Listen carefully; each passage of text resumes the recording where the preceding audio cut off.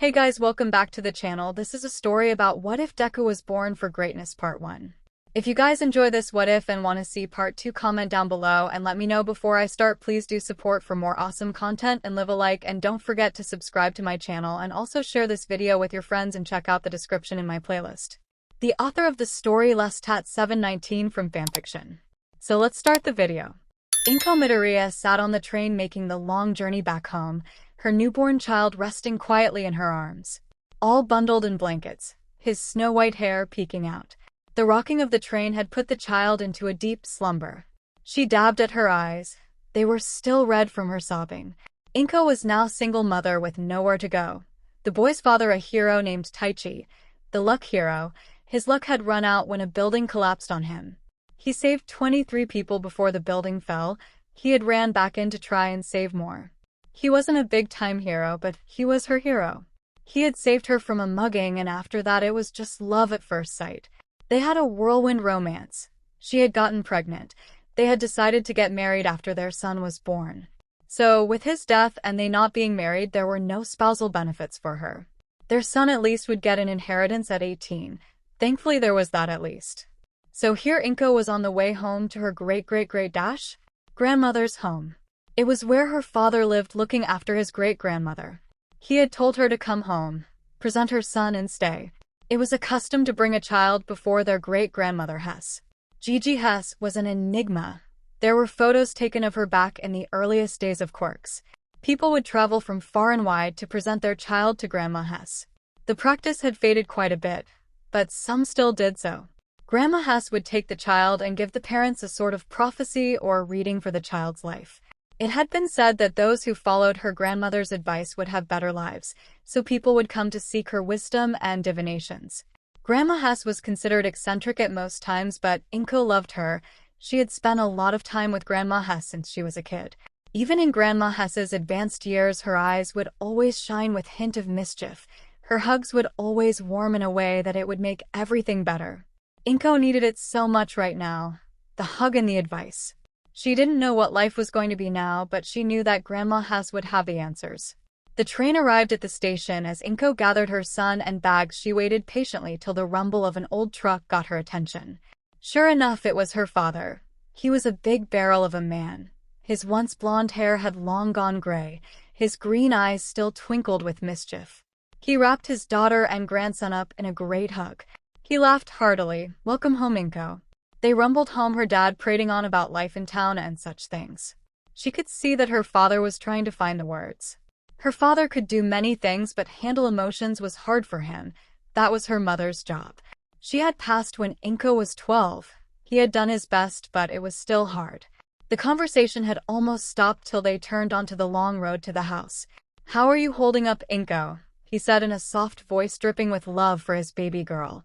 "Good hours and bad hours. It is more of a minute-by-minute thing.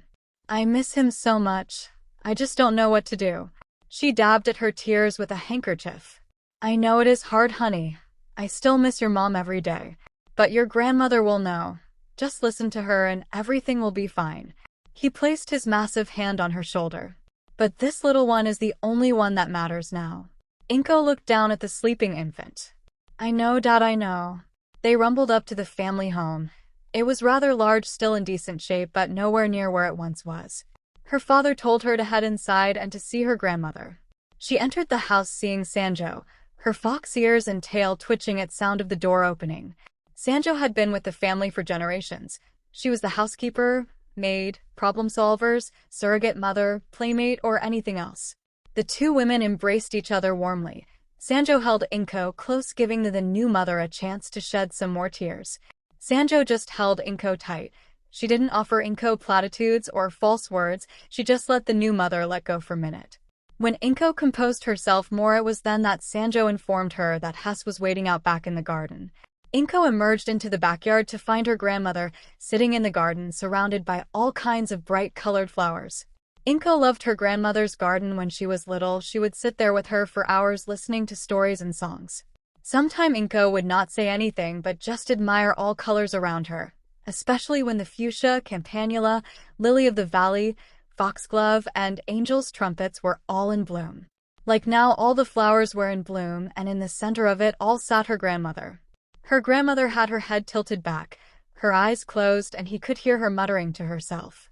𝗀𝐭 waited for a moment before her grandmother turned to her. The faint sound of a bell jingling could be heard. Her grandmother was a small, plump woman. Her once long blue hair was now white. She still wore it in pigtails held in place with ribbons that had these old silver bells tied to them. She smiled at her granddaughter and held out her hands. "Welcome home, my little butterfly. It is good to be home. I have missed the warmth of your hearth." 𝗀𝐭 responded. Her grandmother had taught 𝗀𝐭 this language a long time ago. 𝗀𝐭 loved it. It flowed almost like a song or water. It would make 𝗀𝐭 feel warm whenever she spoke it. It seemed to resonate deep inside. "I am so glad that you remember, little butterfly. Now come show me your son and let us talk of tomorrow." 𝗀𝐭 walked over and handed her son to Hess. Grandmother took him in her arms and silently looked down at the boy. The boy's face squinched as he fussed, letting out small cries. His little eyes opened, looking up at his great-grandmother. He looked to be about to fuss, but he just stopped. Green eyes stared into blue. It seemed like a wealth of information was passing between the two. 𝗀𝐭 watched her grandmother begin to tear up, and she looked down. "Welcome back, hero. Does the world call for you again?" The tears fell softly on the boy. "Did you come to see me one more time before I go home? Oh, how I have missed you." 𝗀𝐭 looked on confused. She didn't understand all the words her grandmother had said. It was the look of joy and sadness on her grandmother's face that had caught her attention more. She had never seen her grandmother like this, and the way she spoke, so full of love. "Is everything okay, mother of the home?" "Oh yes, little butterfly. You see, your son is destined to do great things. He is going to be the greatest hero this land has ever seen. His footsteps will leave footprints in the annals of history. I hope your dreams for the future include grandchildren."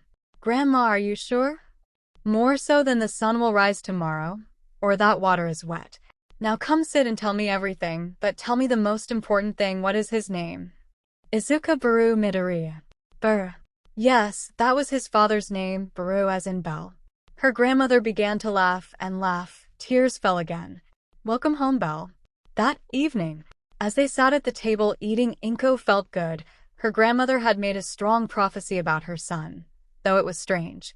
Her grandmother had listened to 𝗀𝐭's story and told her granddaughter that she was going to go back to school. Back to university to get her degree to become a doctor. 𝗀𝐭 had protested. She had wanted to become a doctor when she was little but had switched to nursing. Now she was a 19-year-old single mother. Grandma Hess wrapped her walking stick on the floor, telling her she would go become a doctor and come home on the weekends to spend time with Izuku, that they would take care of the boy while she did this. She would go and prepare a proper future for her and her son. That now was not the time for 𝗀𝐭 to put her head down and do what needed to be done to secure a prosperous future for Izuku and herself. There was no arguing with her. 𝗀𝐭 knew that. She also knew that if she listened to her grandma Hess, then things tended to work out in people's favor. If her grandmother saw this for 𝗀𝐭, she would listen. She had to create a good life for Izuku. That night as Izuku slept, his grandmother slipped into his room. She unswaddled the child, stripping him to only his diaper. She pulled out a black dagger from her clothes and made a small cut on her finger. She traced an intricate design on the child's back. "With the blood I mark you. With this blood I bind thee. Let your growth be swift and heart always remain true. Let the world tremble, for the Argonaut has returned." Tai. Grandma Hess gave 𝗀𝐭 some time to recover before she put her granddaughter to task. When the school said no, Grandma Hess made a phone call, and all of a sudden a spot opened for 𝗀𝐭. Grandma Hess arranged for a small apartment on campus for her. Train tickets every Friday evening and Sunday afternoon. 𝗀𝐭 steeled herself and clutched her fists. For Izuku. This was her mantra. Difficult class for Izuku. Too tired to study for Izuku. Want to skip a study session or lab for Izuku. Heaven and earth would tremble before this ball of green-hair determination. It was for her son, for her Izuku. She would call and talk to him every night. She cried when she missed his first step, word Hess, second mama, so many firsts. But with her mantra in her heart and mind, she would persevere. Izuku knew love. He was loved. Grandma Hess loved him so much. His first memories would entail her, the sound of the bells in her hair, her laugh and mischievous nature. the silly language she spoke, the wondrous stories and tales she would tell him. But there was one set of stories that were his absolute favorite. The many adventures of the brave rabbit. The way his grandma would tell him the stories, with whispers and shouts, the different voices. The little mouse supporter, the fox maid, the wise crow warrior, the red panda blacksmith, the wind fairy. All of their friends and great exploration and adventures. He really liked it when the wind fairy would show up. She would come and save the brave rabbit. In fact, she was the reason the rabbit learned to be a brave rabbit instead of a scared one. The rabbit chased after Wind Fairy, but the Wind Fairy was hard to catch. That was the secret Grandma told him. He needed to find his own Wind Fairy to chase. And if he could, then he would become even stronger. He would rise to great heights, heights so great that Wind Fairy would chase him. His grandfather told him his second favorite story, the tale of the Argonaut, the great hero, the first hero, who battled against incredible odds and monsters, whose very deeds caught the attention of the gods themselves. The hero from before the time of heroes, the hero that changed the world. A true hero. His grandfather would stop, look around, and tell him the real secret that no one else knew. A hero job was to save every girl who was in need. Save them and love them. Izuku would giggle and laugh at his grandfather. Izuku was on the playground, playing in a sandbox. His dump truck had to move the sand. It was a tough job, but his dump truck could do it. Till an older boy wanted Izuku's dump truck. He couldn't give it to him. It was his grandpa's dump truck. His grandfather had given it to him. Well, the boy with bull horns did not like that answer, so he punched Izuku and took his truck. Izuku had tried to chase after the bull, but he was so little. So he did the only thing he could do. He cried. Then there was a sudden wind and a wuss. She heard boys scream and a girl's voice yell, "Stop being mean to those smaller than you. You big bullies." A shadow fell over Izuku. He looked up, as there was someone standing over him. "Are you okay? I got your truck for you. Don't cry, okay?" It was hard to see her blonde hair. No, it was blue, kind of. She was handing him back his truck. She had slain the bull and saved him and his precious truck. His tears stopped as he looked up at her. "Did you make the wind go whoosh?" "Yup, I can make it whoosh a lot, see?" He saw it. She made it go whoosh. His hands flew to his little mouth. "The wind fairy?" The little girl laughed. "Yup, that is me, the wind fairy. Do not let anyone take your truck, okay?" She ran off. Wait. But she didn't hear him. He tried to run after her, but his little legs didn't make it. He tripped and fell. He was just lying there till he felt the hands of his grandfather scoop him up. "You okay there, my little hero?" his grandfather said. "You okay, Belle?" he heard his grandma. Grandma, I found her," he said excitedly. "Who did you find?" his grandmother responded. "The wind fairy, and she was pretty. Some bull kid took my truck and she made the wind go whoosh, and she saved it and she brought it back, but the she went whoosh and ran away." A twinkle of delight lights up in his grandmother's eyes. "So, the wind fairy saved you from a bull monster?" "Yup." "Well then you better get strong so you can catch her." "I will, Grandma, I will." Izuku, 4.5 years old. Izuku was on his way home from kindergarten, walking hand in hand with Sanjo. He was telling her all about the kids in his class and how some of them were getting their quirks. How much he wanted to get his. He hoped that his would be like the brave rabbit. He wanted to shoot fire and save people. Sanjo would just smile at him and tell him she was positive that when his quirk came in it would be amazing. They had stopped at the store to pick up dinner. Izuku pleaded with her to let him ride the rocket ship outside while she went shopping. Sanjo smiled and gave him 200 yen, so he could ride twice. He blissfully inserted his coin and clambered in to enjoy his trip to space.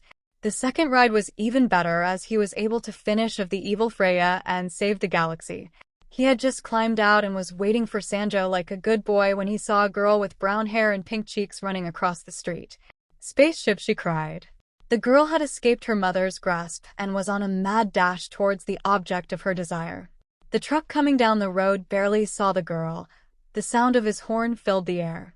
"Oh no, the truck," Izuku thought. Before he knew it, he was running towards her. He did not know why he just did it. His feet had just moved on their own. Faster, faster. I need to be faster. He felt this heat in his legs and across his back. Everything slowed down. He blinked and the girl was in his arms, the horn of the truck blaring. "No, I have to save her." He blinked again. Sanjo was standing in line at the checkout. She could see little Izuku standing by the window. Then she saw him run into the street. Her scream startled everyone as she raced out into the street.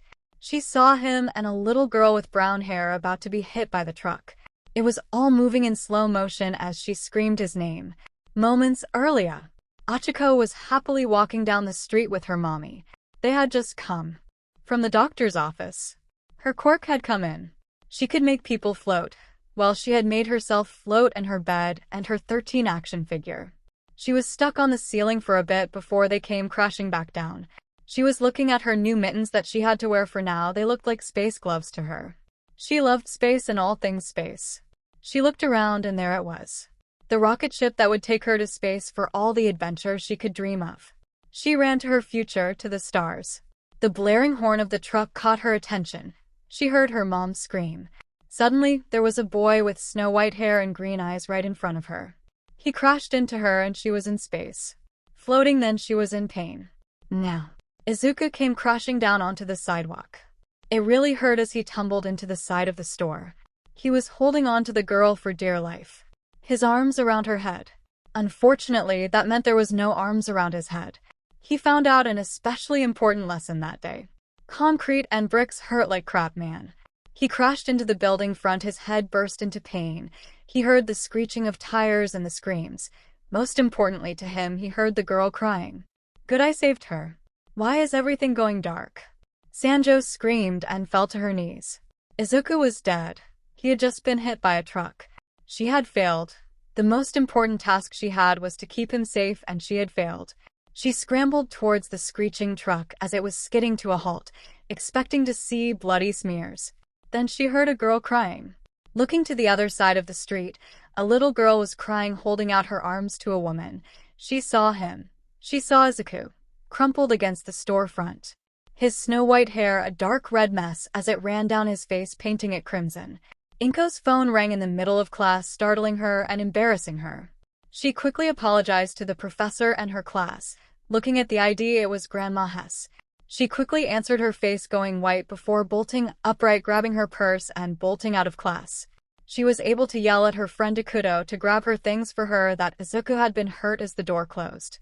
Ikuto Yorozu blinked for a moment, gathering her friend's things. She apologized to the teacher and told him to continue with the lesson. Ikuto was worried for her friend. The two had bonded over being mothers and going back to school to complete their degrees. She knew that Izuku was Inko's son. She quietly sent a request on her phone to the nannies for an update on her Momo. Grandma Hess sat in the car as her grandson drove like a bat out of hell. Sanjo's frantic call had been a lightning bolt, to say the least. Her little Belle had saved a girl from a gruesome end, but in true hero fashion had injured himself in the process. She was worried about her little Belle. Inside she shook her head, not even 5 years old and already saving girls. That was her Belle and she wouldn't have it any other way. The Minotaur roared at him. Izuku was not going to back down. He wasn't going to be afraid. The Wind Fairy had saved him again. He could not let her save him again. He wanted to be able to protect her, stand with her. His blood roared in his ears. Gripping the dagger once more, he rose to his feet. He would be a hero. He would protect all those he cared about. He charged the Minotaur. He would take this beast down himself. Izuku slowly opened his eyes. His head hurt really bad. Someone was holding his hand. It took a little bit for him to adjust to the light. He saw a familiar head of green hair. His mom was asleep with her head on the bed, holding his hand. He gave it a squeeze, waking her. Seeing him awake, she nearly leapt out of the chair to pull him into her arms and give him a crushing hug, but at the last second, she caught herself. Instead, she pulled him into a gentle hug and was crying. Then it hit him. Is the little girl okay? Inko looked at her son. He had suffered a concussion, cracked his skull and was unconscious. First words out of his mouth were asking about the little girl he had saved. He was a hero just like his father, and that scared Inko. Yes, Izuku, she is. Are you okay? You scared your mommy to death. I am sorry. But she was going to get hit by the truck, and I don't even remember running out there. I just wanted to save her. Inko reached over and hit the nurse call button. Well, you did save her. She has some bruises, but she will be just fine. Mom, I think my quirk woke up. I ran, then bam, I was to her, then bam, I crashed. We will talk to the doctors about that later, my brave little rabbit. But first you are going to be crushed by the terrible mama bear. She pulled her son to her and hugged him. Izuku loved when his mom would do this, whenever he would see her on Friday, and when she would leave on Sunday. It would just be so warm. Even when he missed her, if he closed his eyes, he could still feel it. Even here in the hospital, she made it feel like home. Like he was sitting in front of a gigantic hearth, all warm and fuzzy. 𝗏𝗏 told the nurse that her son was awake. After her son called for air by tapping on her back, she let him go. He told her all about his adventure, about the spaceship and then seeing the girl run into the street. His mother just listened and giggled at the sound effects Izuku added. Well, my brave, brave little rabbit, it sounds like you had an interesting day. She rubbed his back and smiled at him as the doctor walked in. As the doctor walked in, Izuku felt his back heating up. At first he thought it was from his mom rubbing his back, then it was like a burning sensation. It was getting hotter. He started to scream. My back, it burns. 𝗏𝗏 jumped up as the doctor rushed over the quickly opened the back of his gown and saw black liquid writhing across his back under the skin. The doctor hit the emergency button, the door burst open, and in walked Grandma Hess. Grandma Hess, his back, something is wrong. 𝗏𝗏 yelled. Grandma Hess saw the black liquid swirling. She knew what was happening. She told her grandson to not let anyone in. She walked over, bypassing the doctor, to 𝗏𝗏. Tell what happened from when he woke up to now, she said. 𝗏𝗏 took a deep breath and responded. To 𝗏𝗏's surprise, Grandma Hess smiled so brightly. You doctor, give me a needle now. Ma'am, the doctor said in confusion. Cresto, give me a needle, Grandma Hess, her eyes blazed brilliantly now. The doctor blinked and quickly obeyed. Okay, 𝗏𝗏, roll him onto his stomach. 𝗏𝗏 complied. Grandma Hess grabbed 𝗏𝗏's finger and stabbed it with the needle. Now drop some of your blood onto his back and repeat exactly after me. But grandmother? 𝗏𝗏. 𝗏𝗏 did as she was commanded. She could hear the commotion outside the door. With this blood your deeds are recorded. With this blood your achievements are bound. With this blood you grow. Hestia said the words as 𝗏𝗏 repeated them. The swirling blackness stopped, and letters formed on Izuku's back, as well as symbol of a bell wrapped in flames. There was the mix of numbers and letters, then words at underneath the newly formed symbol. Divine blessing. Rabbit step. Liaris freeze. The ink settled, leaving a dark stain, almost like a tattoo, on Izuku's back. Grandma Hess smiled at her grandchildren. Good job, 𝗏𝗏. I always knew you had it in you. You can let them in now, she yelled to 𝗏𝗏's father. The door opened and nurses and doctors ran in. Izuku was breathing easier. He looked back at his mom. I feel much better now. He gave her a smile. 𝗏𝗏 looked to her son and then looked to her grandmother. Hess just smiled at her and said tonight. Hess went and pulled the doctor aside. She spoke to him quickly and soon he nodded. After they examined Izuku, it was determined that he would need to be kept for observation for the next few days because of the concussion. That night, 𝗏𝗏 joined her grandmother in the gardens. They took a seat as Sanjo placed some tea and retreated. Grandmother, what was that at the hospital? 𝗏𝗏, I want you to listen because this is very important. 𝗏𝗏 nodded. Our family has a unique quirk that occasionally crops up. What you saw on little Izuku's back is that quirk. It is called divine blessing. It is very rare and very old. It grows like all quirks do, but while most quirks grow with exercising them like your telekinesis, this one grows with experience. The more the person experiences, the more it grows. The stronger the person becomes. The other part is that someone records their deeds and guides them.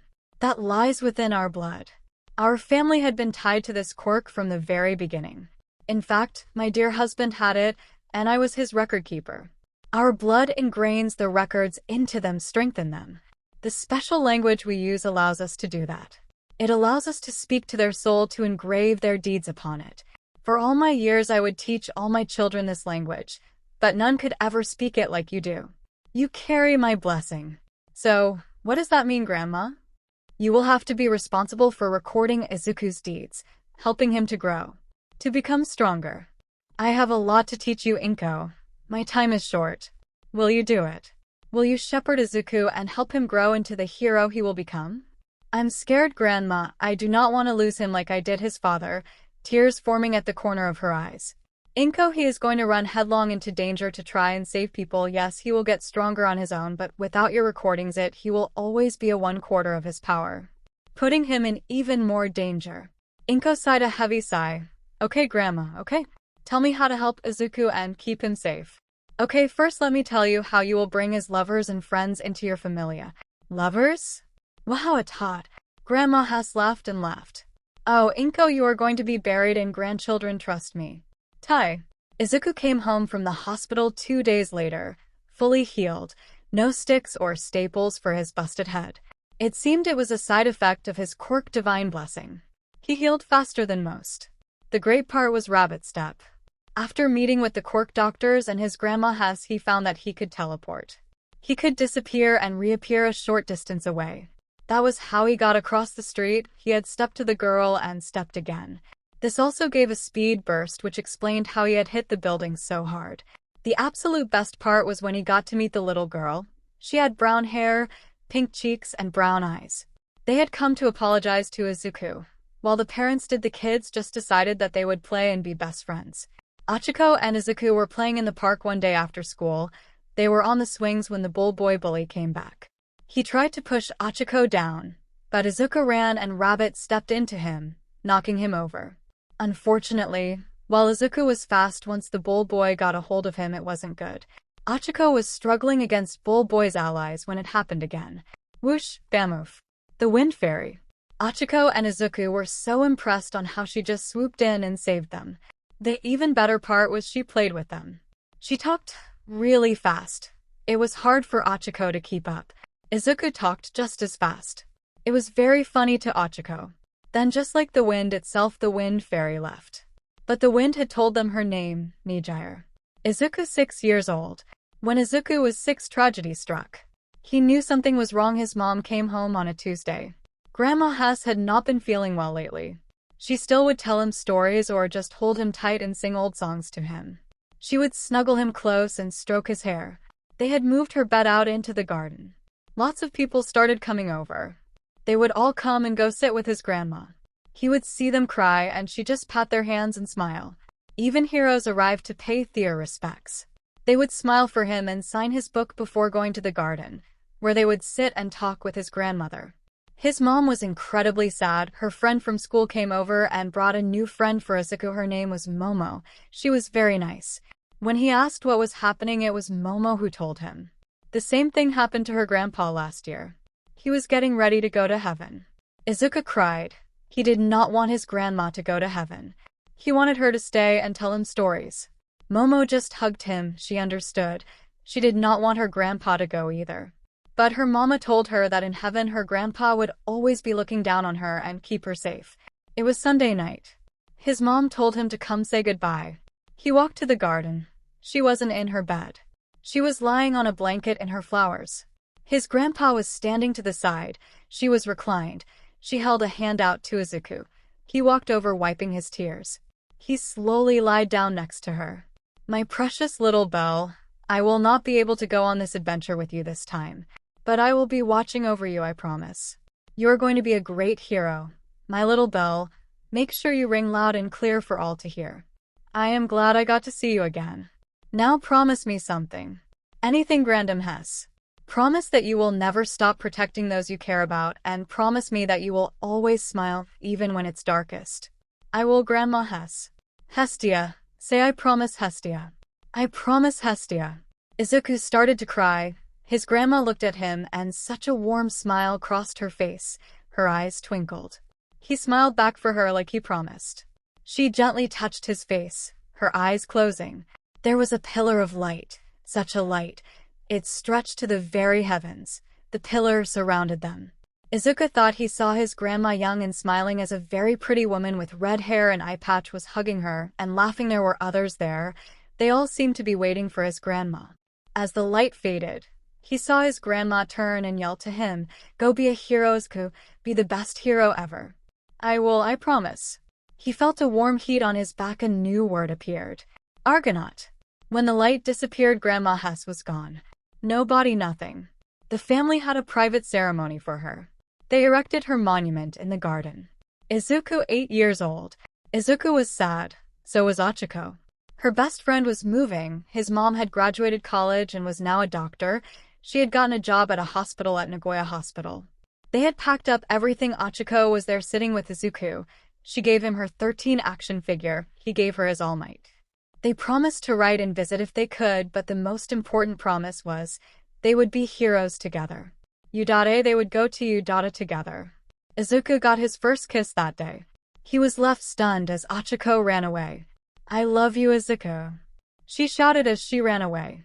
His grandfather patted him on the back and congratulated him on his first girlfriend. As they were getting ready to leave, he saw his grandfather giving a small box to his mom. Inka. She smiled at the display of young love, and the silly/stunned look on her son. She had him all loaded into car. She had bought it with part of her inheritance after Grandma Hess passed. Apparently Grandma was more well off than any of them knew. Inko, her father, Sanjo, and Izuku were left sizable inheritances. Inko's school was paid for in full. She was able to buy a nice house in Nagoya near her hospital. There were funds set aside for Izuku's schooling, so Inko was able to enroll him in a private academy. Ikuto had helped Inko enroll him in the same school as her daughter Momo. The house was empty. Sanjo had left to retire with her relatives. Her grandfather was going to travel the world. The house just was not the same without Grandma Hess. As she was leaving, her father walked over and handed her the box. She opened it, and inside was a black dagger. It was Izuku's. Hestia's will had been very explicit in this. She closed the box, hugged her dad, and walked over to the car. Now they were off to live a new life. Izuku and Momo, 12 years old. Izuku and Momo lay on their backs in the floor of her family's dojo, panting heavily. So Izuku, any more smart ideas? Look, it sounded good in my head and your idea didn't work last week anyway. Momo smiled. Yeah, that wasn't my best idea, but it sure was fun though. You know, Momo, so you have way too much fun doing this. They staggered to their feet. She picked up his dagger and tossed it him as he tossed her staff to her. They looked at their sensei smiling as she straightened her maid outfit. Now young Meowsters, one more time with feeling. The duo charged in. Surly Plan 567 would be the one to lead them to victory. Wait, is that a foot coming at me? He awoke with his head in Momo's lap. So, plan number 567 was a failure. Yes, it was, but thank you for taking that hit for me. It was sweet. Izuku blushed some. That's just me, sweet as a cinnamon roll. Well, I am glad your sense of humor is working well. Now we have to study for our chemistry test. You know, Momo, just when I think that you are the best, you turn around and are the absolute worst. She smiled. He slowly got up and helped her to her feet. To the library, she shouted. Into hell, he responded. You are spending the night tonight again. If it's okay, Mom has the night shift again. Your room is always ready. As they finished studying, they had dinner together. Truthfully, they had dinner together most nights. As they were walking upstairs, Izuku turned to Momo. Would it be okay if I borrowed a book from the library? I finished the one you recommended and wanted something to read before bed tonight. Of course, Izuku, help yourself. Thank you, Momo. Izuku wandered into the library, searching through the stacks. He was startled from his search by a cough. He turned and saw one of the maids. She had light gray hair and eyes and warm smile. Might I recommend this one, Master Bell? She extended a strange book with interesting markings. Izuku thought it was odd how she called him Master Bell, but something made him dismiss it. Is it good? I am sure you will love it. Why, thank you. See. Thank you, sir. She curtsied and left. He took the book and made his way to room, got ready for bed, and nestled down with his book. In the days before mankind was on the brink of destruction, the great beasts had risen from the depths. All was lost till a gift was given. Magic. Izuku just drifted into darkness. The Moss Unique roared at Izuku. He would end this thing. It was the only chance to save Momo. He raised his dagger. The flames filled the blade. Argonaut, he roared, leaping in to finish this once for all. He awoke, his back was sore. The book was blank. He meets Momo downstairs. Momo was very confused by his story. Things got even weirder when she told him. Izuku, there is no servant here by the name of 𝐶𝐬. She summoned the head butler. They confirmed no one named that or matching the description. When his mom came home and did a recording for him, it had happened firebolt. Izuku's quirk had evolved. It was just like his stories. The brave rabbit. Little Izuku squealed. Inko sat there looking down at her son's back as they completed their ritual. He was growing more so since he was training with Momo in her dojo. All these years she could see it, every time they updated his status. She could see the numbers growing. It was so great to see. It helped her sleep better. She knew he was getting stronger. Izuku, 16 years old. Izuku and Momo were sitting in a private terminal at the airport. I am going to miss you too. But you cannot pass up the opportunity to take those classes at Cambridge. You earned that internship. Besides, it is only 2 years. You still want to go to 𝗧𝗏, right? Of course, I will be back to apply and take the exam. Nothing will stop us. He smiled. She leaned over and gave him a kiss on the cheek. I'll see you at 𝗧𝗏. Izuku stared deeply into her beautiful black eyes. He leaned in and kissed her lips. I can't wait.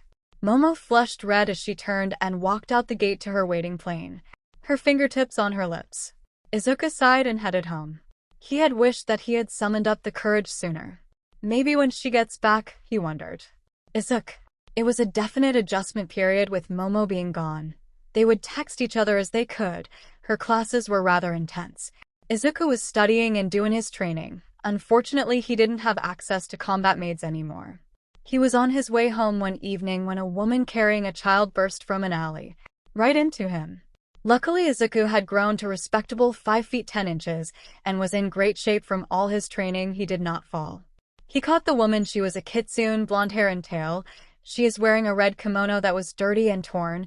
In fact, the girl was very dirty. The child in her arms was not much better. She wore a dirty, tattered gray nightgown, arms heavily bandaged. The smell of dirt and blood clung to them. Please take her and run. Don't let them get her, please. No, Haru, you have to come with me. Please, sir, please save us. Izuku did not know exactly what to do, but he knew he had to save them from whatever they were running from. That was a hero's job. He felt it, something emanating from the alley, a dangerous aura. Out stepped a man, black slacks and shirt, white tie, green jacket, plague mask, brown hair, gold eyes, slightly taller than Izuku by a half-inch or so. I'm sorry, sir, my sister is ill. She doesn't know what she is saying. Please take her, sir, please. The kitsune whispered.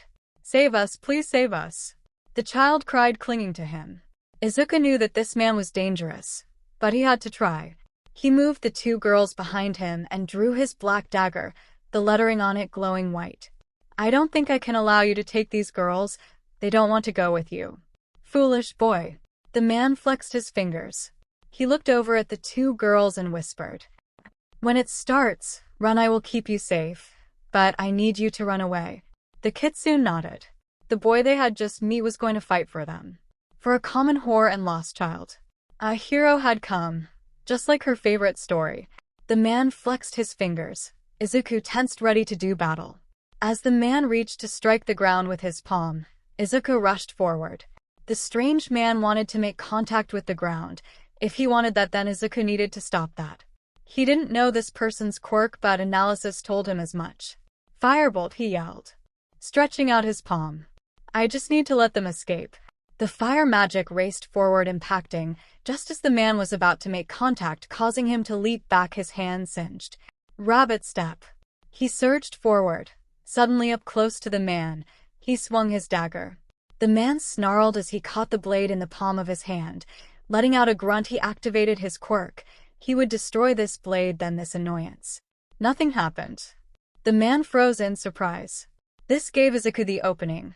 He pivoted off the ground, delivering a spin kick that sent the man flying. Trying to press his advantage, he charged forward. The man touched his own hand and Izuku froze as it exploded, then reformed. His pause cost him dearly as the man slammed his hand into the ground, causing the alley to explode in sharp spikes. Izuku twisted to avoid being impaled, but he still suffered a nasty gash on his side. Quickly he regained his balance, pushed off towards the wall to gain some air. The spikes were chasing him up. Faster. I need to go faster. Rabbit step. He bounced along the walls, climbing higher, till he exploded out of the alley into the air, twisting to find his bearings. He saw the man.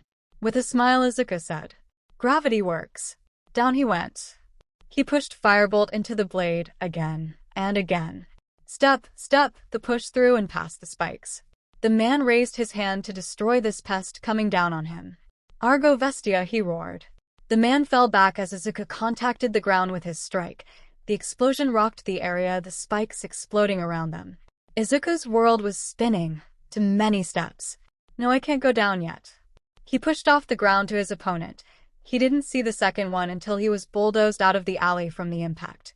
He rolled into the street, his clothing tearing and fraying from the asphalt.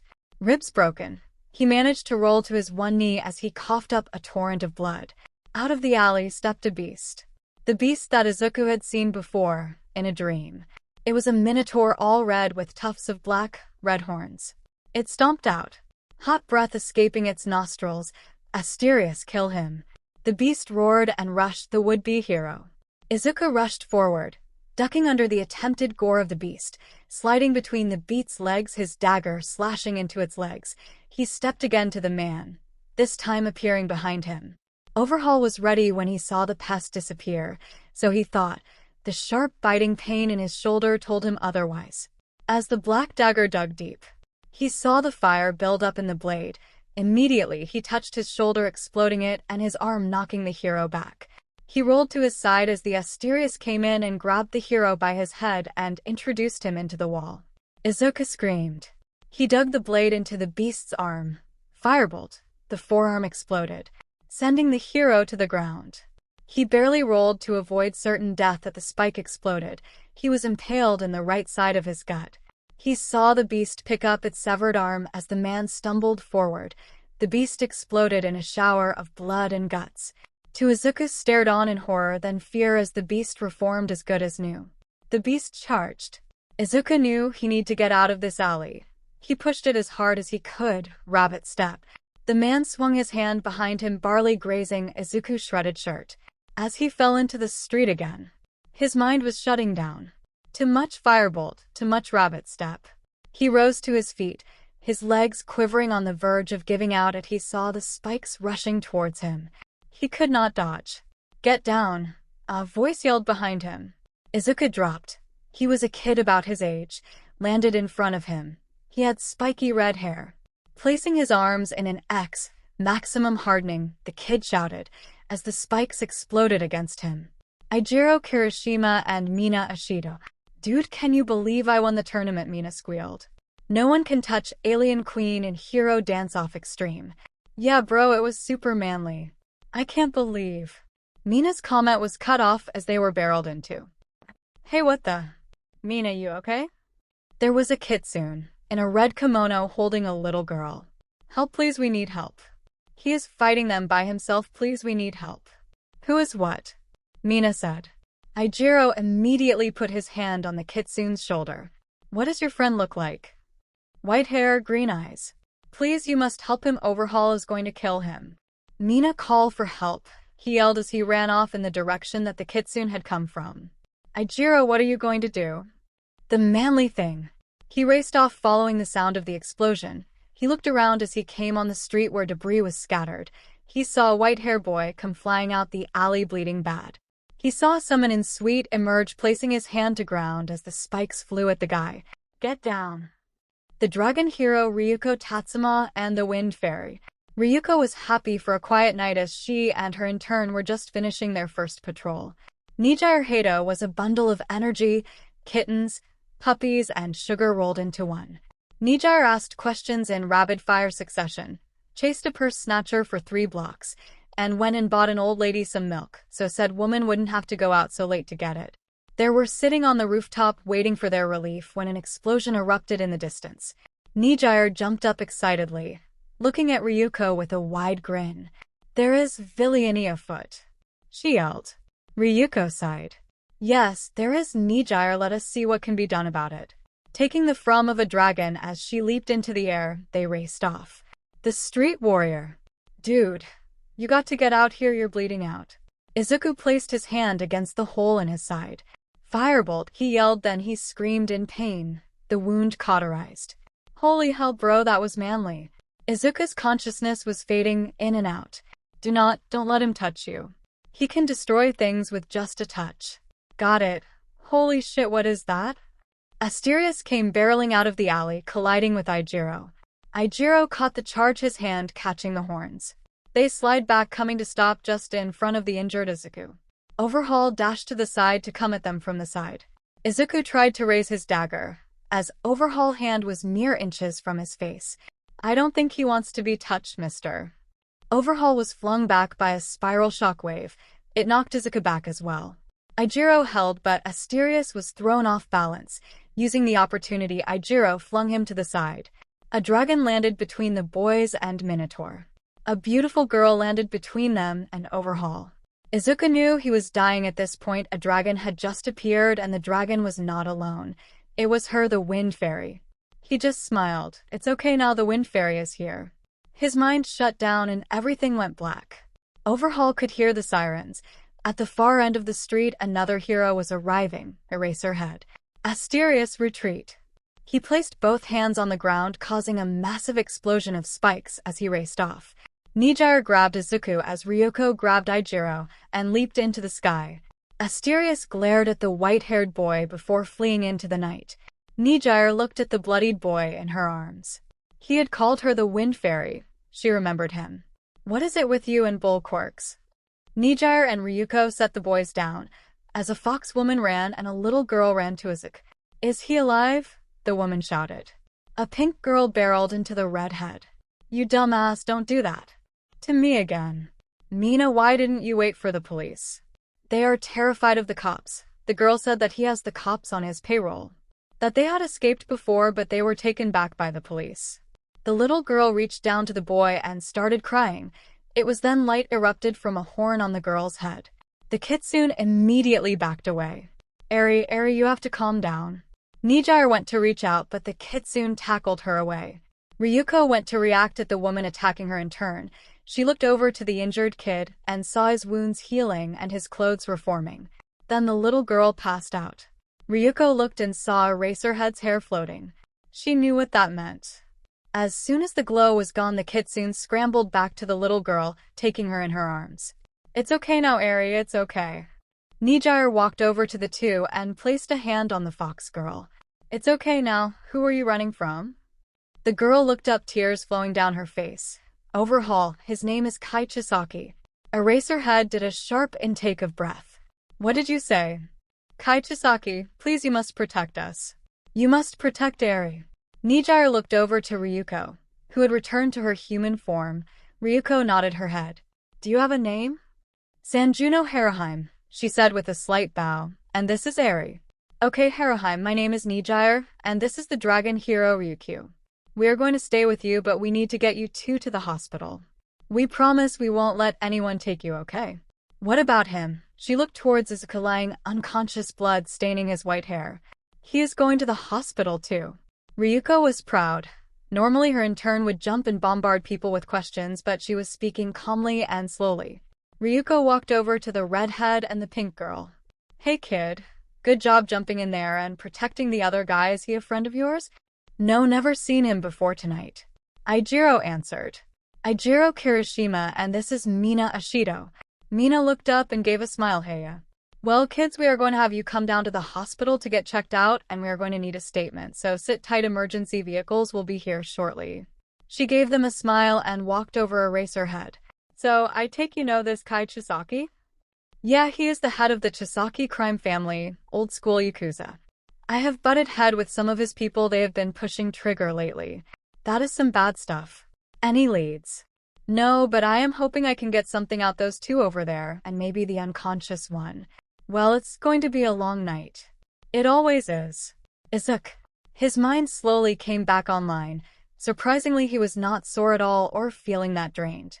He felt something warm holding his hand as his faculties returned. He looked down at his hand to see his mother holding it asleep.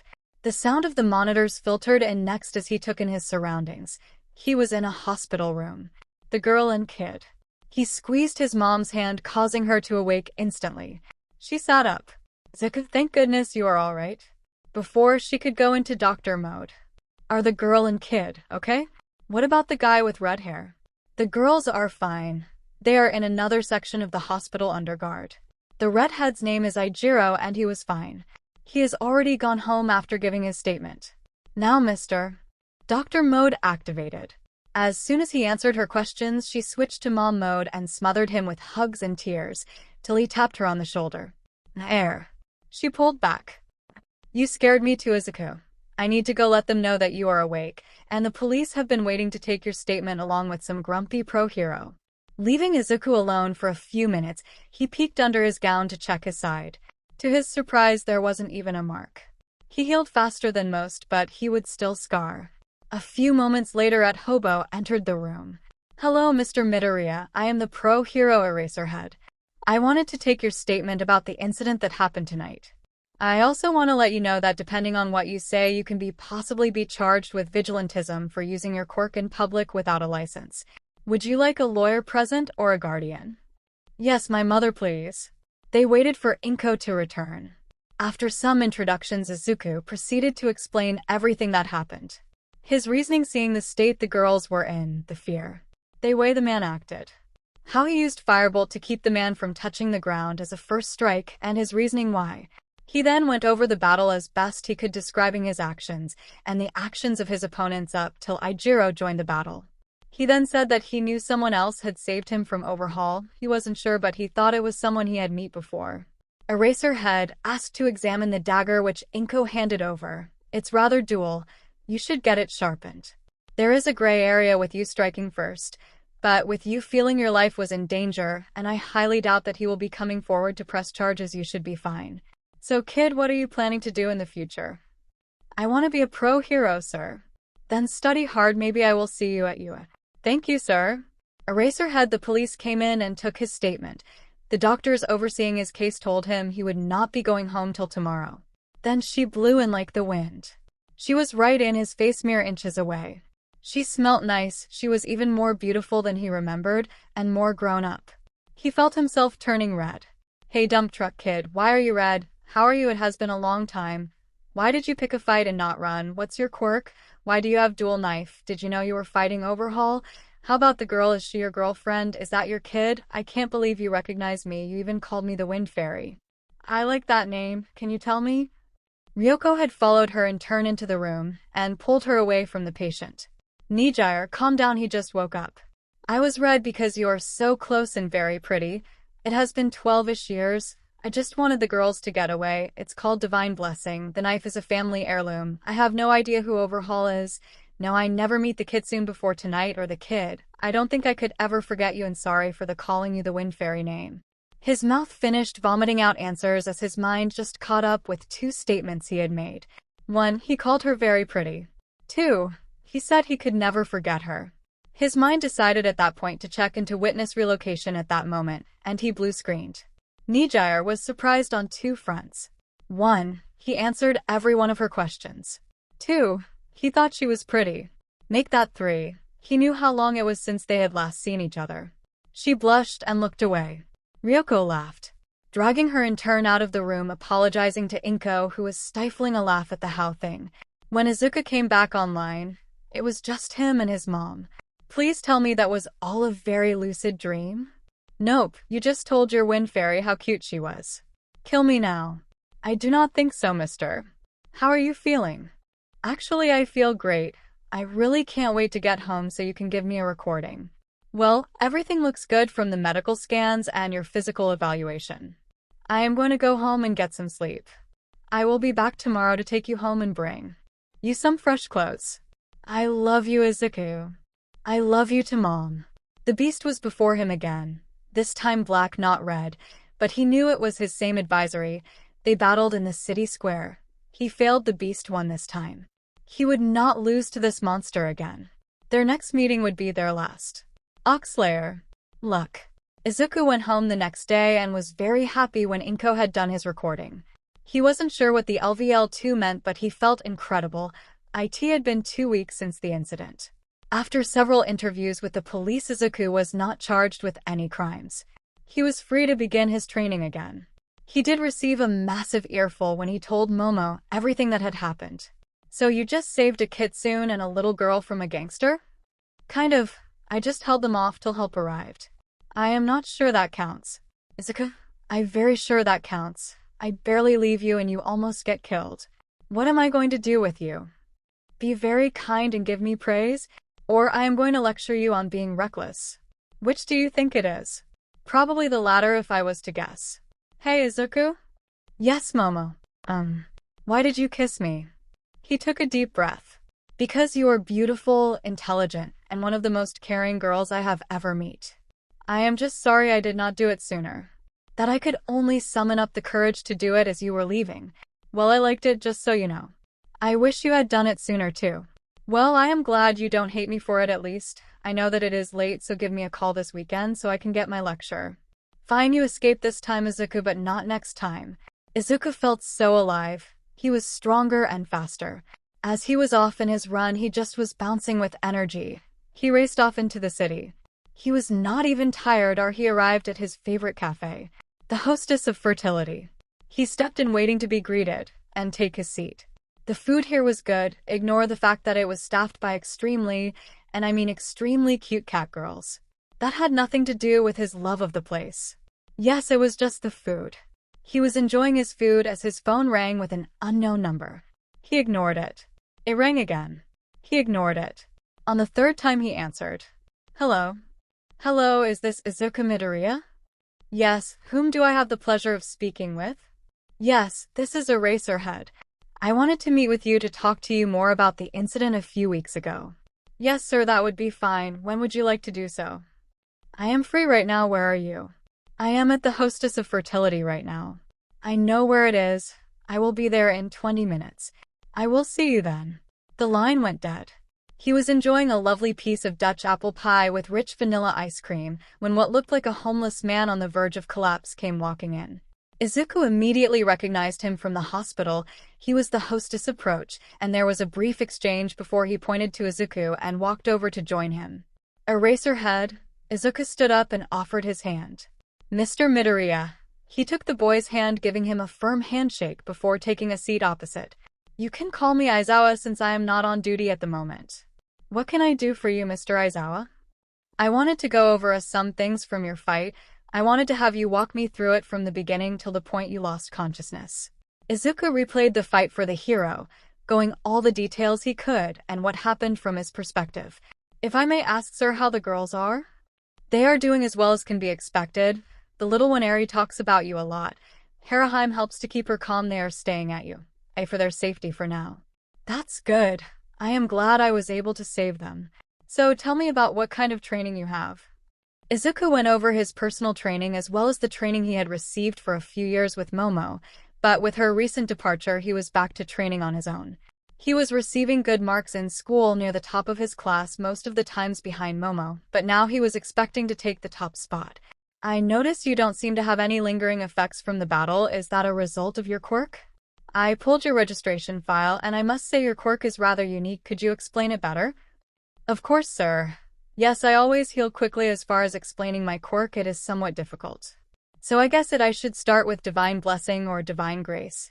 It increased my physical capabilities, making me stronger, faster, more durable, as well as speeding up my healing. Then there seems to be a subset of abilities that come with it. Rabbit Step increases my speed and allows me to do a short-range teleportation. Liaris Freeze, honestly, we are not quite sure. Argonaut, again, never manifested, so I have no idea what it does. Firebolt is a type of fire attack.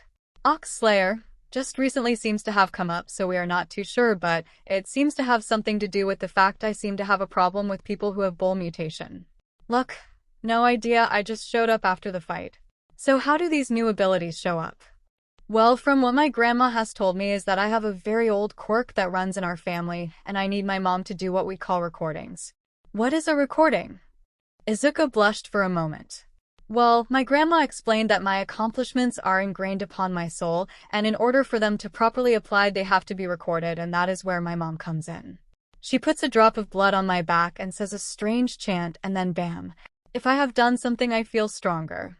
I will work without her, but according again to my grandma, she says my growth will be a lot slower. Why on your back? That is where my record is displayed. I have a rather large tattoo on my back that showed up when my quirk manifested. I had saved a childhood friend from being hit by a truck. I know when something is ready to unlock by a heat the forms on my back. Recently, when the new abilities showed up, the words LVL2 appeared next to Divine Blessing, To which I have no idea what that means, but I feel great, stronger, and faster. I hate to say it's almost like I leveled up. Do you know what caused it? I believe it was the fight with Overhaul and his minion. Let me be honest with you, you have piqued my interest. If you don't mind, I would like to train you for UA. You seem to have some foolish tendencies, but you have the right motivation.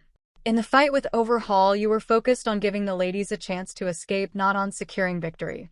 You seemed able to adapt to the situation and tried your best to overcome it. I would be honored. Of course, I would have to clear it with my mom, and I can't let it affect my grades.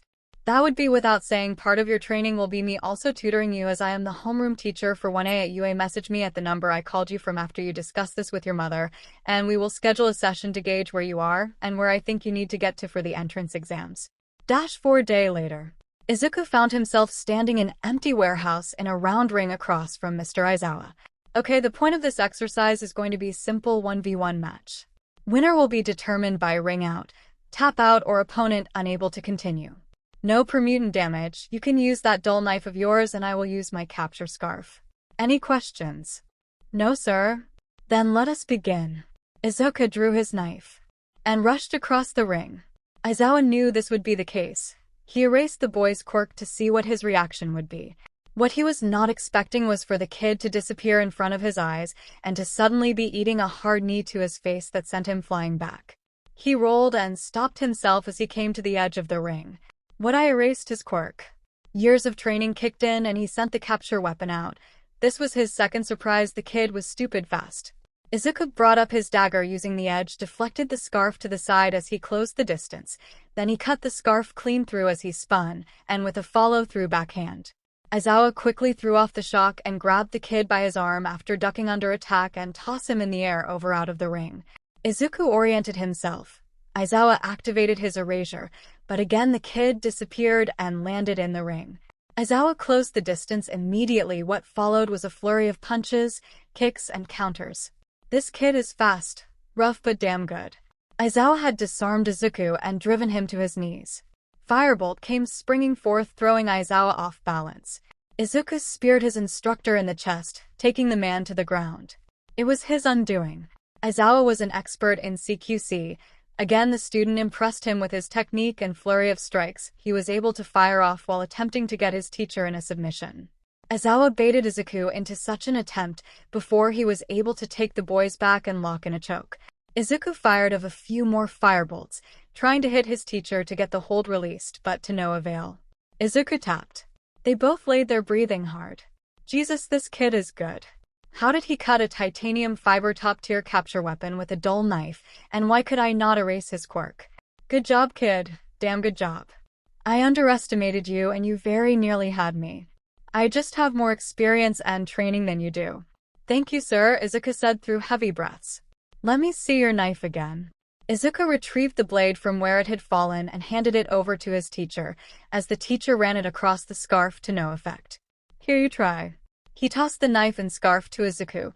As soon as Izuku snatched the knife, Aizawa saw strange lettering, and the blade glow white and is cut through the scarf like it was nothing. What the hell is going on here?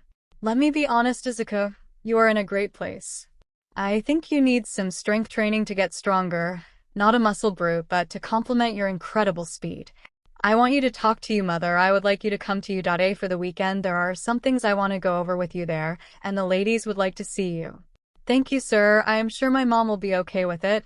I will message you. If that is all, then. Yes, for today I look forward to it. Do some cool down and you're free to head out. Good thing I have a backup scarf, but I am not looking to having to replace this one. Yeah. Izuku walked from the station to the gates of the prestigious university. He stood there for a moment, taking everything in before he heard two distinctly female voices calling him.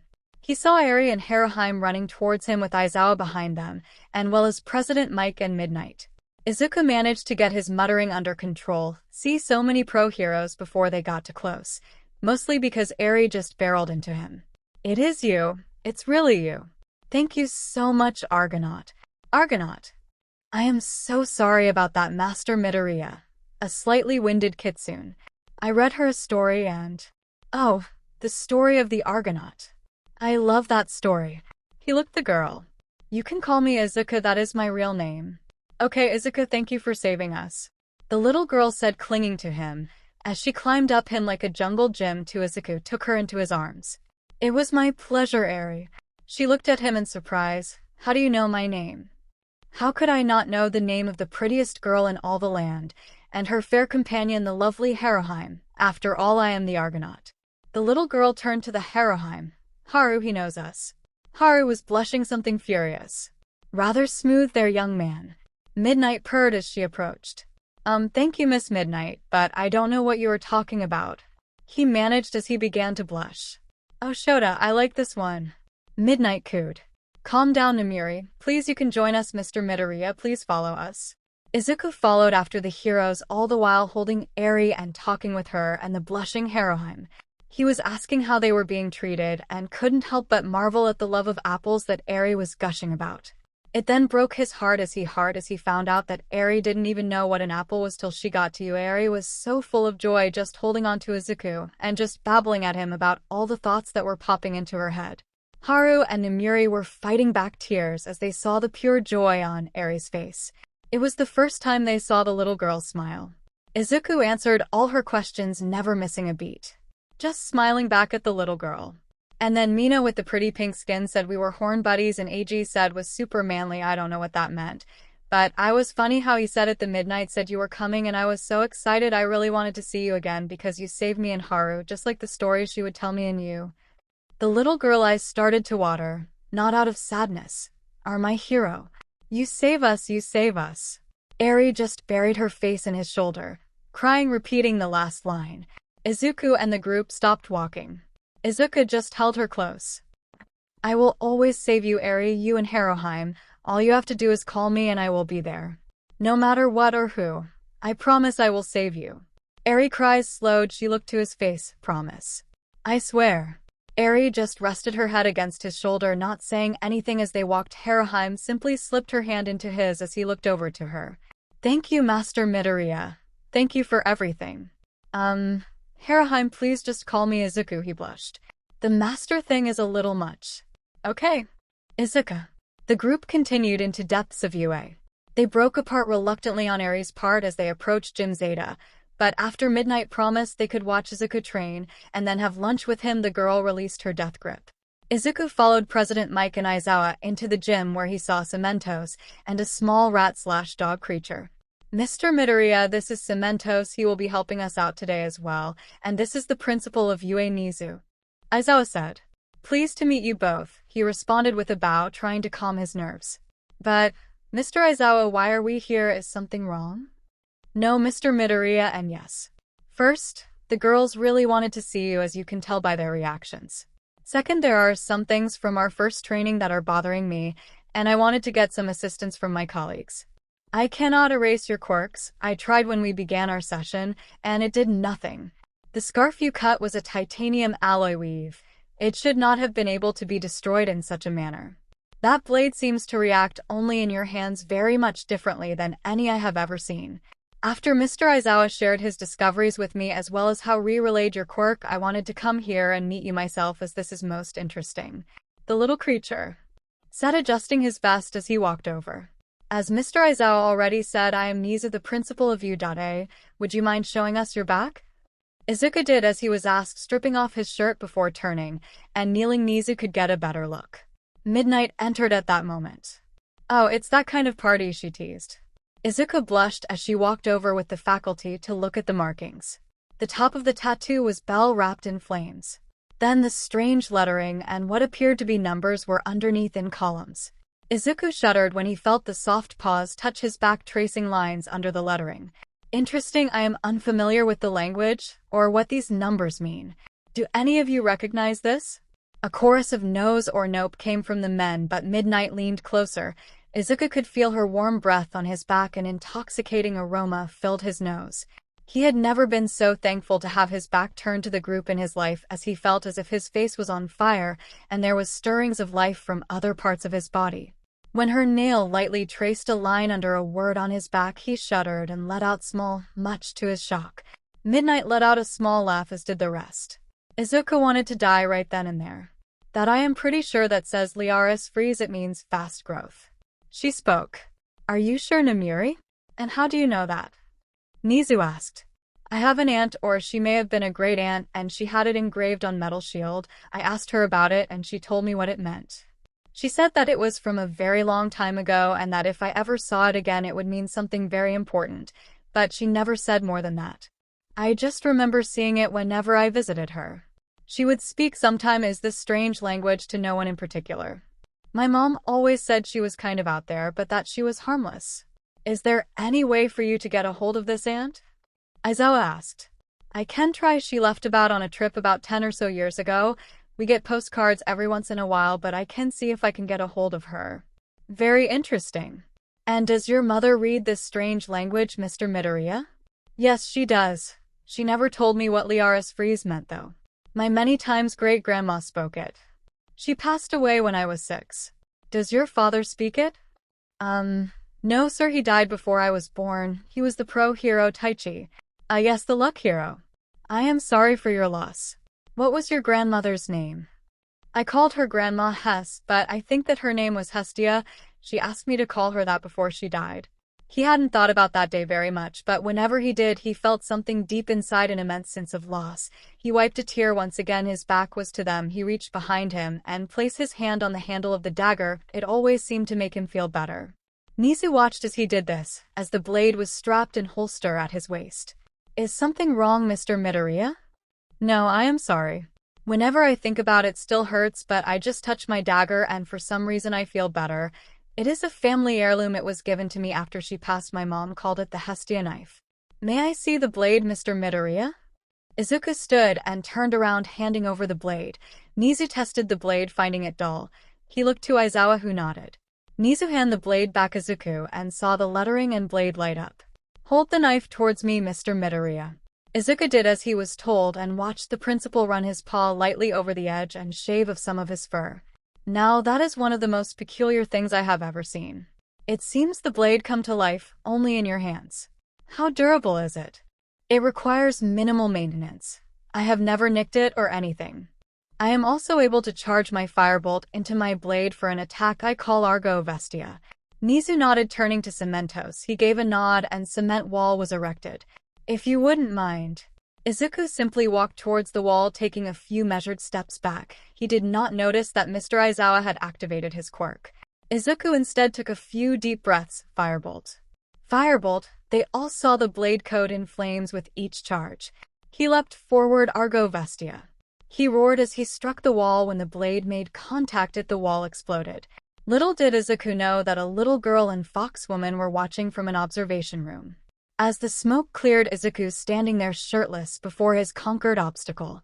Haru's heart nearly thumped out of her chest. Eri was simply smiling. Haru, did you see that? That was so cool. Yes, Eri, I did. It was very cool. Izuku turned to the gathered teachers. Nizu walked over and looked at the blade still in Izuku's hand. No nicks, not blemishes. It was pristine and still able to shave for like nothing. Mr. Aizawa, you have certainly outdone yourself. Mr. Midoriya, after your lunch, I would like you to take a simple test for me, then we can talk some more. You can put your shirt back now if you wish. Don't worry, on my account, Midnight said with a naughty giggle. Izuku immediately covered up. What followed was training with Midnight, President Mike, and Eraserhead. He was to bypass the two men and get to the hostage and escape. It was then that the teachers learned that he could rabbit step with someone. His distance was shortened, but it was possible. After the first victory, he only managed to win 2 more times out of these 15 attempts. They praised him for him constantly changing tactics and scolded him for his more reckless attempts. Eraserhead then escorted him to the gym to get started on his workout routine that Aizawa had set up for him. He returned to his friends. Well, what do you guys think? Holy shit, Shota, where did you find this kid? President Mike was first to speak. This little listener has so much potential. His quirk is crazy. His speed is off the charts. That knife and firebolt. Hisashi is correct. Midnight added. Not to mention that he is rather cute. When he gets in, the girls in his year are going to be in deep trouble. Haru is already smitten, but then again he saved her. Eri is just a child. He is in great shape, and I agree with you. If he adds some more muscle, I worry for anyone he comes against. That is exactly what I was thinking. I want to train him. Maybe even put him in for recommendation. He has the heart and a great skill set. There is something about him, something that draws attention. He also apparently knows Nire somehow. Is that so? Do we know how? Not yet. I am sure we can talk to him about it over lunch. Izuku enjoyed a great lunch after his workout, talking with Eri and Haru, answering all kinds of questions. Eri was particularly excited to find out he was staying the night at not so much when she found that he was heading home the next day. Midnight got joy after she brought up Nire, and seeing the boy stutter for a moment explained how he had met Nire when he was young and how he had impressed him, and he wanted to be strong like she was. He was blushing mess when let slip that he had called her the Wind Fairy. He then had to explain how when he was a kid his grandmother had told him stories when he was growing up, and his favorite was The Many Adventures of the Brave Rabbit. That was where he had heard about the Wind Fairy. Eri and even Haru wanted to hear the stories. Midnight did a search on her phone. I don't seem to see it online. I will have to dig deeper. I do not think there are any books, well, except the ones I have. My grandmother wrote them down for me so I could read them. I have them at home, but I know most of them by heart. Maybe after dinner tonight, Eri, I can tell you a bedtime story. Would you like that? Yes, please, Izuku. You promise? Of course. What Izuku did not expect from his meeting with Nizu was to be sitting taking some sort of exam. When he handed it over, the principal was bouncing with excitement before dismissing him back to Aizawa. His afternoon was nice. No workouts or mock battles, just a lot of talking with Aizawa and Midnight. He felt like he was being interviewed for something. They wanted to know about how he grew up, his home life, his ideals. They would ask him scenario questions, all kinds of things. Midnight would ask him things about romance to make him blush, as Aizawa would then swoop in with morality. Midnight especially got a kick after Izuku told her about what happened with Momo, which turned to Aizawa questioning him on whether a hero should even consider romantic endeavors. That sparked a heated debate between the two, with Midnight being on his side. In the end, Aizawa simply laughed, letting Izuku. He was just challenging him to see his passion, and to make sure that Izuku was not some closet pervert. The best part, in Izuku's opinion, was after diner sitting in Eri and Haru's room, and telling them the opening story of Brave Rabbit. He thought of his grandmother, and he did his best to imitate her. Doing different voices, moving around, flicking lights, the whole 9 yards. He was so absorbed in the girls, with the way they were looking up at him wide-eyed, almost raptured. He wondered if this was how he looked at his grandmother. As they brought the story to an end, Eri's eyes shone like rubies. Will you tell me more stories about the rabbit? I promise, but only if you are a good girl. I will, I promise. Okay, now good night, Eri. Haru. Good night, Izuku, they said in unison. As he exited the room, he saw Midnight waiting. Is everything all right? Oh yes, I was just enjoying hearing the joy in Eri's voice. I just want you to know that this is the first time we have seen her really smile. What she has been through is something no child should be, though neither her nor 𝐒𝐻𝐼𝐼. I just wanted to tell you thank you. You really did a great thing when you saved them. Stupid but great, nonetheless. I cannot wait to see you walk these halls, Izuku. Off with you. Aizawa is waiting down the hall, 4th door on the left. Izuku entered the room, seeing Aizawa sitting at a round table with a pot of tea. Izuku, take a seat. I cut right through it. The test Nizu took, it was an advanced placement test. He thinks that you can test out of your high school classes and graduate early. I want you to do that so I can train you. I think you have some of the most potential that I have seen in a long while. I think with some proper training, I would even like to submit you for recommendation. I see a lot of kids, some I know that will be good heroes, great even. Some that will not make it out there. But with you, I see the potential to even be one of the greatest. I do not even know what to say, sir. I mean, yes, but of course there would be my mom, and then there is the problem of the recordings. Nizu, and I would love to sit with your mother and yourself so we can talk to her. So when you get home, talk to her so we can set it up. Even if she won't allow you to graduate early, we are still training anyway, but I really want to focus on this with you. Just reach out when we can do this. Sit down. I must get going. I have patrol tonight. No rest for the wicked? Exactly, we can never let them rest. They get stupid and overconfident then. Izuku watched as the man left, exiting the little sitting room of his suite, going into his bedroom. Recommendation, huh? That would be awesome, wouldn't it, Grandma Hestia? I am getting closer. I am going to be great, just like you said. Watch over me, Grandma. As Izuku drifted off into sleep, he never noticed, as the faint glow drifted into the window, spreading around the corners of the room and across that whole building. Everyone that night had the most peaceful sleep that had ever. It was like they were home safe. The sound of faint tinkling of bells accompanied them to sleep. 𝗏𝗏 sat across from her son, rubbing her eyes. Let me understand this, Izuku. You want to test out of school and move to Mustafa, so you can personally train under 𝗧𝗧𝗔𝗧𝗔𝗧, so you can take the recommendation entry exam. Yes. How am I supposed to do your recordings if you are so far away? I figured I would come home once a month at least. I mean, what was the plan once I got into 𝗬𝗏𝗧𝗔𝗧𝗏? That was the plan at that point. You are already sprinting to 𝗬𝗏𝗧𝗔𝗏, Izuku. I know that was where you were aiming for. I thought we would have more time.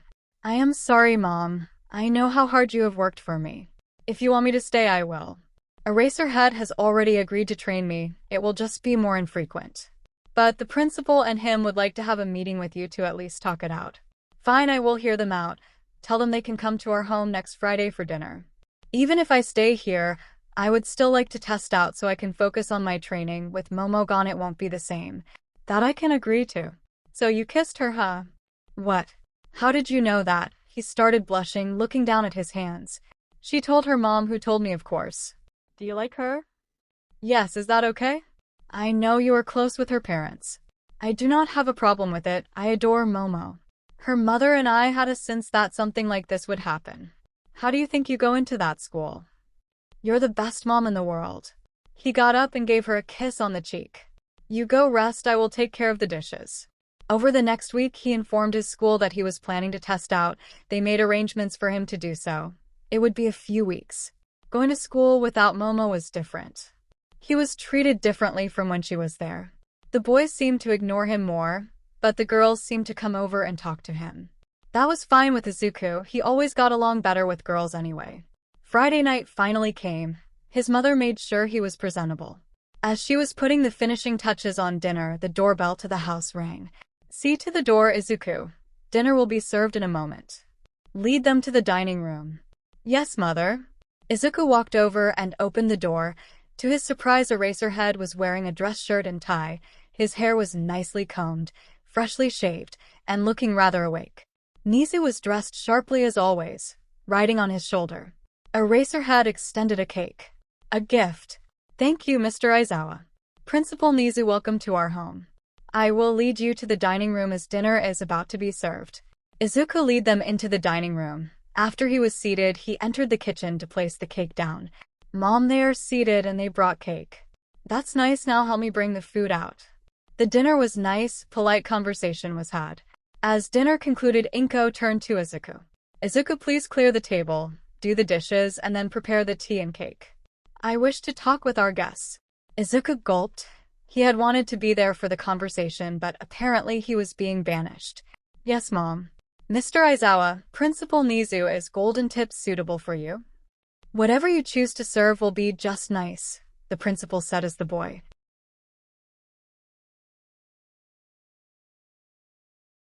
disappeared. 𝗏𝗏 waited for a moment. So you want to take my boy and train him, Mr. Aizawa? Yes, Ms. Midoriya. 𝗏𝗏 is fine. Shota, he said, placing his hand lightly to his chest and bowing his head to her. Well, Shota, why should I allow such a thing?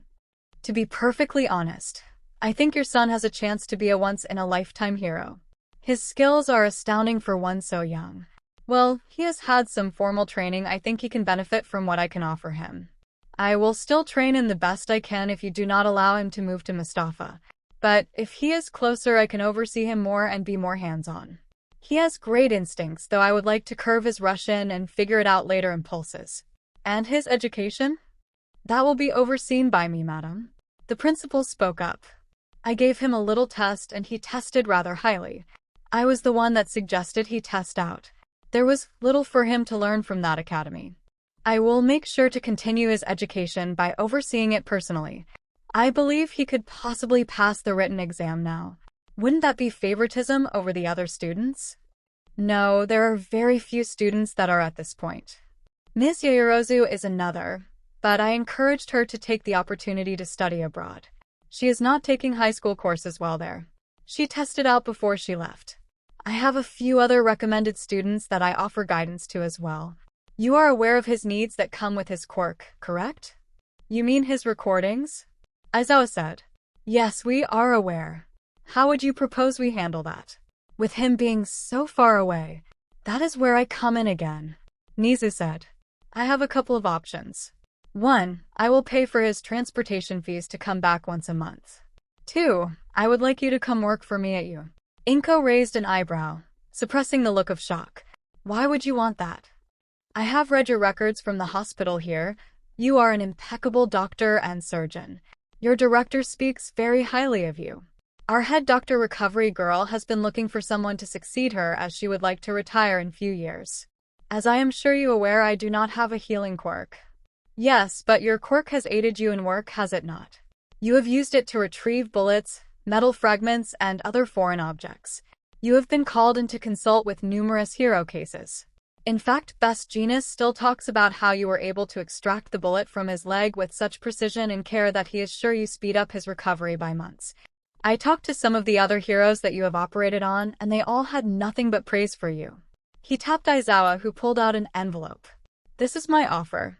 We can provide housing till you find something you like on your own. I will buy out your contract with your current hospital, and we will pay for your moving costs. 𝗵𝗃 took the envelope, taking a quick look inside. That is generous. And the fact that I will be near my son while he attends 𝐒𝐩𝐢𝐴 is just a side bonus. A nice side bonus. Also, if I am honest, I am very interested if you can teach someone else to do these recordings. I am curious to know if it has to do with bloodline, as your quirk should have nothing to do with this. Teaching someone else would have the added benefit that there would be someone else who could help your son if you are unavailable. I will have to look over your offer and think about this. I would expect nothing less. Izuku, we are ready for tea and cake. Later that night. So, Izuku, what do you think? Well, it is kind of a lot to process. I would like to have you closer for the recordings. And the thought of you being near is cool. But what do you want? I know that this is your time to step out and be a hero. Is it wrong that I want to be closer to you for a little longer? After what happened to your father, I know how quickly I can lose you. I understand. I will not make you any dumb promises like I won't get hurt because I already botched that one. But I promise I will do everything I can to come home safe. I want more time with you, and this is big opportunity as well. When Recovery Girl retires, I will be the new head of medical at UA. I will have my lawyer look over the contract, but I am sure they will not be able to find fault. Also, I want to see if I can train someone else also do your recordings. Just in case. Don't say that, Mom. Life can change in an instant, Izuku. We both know that. Only a fool thinks that it will all go according to plan. So if everything is good, I will make arrangements for the move. After you test out, I will send you on ahead while I get the house situated. I will talk to Nizu about you living in the on-campus housing till I get moved down and find a house I want to buy there. 𝗵𝗃 let out a sly smile. Who knows, Izuku, maybe with living on campus you will get to see the wind fairy again. Momo. 𝗵𝗃 let out a laugh. Just no grandbabies yet, little rabbit. 𝗵𝗃 called Nizu 3 days later to accept his offer. She told him that she would be moving/transferring in 2 months as she had surgeries and patients she wanted to get situated before she moved. The next few weeks for Izuku were a flurry of studying and packing. Momo was extremely excited about his move and mentorship offer. She ended their conversation with telling him if he passed the recommended exam, he could kiss her again. She even took time out of her own schedule to help him study some for his finals. It was at the end of the month that Izuku himself moved into his new/temporary housing. They were 2 rows facing each other of 2-story homes with small front and backyards. As he walked to the door, he heard an excited squeal and sound of little footsteps rushing towards him. Izuku, Izuku.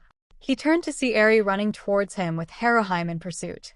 He quickly set the box down to catch the high-speed bullet as it barreled into him. Hi, Eri. Izuku, guess what, guess? What? We live there. She pointed to the house next door. So I can come see you every day. Oh, is that right? Well, I look forward to see you every day from now on, and you to 𝗧𝗪𝗏. Haru blushed and gave a smile as she bowed. Yes, I look forward to deepening our friendship. Is there anything I can do to aid you in your move? Izuku laughed. Sure, if you could grab that bag and carry it in for me, that would be helpful. What about me, Izuku? I want to help too, Eri pouted. Izuku thought for a moment. Oh, you can grab my backpack. Soon the 3 of them were sitting outside on the porch just chatting away. Midnight came walking up carrying a large bucket of chicken and all the sides. Howdy, neighbor. I brought you dinner. Oh, Ms. Midnight, thank you so much, Izuku said, taking some of the bags. Please come in, I will have to find plates, but… Midnight smiled at the young man. Do not fret, Izuku, we have paper plates to make things simple and canned soda. I thought the girls lived in the dorms I stood in when I came to visit? They did, but when I told them that you were moving in next door to me, I finally was able to convince Eri to move in. Oh, so you live next door to Senpai? Yes, I maintain a residence here while teaching, so no peeking when I sunbath, you naughty boy, she teased, as Izuku's face reddened and looked down at his food rather intently, causing Midnight to let out a laugh. Oh, this is going to be fun. Izuku, looking for anything to change the subject, he looked over to 𝗧𝗵𝗲, the fox. Girl was blushing for some reason and had a far-off look in her eyes. 𝗧𝗵𝗲, are you okay? Haru's mind had slipped into her sunbathing out in the backyard as Izuku watched her from the balcony of his home. He was shirtless, drinking a cup of coffee as his eyes wandered all over her body. She could feel his gaze lingering on her, like a hand lightly brushing over her skin. A heat began to build as she imagined him leaping from the balcony and appearing next to her.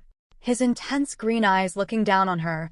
No words were spoken as he placed his on her waist, slowly tracing it up her side. 𝗧𝗵𝗲, are you okay? She let forth a little yelp. Yes, Izuku, I am good. Just thinking, that is all. Okay. Midnight looked over at Haru. I wonder what little thought was dancing in her head. The next morning, Izuku was up bright and early as he met with Aizawa as he returned from patrol. He was stretching in the front yard as he walked up. Alright, Izuku. I have your exercise plan. Ready, you are going to go on a 5-mile run, then meet me at the gym where I will walk you through your workout. After that, you will report to Nizu. At the end of the day, you will meet me in Gym Zeta for combat training. Your rest day is Sunday, half-day Saturday. Any questions? No, Sensei. Good, now go, no rabbit steps. Yes, Sensei, and off he ran. He connected his headphones and took off. It was amazing how large the campus was. According to his senpai, on circuit around the edge would be sufficient. As he came around the pathway near the dorms, he could see some students already heading towards class. He noticed so many different quirks, he almost paused when he saw this girl emerge from one of the Year 3 dorms. She was easily 18 feet tall. Her skin had this translucent shimmer that glistened like a rainbow on her skin as the sun hit it. Long technicolor hair, it was stunning. He shook his head and continued his run. He made a mental note to sketch her later. He managed to regain focus as he thought about her quirk. If it was the enormous size or if the skin and hair color was indicative of more. He was so focused that he barely didn't notice someone in front of him. Quickly he rabbit-stepped, appearing past them. I am so sorry I zoned out and… Well, hello there, dump truck kid. What are you doing here? Are you here trying to see the wind fairy? Oh, did you sneak onto campus just to see me? Are you in love with me? Do you think I am cute? You're kind of cute, I like your white hair. Wait, how did you get past the barrier? Did you just use your quirk to avoid bumping into me? Why is your face red? That seems to happen to you a lot. Are you okay? It was her, it was the wind fairy. She was there in front of him, dressed in a uniform, bouncing right over to him, all parts of her bouncing. She was so very close, it took an act of will to not just blue screen. This scent of a spring rain filled his nostrils, and was those roses? Without thinking, he took in a deep breath. It was intoxicating. Hi, he squeaked. I live on campus ATM. I was hoping I would see you again. I do not know about love, but you are very cute. Yes, I did use my quirk to not bump into you. I didn't know my face was red, oh lie. And I am fine. She smiled and he almost broke again. Oh, so you think I'm cute? Wait, you said that in the hospital. Why do you live here now? Are part of the at-risk class? They have their own dorms, but those are way over there.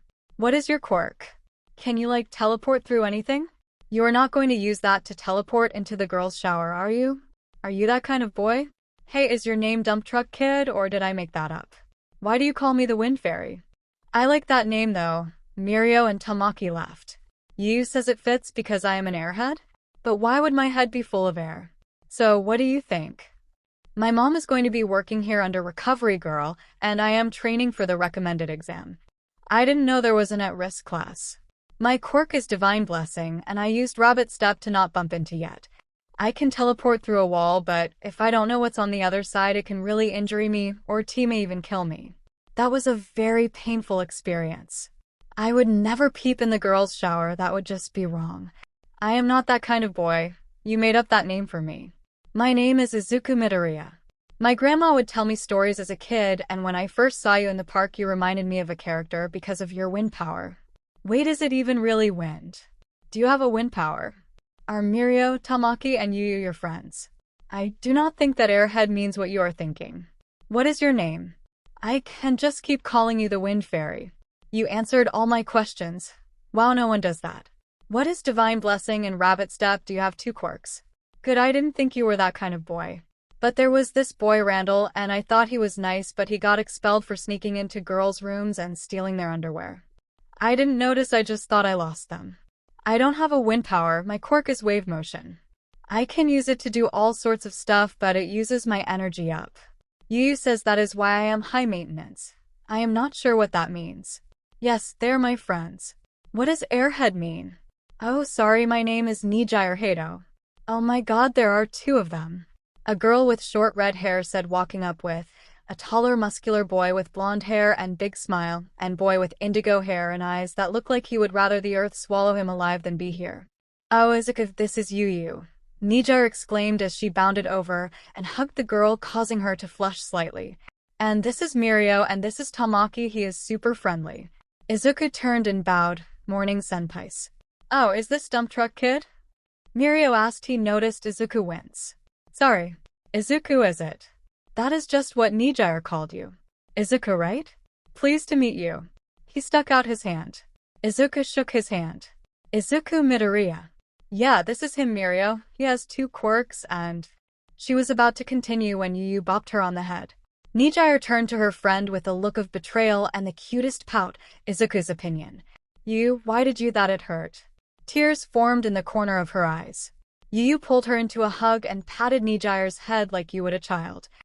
There, 𝗎𝗓𝗓. I had to get your attention, we are going to be late. If we do not get to class, you are going to get detention again. Right, I don't want that. See you later, Izuku. She was immediately bubbly again as she grabbed Yuyu by the hand and raced off. Izuku almost got whiplash from the sudden change, as the boys followed after the girls. Izuku shook his head, noticed the time before taking off to finish his run. Aizawa criticized him before directing him in the exercises he wanted him to do before leaving to go teach his class. After his workout, he returned home and showered before heading off to find Nizu. Nizu welcomed him with a smile before handing over a packet. Now, Mr. Midoriya, we are going to have you join our at-risk class. They each have individualized courses packets with rotating teachers to aid in different subjects. Each member of the class has come from rather unique circumstances. It is where we have 𝐒𝐻𝗧𝗏 and 𝐸𝐴RI attending classes. I am sure they will be happy to see you. Can I ask about the at-risk? There is not much I can divulge to you, Mr. Midoriya, but not everyone is born with equal and quirk prejudice far and wide. Children with undesirable quirks face many challenges from the ignorant masses.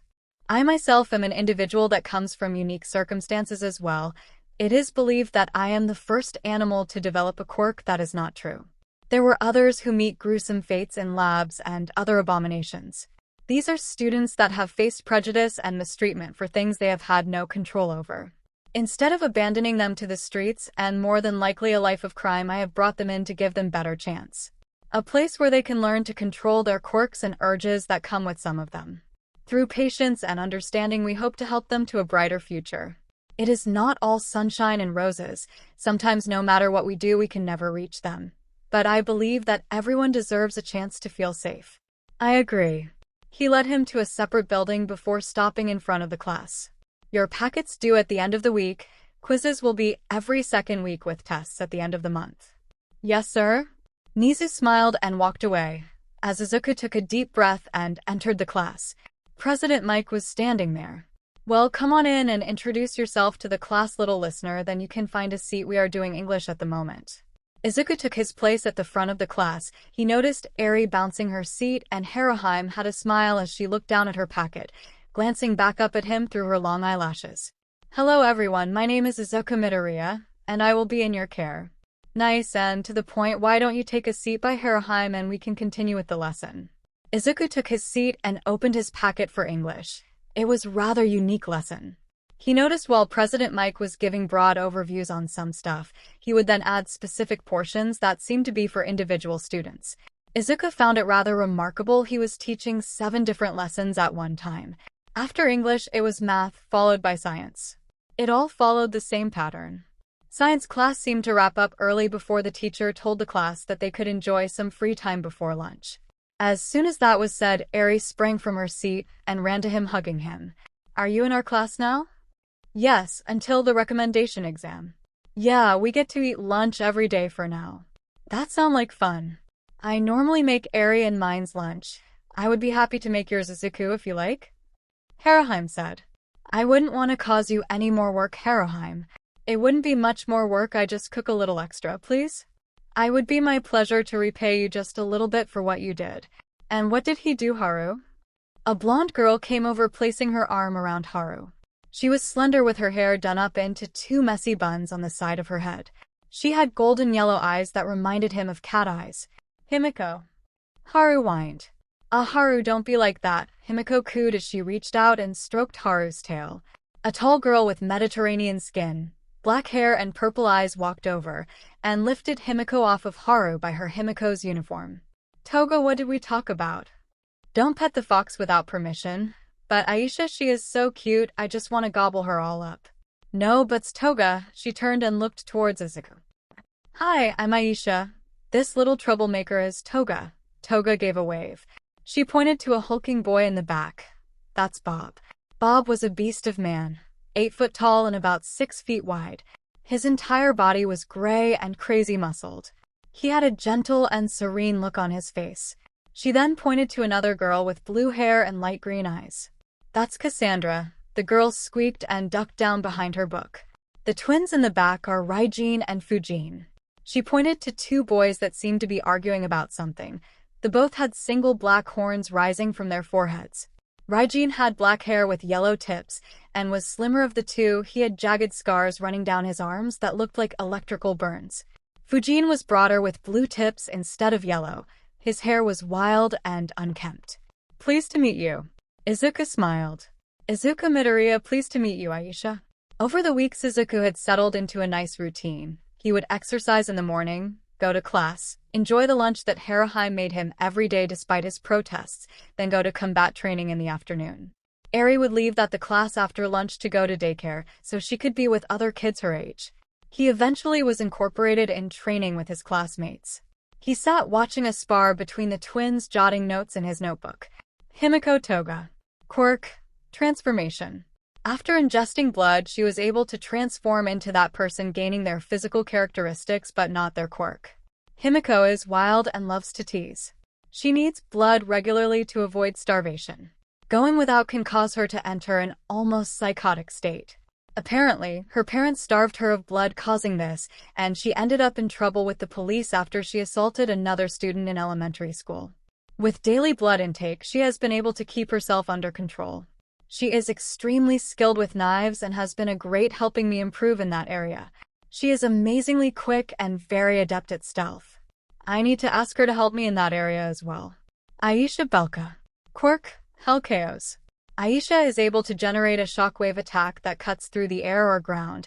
It seems to be some sort of kinetic energy that she builds up and releases in combat.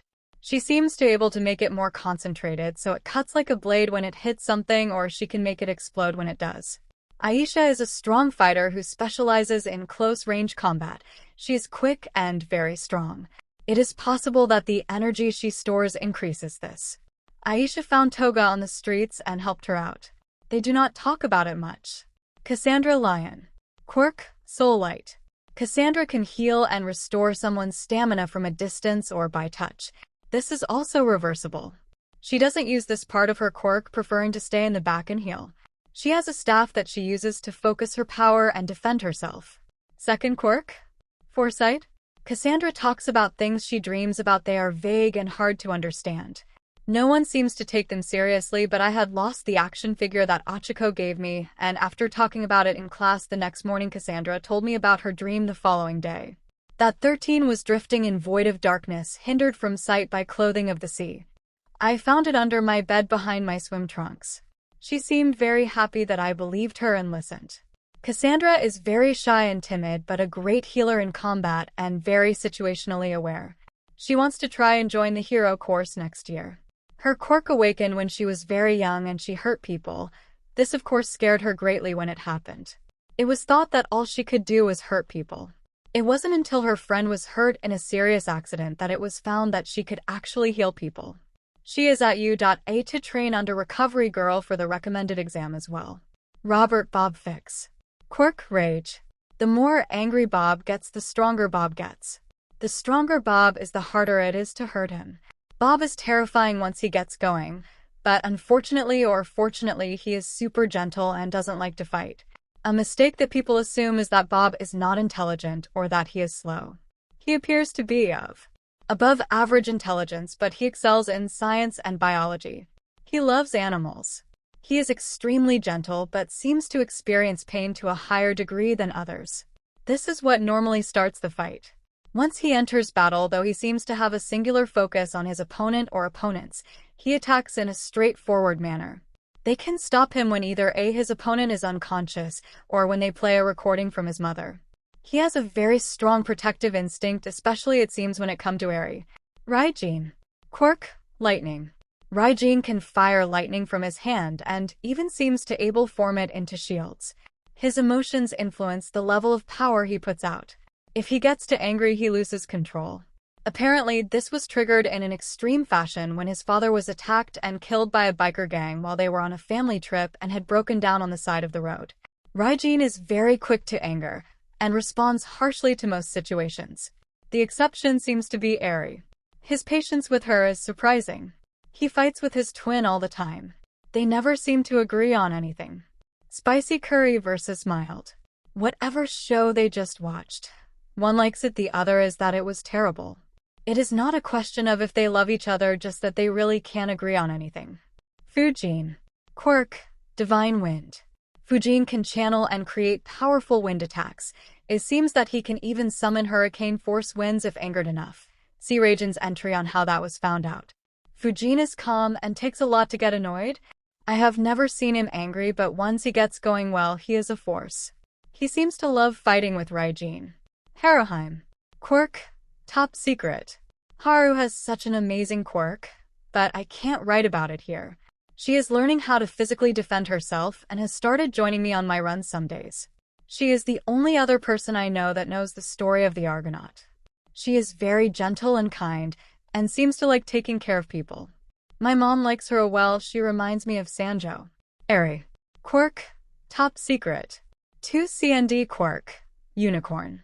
3rd Quirk, Cuteness Overload. 4th Quirk, Second Apple Stomach. This quirk has been witnessed, though Mom and Recovery Girl deny this. I have seen her after a full meal eat 3 candy apples. More research is needed. Note, I have been ground for 2 weeks for sneaking Eri candy apples. It was worth it. Himiko and Aisha have taken up my cause. The second chance class have all sworn blood oaths to protect Eri. Izuku was breathing heavily. His workout clothes were tattered, and he had a nice cut on his side.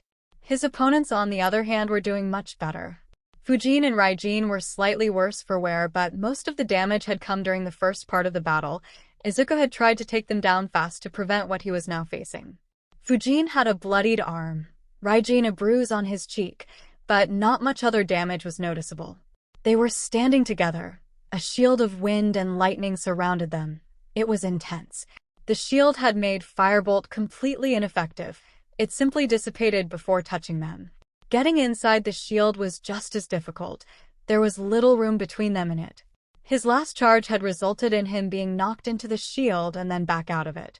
He might be able to bust in with Argonaut, but that would leave him at the mercy of one of the brothers. Dodging the wind was damn near impossible, but even if he did break in and take down Fujin, Raijin was going to decimate him before he could make any progress. He could not win. I yield, he said as he fell to his, but feeling slightly dejected. He had lost again. Yes, it was 2-on-1, but even in the 1-on-1s he was 50-50 against most of the class, well, unless you counted Cassandra and Haruhime, but that was not even fair. Fighting one of the brothers was a task and half. Toga's skill with a knife was far better than his. Aisha was just a terror. The longer the battle went, the more she was able to dish out. 2-on-1, forget about it. Toga's speed was easily a match for him at most times, and the Aisha was damn fast and strong on top of that. He was not going to even talk about Bob, which was just terrifying. Not only did Bob get stronger and tougher in a fight, he also healed faster. Bob had beaten all 5 of them. Luckily, the exercise was only to try and keep him from getting across the field to candy apples that he got to give to Eri if he won. It had been a massacre. Match. Fujin and Raijin win. Cassandra, please heal them. Aizawa commanded. Yes, sir. Cassandra ran into the ring and healed the brothers first before turning to heal Izuku. Her face was red. Izuku was lacking in the clothes department. As Izuku realized his state, he began to blush also, which elicited laughs from Toga and Aisha. Oh dang Izuku, I didn't know you were all tatted up, you bad boy, Toga said. Aisha whistled at him. Cassandra did not say anything, she just blushed and looked away. Come here Izuku, Aizawa ordered. Report. Izuku walked over and sighed. My inability to take one or both of them down quickly on the first attack led to them advancing past a place I could win the exercise. At what point was that? When Fujin got his shield stable. And you continued to commit to 8 more attacks before you yielded. I had to keep trying. Are you saying that I should have stopped immediately? No, but after your follow-up attack you continued 7 more times. The problem is that you recognized the problem but continued to bash your head against it. If this had been a real battle, the twins would have killed you and then your mother would have killed me. Izuku just looked down. Look Izuku, you have a heroic spirit and have an ardent desire to help, but you need to recognize when the situation requires you to withdraw and seek help. If this was a true villain situation, what should you do? Immediately report the need for backup while engaging the villains. Once I realized the situation was one I could not win on my own, I should have pulled back and waited for backup while doing my best to keep the villains from fleeing. Continue. If civilian lives were in danger, I need to prioritize their safety, even if that means letting the villains escape. Izuku sighed. I am just tired of losing. It is understandable, Izuku. The at-risk class has training and practical experience. You learn fast. Keep up with your training. I am still positive that you can be great. You just need experience. Do not lose heart. Now hit the showers and head home. Izuku was lost in his thoughts as he made his way home, till he felt a finger poke him in the forehead. He jumped back, startled much to the delight of Nire. Hey Izuku, are you okay? You look down. Is something wrong? Did you not eat lunch? I missed lunch and now I am super hungry, but I have to wait for you before I eat. She has student council duties, but she hid all my snacks. Wait, do you have any snacks? Oh hey Nire, you startled me. I am alright, just have hit a block in training. I did in fact eat lunch and yes, I do have a snack. Izuku reached into his bag and pulled out a candy bar and a nutrition bar. Which would you like? Oh, the candy bar, what kind is that? I have never heard of a fat boy before. Is it good? Nire, prepare for the greatest thing ever. Oh, probably no one has ever heard of them. They are from England. I have a friend taking some classes at Cambridge University, and she met the guy who makes them. She sent me several cases. I don't know if this is the greatest thing ever, but thank you. She looked at the bright red wrapper and slowly opened it. She could smell the chocolate and some sort of nut. She took a bite and the flavor exploded in her mouth. Izuku had not lied to her. She ravenously ate the whole thing. OMG, that was amazing. Can I have another? I don't have any more with me, but if you walk with me back to my housing, I can give you a few more if you like. Yes, let's go. Nire grabbed his hand, eliciting an eep from Izuku, and dragged him off down the walkway. In the wrong way. After he corrected her, they were off in the correct direction. They even managed to reach their destination. She waited outside, bouncing in excitement of getting more fat boys. She was smiling ear to ear when he came out with a bag containing the candy. Oh, thank you, Izuku. Hey, if you want, I can help you with your training. Really? You would do that for me? Yeah, we could meet up early and do it before I have to go to class. It will help me build up my endurance, and besides, I cannot abandon you now. If I leave you alone for too long, you are going to get attacked by a group of bull people. Izuku smiled and blushed. Thank you, Nire. Can we start tomorrow? Okay, her phone buzzed. Yu is done. I have to go. Meet me at the East Forest at 4 a.m. tomorrow. Izuku received a text from an unknown number. If you ever give 𝗧𝗓𝗧𝗏 candy again, I will make sure they never find your body. Izuku typed his response carefully. I understand, I shall not make that error again. The next morning, Izuku had to admit that he was surprised to see 𝗧𝗓𝗧𝗏 arrive at exactly 4 a.m. Little did he know that she hadn't gone to sleep at all due to her sugar rush. Good morning 𝗧𝗓𝗧𝗏, thank you for training with me. Not a problem Izuku. I can use the extra work before the sports festival. Now you're going to attack me and try not to get hit. The goal is for you to tag me anywhere on my body. No teleporting or fire blasts. Do you understand? Yes, ma'am. She floated up and back to the edge of the trees. No, come get me, Izu. He raced after her as she flew back into the trees. Izuku found something especially important things out that morning. 𝗧𝗓𝗧𝗏𝗧𝗏 is extremely fast, strong, and for some reason really enjoyed knocking him out when he got close. He woke up several times lying on the forest floor. Also, she was a particularly good teacher despite her normal excitable state. When they were training, she was focused and calm. Once he got used to her pattern, she would alter it slightly, forcing him to adapt. The wind fairy was not to be trifled with.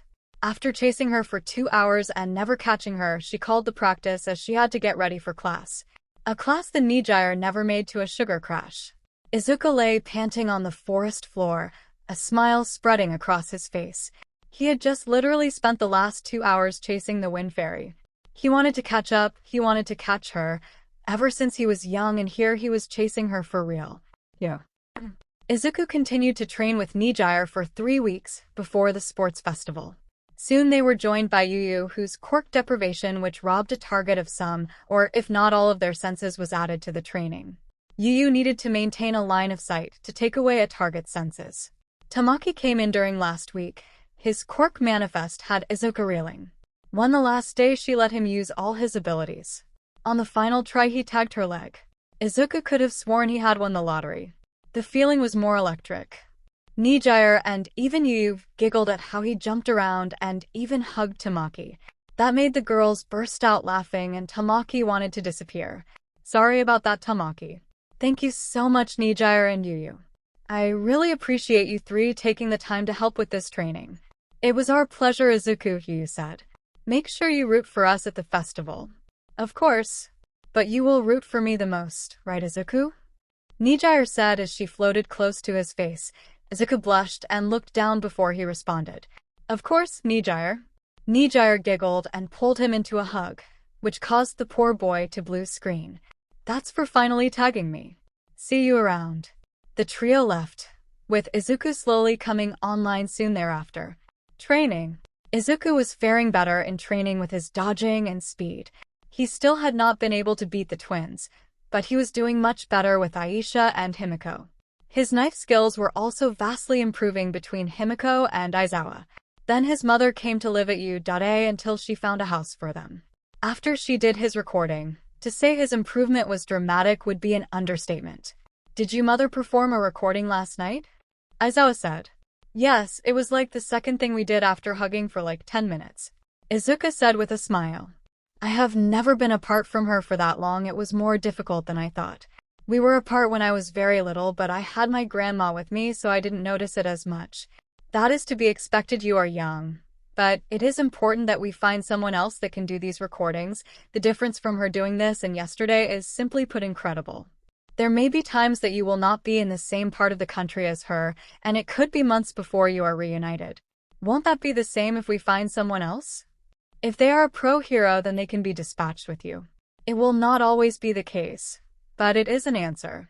Also, it would be best to keep this weakness from getting out. If you ever reach the heights, I think you can then. If a villain found out, they may target your mother. While she will be working here, she is going to be living off campus. Izuku frowned. He had considered that, but not to the extent of his mom being the target of villain attacks. If you notice such a dramatic change between yesterday and today, I am sure that the others in the ARC at-risk class will notice as well. That is a problem. You are going to have to hold back showing your improvement slowly. So basically lie. Essentially yes, Izuku. We just talked about what the risks are if word gets out. The less people who know a secret, the less people there are to spill it. Izuku knew he was right, but he did not like lying to people. Momo knew the truth already from all their time together. Lying to the ARC felt wrong, especially since all of them were going for the hero course and could be his classmates soon. Now I have no choice. I still do not like it. I hate to tell you this, but you better get used to it. Sometimes we must lie to those we hold most dear to keep them safe. It is the ugly side of heroics.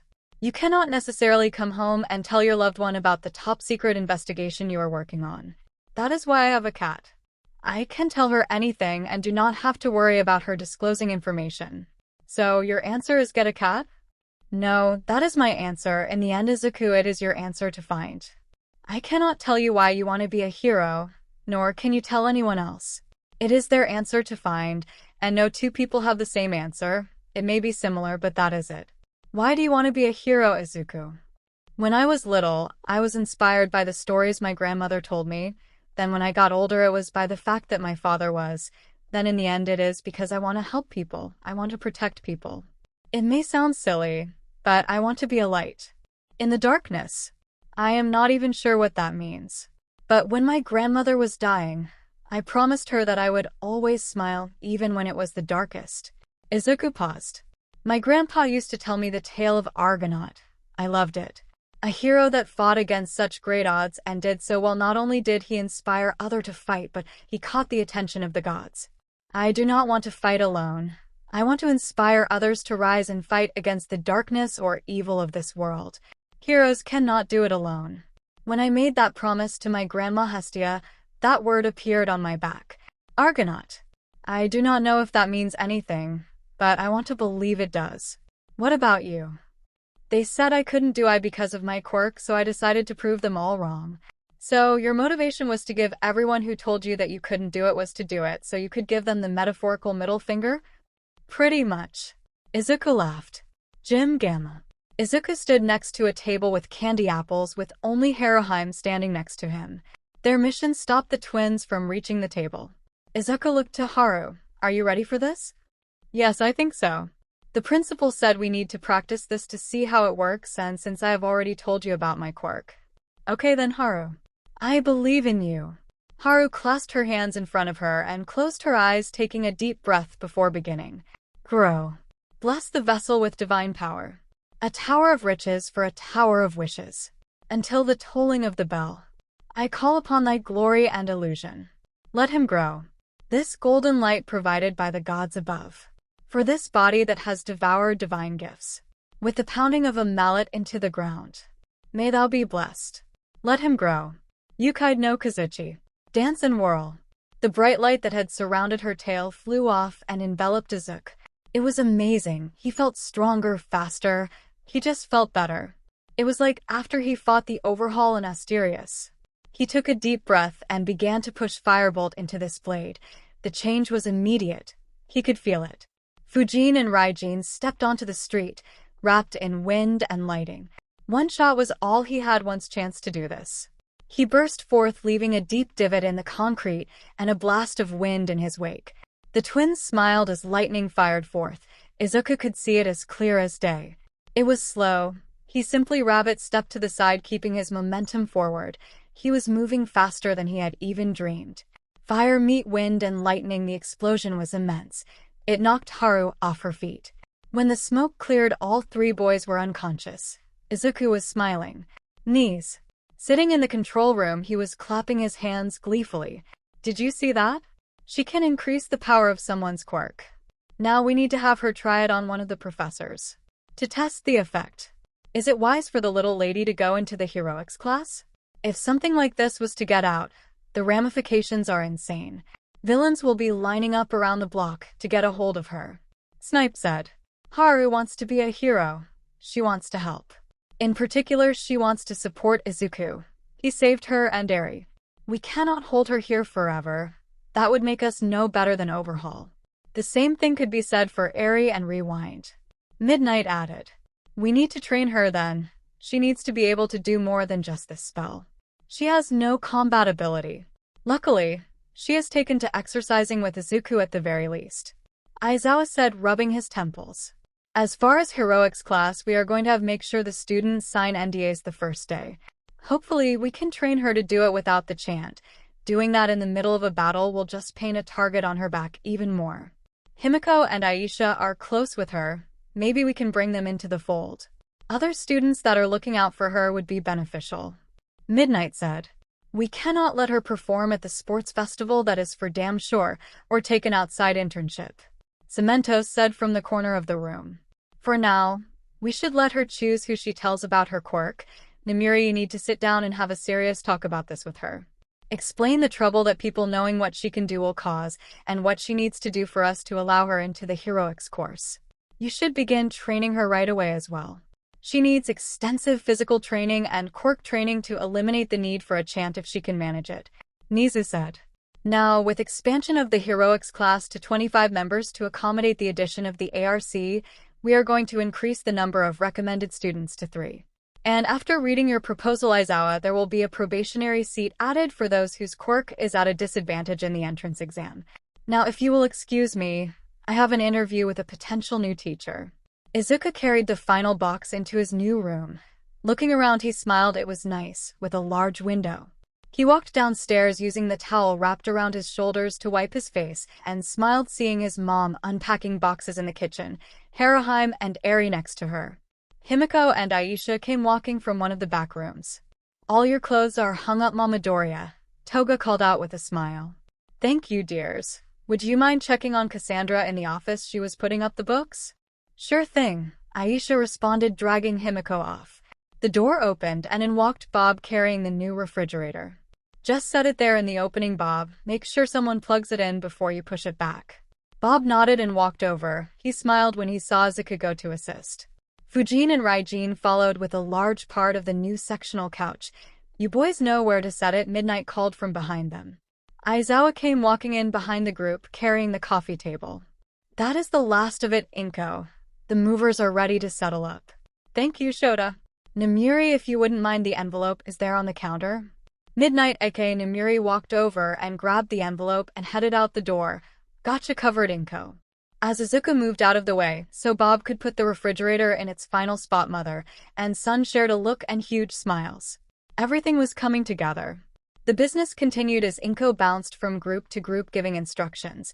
She was even directing her fellow faculty members who just fell in step. Inko's arrival at the school had made Izuku somewhat nervous, but he soon realized that he had no reason to worry. Nire and Inko had become fast friends as they were neighbors on campus. Izuku would find the two of them sharing evening glasses of wine and talking. Izuku tried his best to remember, but besides Momo's mother, he never remembered his mother having many, if any, friends. His mother had lived and worked so hard for him. He had slowly recognized all she had given up. But now his mother had fit right in, and soon he saw her talking casually with all the different faculty members. She had become the fourth in the group of Nire, Aizawa, and Hisashi, President Mike, so seamlessly that you would have thought she had gone to hero school with the three. So, when she had bought a house, those four had volunteered to help, and when Arc learned that Izuku was moving, they wanted to help. Nizu had agreed since there were going to be 4 faculty members there to supervise. Izuku snapped a few more pictures and sent them off to Momo before going back to his assigned task, putting dishes away with Haru and Eri. Hisashi and Snipe came walking in later, carrying tons of chicken, pizza, and all kinds of sides plus drinks. The adults laughed at the call for food as the teenagers swarmed from around the house to load up on food and retreat to the living room. The adults were gathered in the kitchen sharing food and wine and sharing laughs and stories. Inko was laughing so hard she had tears running down her face as Nire was telling them of the time she had to go undercover and had gotten Hisashi to help by going undercover in drag to help her bust a prostitution ring. What had Inko in stitches was the fact that Hisashi kept getting more offers of work than Nire, when Nire busted out the photos that were it. Hisashi was red and flustered, but when Aizawa began to poke at his friend, Hisashi opened his phone and showed Inko a picture of Aizawa from when they graduated. Inko looked and laughed, holding the phone next to the scruffy pro and commenting on how short the younger version had his hair. Aizawa, not to go down alone, pulled up one of Nire, looking positively reserved.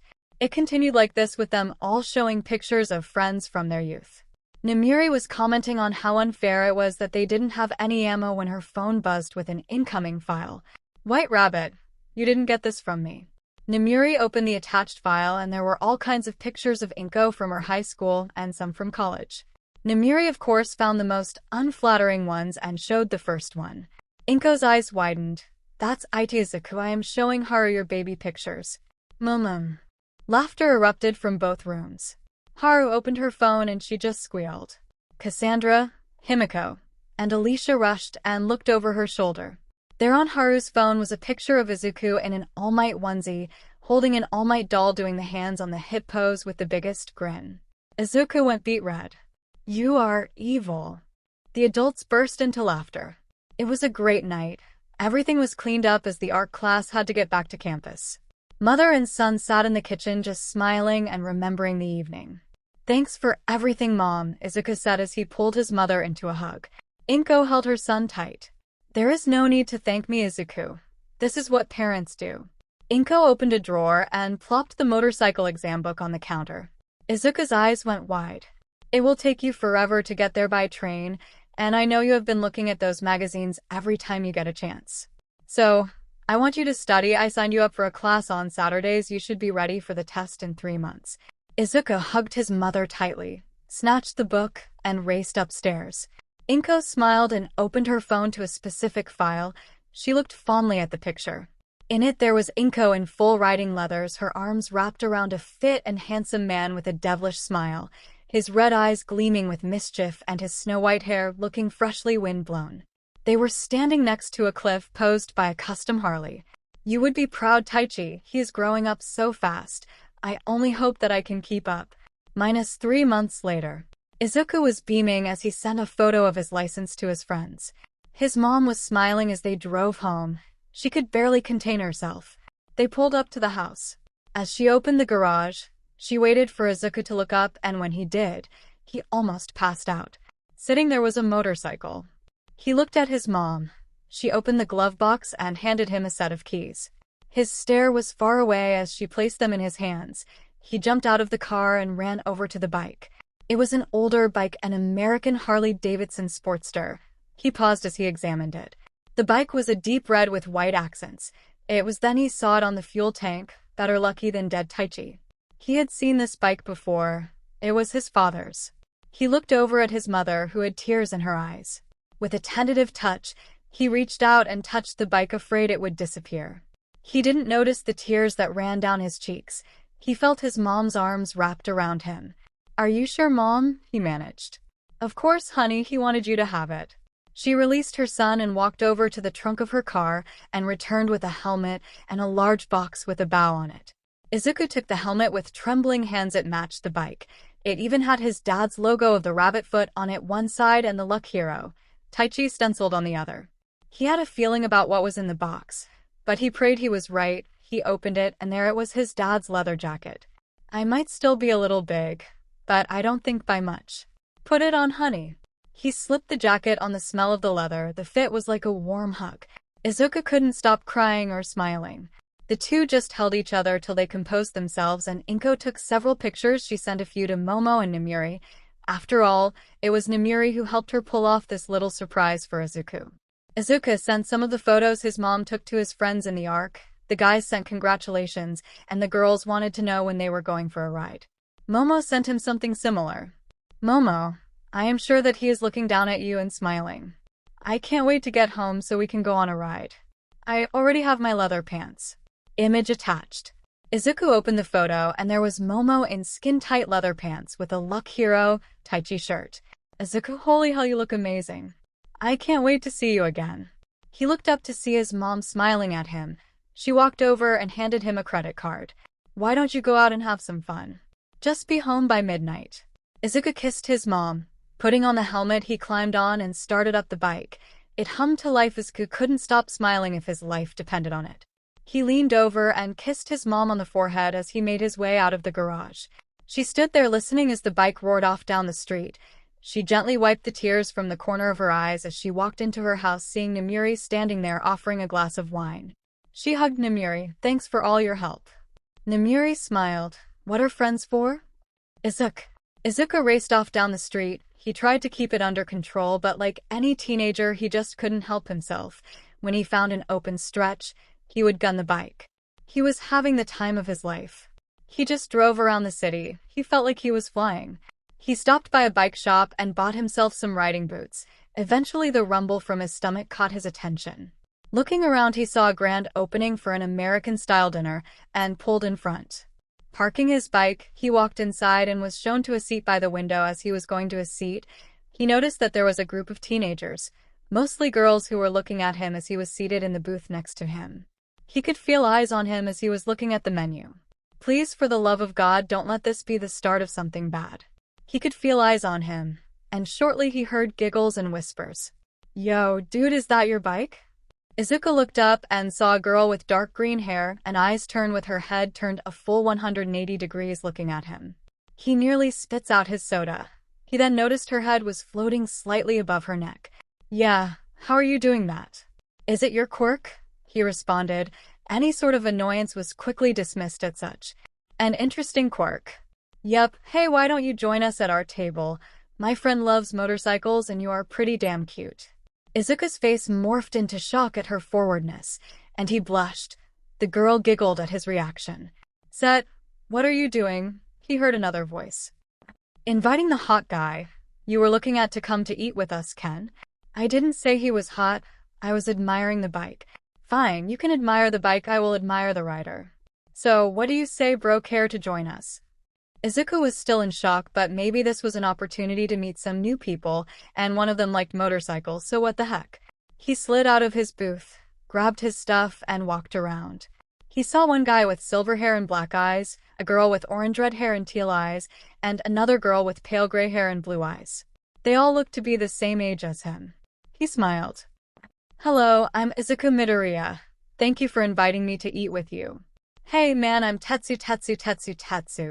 The boy responded. He laughed at Izuku's facial expression in response to his name.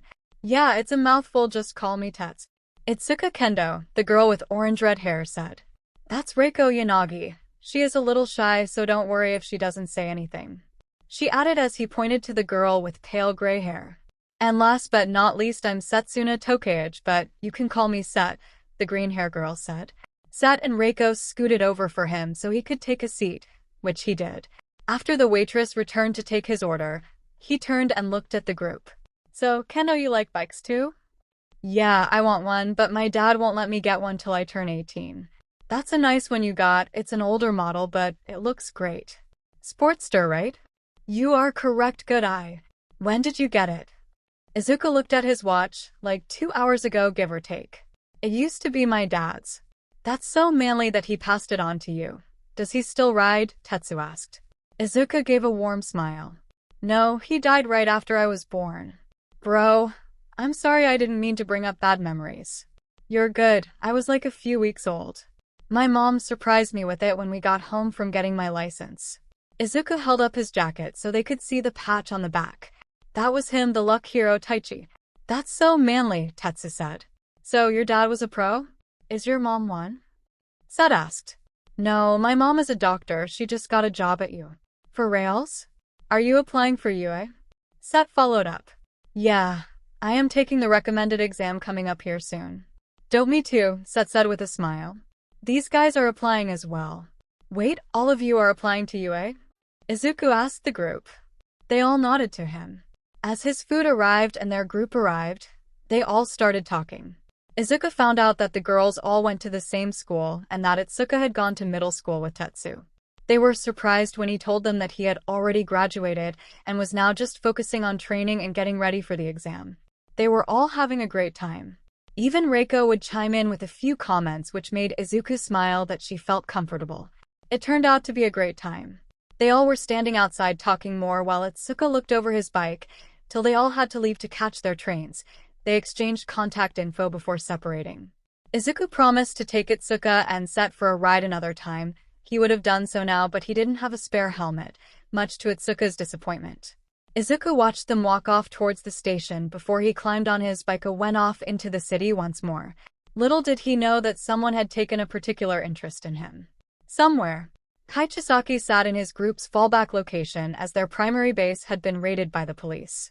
Kai was not in good mood. First, they lost Eri and Helheim, then the compound gets raided, and now he was stuck in this shithole.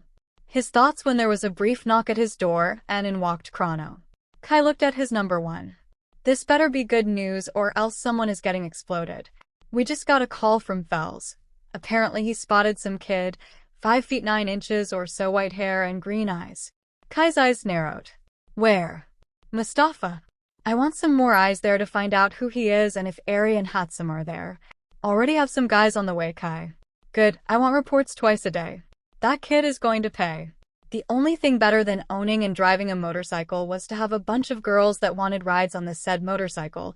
The way they wrapped their arms around him and pressed in tight was exhilarating. Izuku was finding out that girls really did like a man on a motorcycle. He was currently enjoying this experience with Itsuka. Ever since that night in the dinner, she and her friend circle had been regular fixtures on his phone and group chats. In their definite not date, but kind of a date, which had Itsuka on the back of his bike as they went for a ride along the coast. They had parked at a beach, changed into definitely not new swimming apparel, and nice picnic lunch that Itsuka had prepared for them. It was a rather enjoyable not date. As Izuku dropped her off at her house and walked her to the door, he was surprised when she kissed his cheek before darting into the house. Izuku flushed and walked back toward his bike with a smile on his face. This was complicated though. What about Momo? They were still talking and flirting. It wouldn't be fair to lead either girl on. As Izuku made his way towards his bike, he would have to sit down and talk with someone. Maybe Midnight or his mom. But how do you start that conversation? Hey, I have feelings for my best friend, and I like this new girl I meet. Oh, let's not talk about the girls in the arc, he said to himself. With a heavy sigh and tingle on his cheek from Itsuka's kiss, he straddled his bike. With a single kick, the bike roared to life, and he sped off into the night. His mind was slightly distracted as he was going down the road. He started to notice that there were no other cars, which was highly odd. Yes, the sun had said good night, but it wasn't that late, he knew that much. As he came around the turn, he saw the road blocked off by 3 black SUVs. Men were standing on the other side of the cars, and they had guns. He also noticed a rather large form standing in front of the cars who roared as the light hit him. It was Asterius. The first bullet hit his shoulder. He barely managed to maintain control of the bike. He had nowhere to go. He didn't know if he could lay the bike down. He was as good as dead anyways. He had one chance, summoning all his will. Rabbit step. He felt the lurch as he and the bike lurched forward and by a few inches managed to materialize on the other side of the blockade. His vision narrowed as he felt blood gush from his nose. Trying to maintain consciousness, he weaved to avoid the burst of gunfire from behind. Gunning the engine, he raced off. As he passed another intersection, he saw singular headlights roar to life as he barely managed to swerve around another motorcycle. He saw them swing a blade wildly at him as he passed. He was now in a high-speed chase. He had grown confident in his riding abilities to not die while riding but not to try and engage in combat while doing so. Especially fighting off the massive headache from using rabbit step on himself and the bike, he was still having a problem focusing. What do I do? What do I do? Quickly he tapped the button on the side of his visor. As the virtual assistant on his phone sprung to life, he yelled at it, "Come on. Are you sure?" "Yes, goddammit. Is that mom mobile, work or home?" Mobile, call no mobile. It felt like an eternity for the call to connect, but another rider had pulled alongside him and swung a chain. Izuku managed to swerve to the side out of reach, but almost went into the dirt. He maintained control as the rider and his friends gained ground. A baseball bat was his next obstacle. As Izuku swerved, he was hit in the back by the chain wielder. "Hey Izuku, are you on your way home?" I am being chased." "What? Where are you?" "I am passing N145, Firebolt." He blasted the rider with the bat as he came up to attack again. "It is Overhaul's men. I saw Asterius. I need help." I pushed the rabbit step too hard, and it is hard to stay conscious. "Namiri, Izuku is under attack. We need to help him." He heard his mom shouting. "Izuku, what road are you on?" Izuku swerved from the chain, but he got caught by the blade wielder, adding to the pain in his already shot shoulder. "Route 54 eastbound. I have been shot in the shoulder and just got cut. Eat this, you motherfucker, Firebolt." Izuku aimed at the bike this time. The explosion launched the rider into the air and knocked the other one back. A glance in the mirror saw the headlights of the SUV rounding a bend farther back. "Oh shit, I think that guy is dead." Izuku, oh god. "Just keep running, baby, help is on the way," his mother yelled. "I midnight to do Herbie authorize you to use your quirk in self-defense. Now keep going, I am getting in contact with the police, head to city." Izuku's mind was aflame. He may have just killed someone. He was shot, cut, and bleeding something bad. His adrenaline was pumping. Luckily, it was keeping him conscious. The sound of gunfire behind him caused him to hang a hard right, the bike almost slipping out from under him. They are firing again. I just went left on 150 north. I have no idea where I am. It is okay, baby. Keep going and turn right on 24 east. God, Izuku, don't stop. Nire says the alert has been sent on the hero network. Ears are head in the city. You have to get to the city, baby. Don't stop. Izuku was going as fast as he could, trying to will the bike to go faster, to ignore the pain in his shoulder that was threatening to cripple him. He saw the light of the city not far. He felt hope. Then it turned to ash in his mouth. There in the center of the road was Overhaul. Izuku saw it all in slow motion. The hand hitting the ground, the spikes bursting out. He swerved and angled toward the field, but it wasn't fast enough as a spike erupted, spearing the bike. He kicked off into the air, and he managed to orient himself in the air. Rabbit step. He launched and emerged parallel to the ground. Gravity grabbed a hold of him, and he crashed to the earth, tumbling as his velocity had not been availed. When he should, he felt it explode. His body erupted in pain. Eventually, he tumbled to stop. He tried to stand blood coming from places that it should not be coming from. He couldn't even draw his knife. He didn't even have his knife. He saw death approaching him, and there was nothing he could do about it. He raised his hand ready to try and fire off a firebolt. He saw the SUVs turn off into the field towards him. He looked like he was in a field. He fired off a weak firebolt. He saw the fire erupt and catch the grass. He turned and started to stumble away the best he could. When he stepped, his leg just crumpled underneath him. Reaching out with his only arm that was somewhat working, he clawed at the earth, attempting to drag himself away. "Where are you going, you diseased piece of filth?" a sinister voice rang out. He kept trying to crawl. "If you tell me where Eri and Heraheim are, I will end you painlessly." Overhaul hissed. "Eat shit." Izuku spat, as blood gushed from his mouth. "Asterius, take him," Overhaul commanded. The Minotaur stalked forward, ready to crush Izuku. Izuku closed his eyes and braced for death. "Starlight barrage." A woman's voice rang out in the distance. Suddenly there were screams for Overhaul, and his men and silvery arrows rained down. Moonfall. An incredibly large crescent blade of white/silver energy blazed forth over Izuku's head as it impacted Overhaul and his men, sending them flying in the other direction. Izuku heard footsteps as something wrapped around him, lifting him and racing off into the night. He couldn't make out his savior. He was sent down by a tree. He managed to lift his head and saw a woman with a bow in her hand kneel near him. "You won't be escaping so easily, Orion. Also, you seem to have lost this." He felt his dagger fall into his lap. He tried to get a better look at the woman, but his vision was failing him. Izuku saw her fire a flare off into the sky as everything caught up with him, and he slipped into darkness. 𝗵𝗃. Inko sat in the passenger seat as Nire raced through the streets in her high-end sports car. Cars were a blur. Everything was a blur to her, to be honest. She knew Nire was talking, but she sounded far away and like Inko was underwater. Her baby was clinging to life. He had been found under a tree by a new hero, empty lady. Unfortunately, Overhaul and Asterius had escaped capture, but the rest of his men had been caught by the arrival of Cammy Woods. Recovery Girl was en route to the hospital as well. All she knew, though, was the matter seemed grim. She was on the verge of losing her Izuku. She did her best to remain present as her mind spiraled. Quietly, she closed her eyes and offered a prayer to her ancestors, to Grandma Hess. It was prayer for healing and for vengeance. Shoda Aizawa. "Good thing you were able to track them down," Eraserhead, Endeavor growled. "I wasn't very happy about letting them slip through my fingers like that." "It is appreciated, Endeavor, but now that we know where they are nesting, they won't be free for long. We have backup on its way. As soon as he arrives, we are clear to engage." Overhaul. That damn rabbit had made a fool of him again by managing to avoid capture, though he still had hope that the boy would succumb to his wounds. But they were in trouble. He had lost some good men on that attempt. Fortunately, he still had his best men with him. They were going to raid that hospital and make sure that little shit was dead. Then the roof of the house caved in. "Surrender, villains, for I am here." Overhaul spun to see the #1 hero of Japan standing before him. The gates of the compound exploded as 𝗵𝗃𝗧 and his sidekicks burst onto the property. Overhaul exploded the ground as he dashed to an escape tunnel. It was now a question of survival.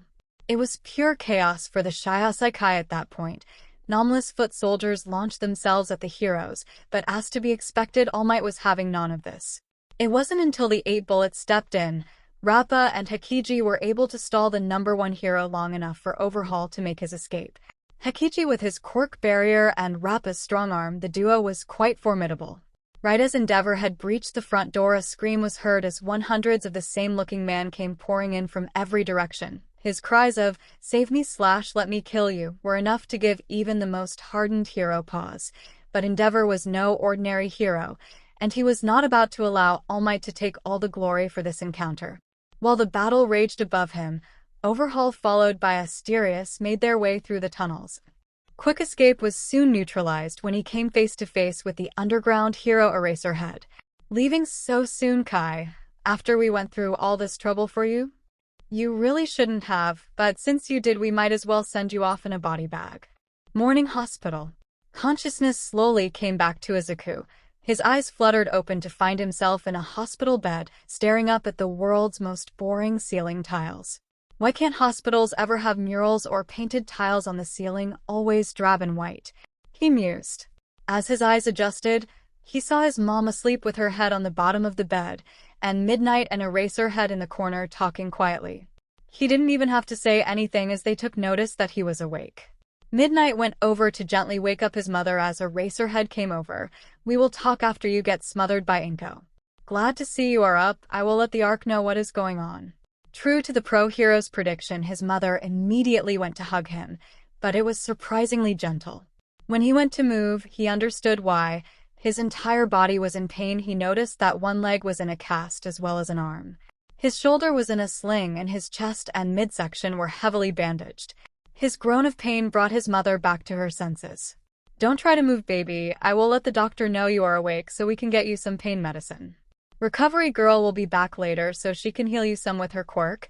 She could only assist with the surgery as you were too weak for her treatment." "What's the damage?" "Honestly, it is bad, baby. You were shot, the bullet broke your collarbone, the slash damaged some tendons, you broke your tibia and fibula in your right leg, fractured the femur in the left, broke 3 ribs, your elbow, multiple concussions, and bruising. If not for Recovery Girl, you would be facing the possibility of permanent damage, baby, but between her and the doctors here, you should make a full recovery. They are raiding Overhaul's base of operations as we speak. Hopefully we should be able to put an end to this tonight." Midnight set her hand on Inko's shoulder, giving it a friendly squeeze. In a seedy bar. Overhaul stood outside the seedy bar, his hand hesitant to open the door. The last thing he wanted to do was get indebted to the monster in the dark, but he was out of options. Eri and Heraheim had escaped, his home had been raided, the old man was taken, his organization was scattered or in custody, that damn rabbit was still alive, and they had just survived a raid led by 𝗵𝗃𝗧, fucking All Might and that goddamn prick Eraserhead. If it wasn't for Overhaul's quirk, they would be too beaten and broken to move. Thankfully Chrono, Asterius, Didoro, and 𝗒𝐭𝐻𝐲 had managed to escape, but they were on the run and in need of allies, even ones such as these.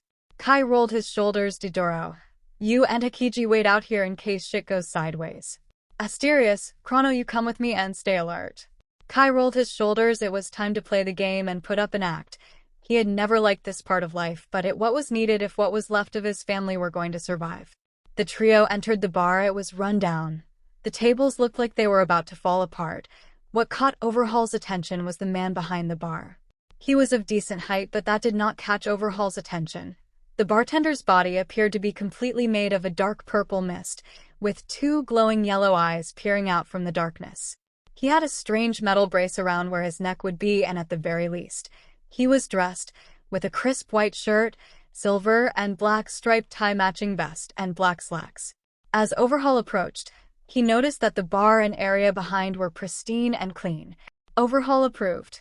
"Welcome to the bar with no name. What can I get for you, sir?" 3 bourbons. Neat, and make it a triple for the big guy here," Overhaul said. "You got a name, Slick. I assume you know who I am. I am known as Kurogyari, and of course I do." Overhaul. With practice and crisp measure, the bartender poured their drinks cleanly and with precision. He slid the drinks over on the house, sir. The young master will be here shortly, please enjoy. Overhaul took a sniff before taking a sip. Chrono just tossed the drink back, as did Asterius. A door from the hall opened, and in walked what Overhaul could only assume was this young master. Overhaul was offended from the get-go. This light blue-haired, red-eyed man walked with an unsteady gait of a man that had just woken up. His clothes were disheveled, and he had a definite smell accompanying him. Then there were the hands, one covering his face and the others on his shoulders and arms. "Sir, you guests have arrived," Kurohige stated as he set up an energy drink on the counter. "So, this is a legendary mob, the Yakuza? Funny, I expected better," he commented as he popped the can open and took a long drink. Overhaul's fist clenched. He thought of just destroying this guy on the spot, but that would hurt his chances of getting what he needed. "Well, the feeling is mutual. I was expecting better than some fucking hikikomori, but yet here we are," Overhaul responded. The man shot Overhaul a glare as he downed his energy drink before setting back on the counter. "Watch your tone, or I will do the police a favor and just eliminate you here and now." "Funny, I was thinking the same thing. Now, Tomura, be respectful of our guests, and, Overhaul, if you want to live to walk out of the bar, I suggest you do the same." The voice came out of a speaker that the bartender had set on the counter. "Sensei, I don't need anything from this relic," Tomura said. Overhaul was about to respond to Tomura, but decided that the voice from the speaker was the one really in charge. "I take it you are the one truly in charge then," he said to the speaker. "I am. What is it that I can help you with?" Tomura clicked his tongue as he opened another energy drink that Kurohige set out for him. "I have come seeking information. I lost something recently, two somethings. A little girl and her attendant go by the name Eri and Haraheim. I want them back." "Well, I will see if I can help you with their location," the voice responded. "What is this going to cost me?" "I am sure we can work something out, Overhaul. Izuku recovers, Inko gets her groove back, and other such fiddle-faddle." Izuku. Despite having Recovery Girl's assistance, the healing process was still slow. Rehabilitation and scars followed. Momo constantly called him since he regained consciousness in the hospital, checking his progress and encouraging him. Even with the time difference, she would video chat with him for a few minutes every day, going out of her way to wake up in the middle of the night. Her level of care had deeply touched the boy's heart. Itsuka, Set, Reiko, and Tetsu would join him for workouts or to support him as he rehabbed.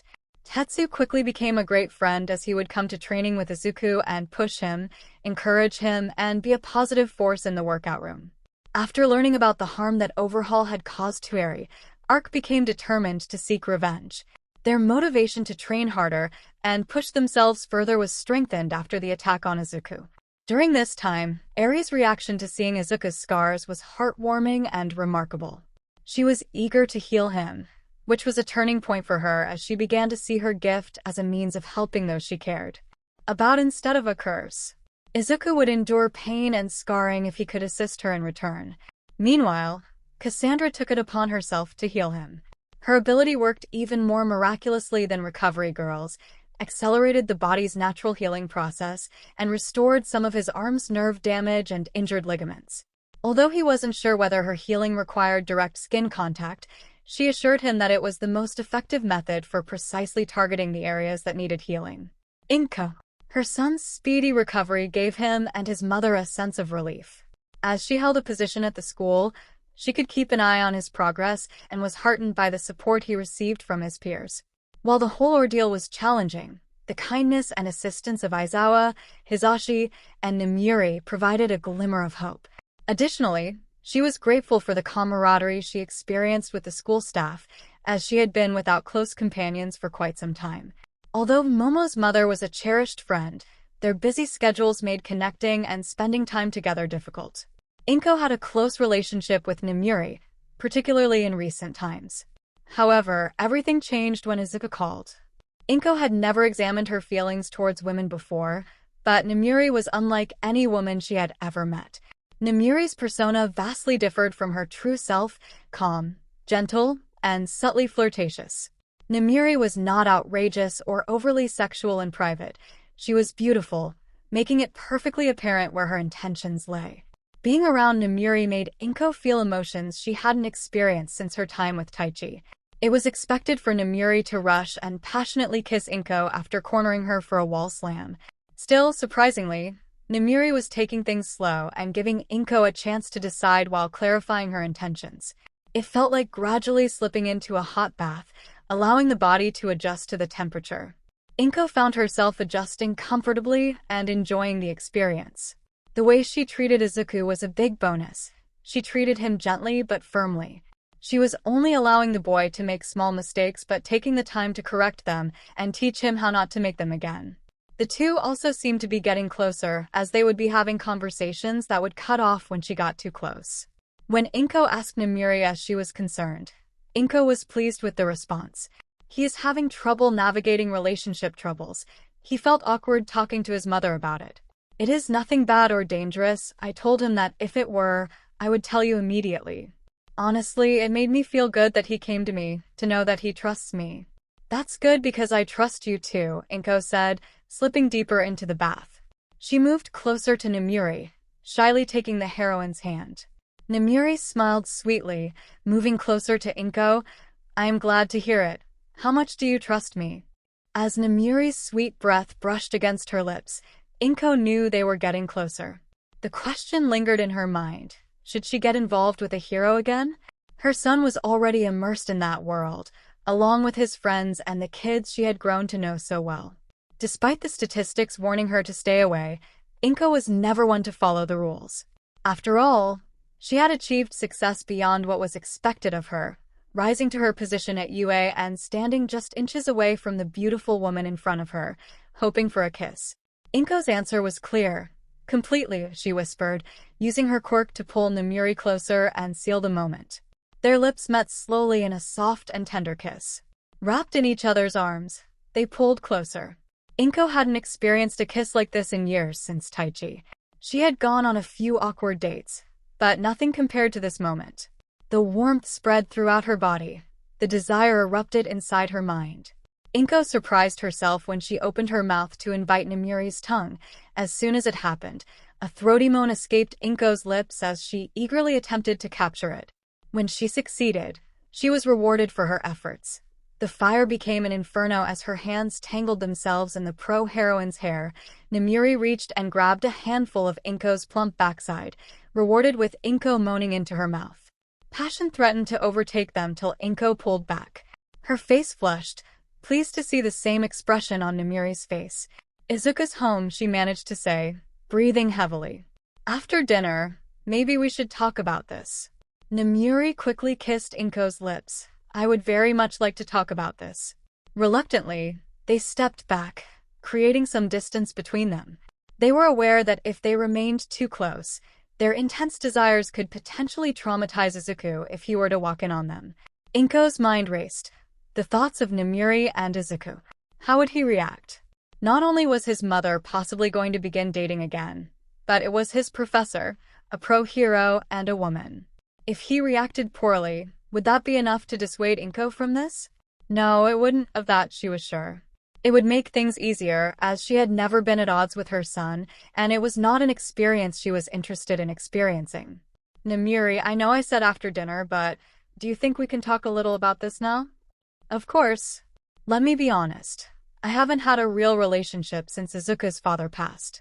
A few dates and some kissing here and there, but nothing like I felt when I kissed you. I can honestly say that I want to be with you. Nire smiled. I have had my fair share of dating experiences, but unfortunately, nothing serious ever came out of them. It's hard to say whether it was due to my partners or me. However, I find solace and happiness in caring for Eri and Haru and spending time with you and Izuku. You make me feel a sense of warmth that no one has ever managed to evoke. I would love to be with you as well. That's all I need to hear. Perhaps we can postpone the rest of our talk till tomorrow. I need to talk with Izuku. I can understand that.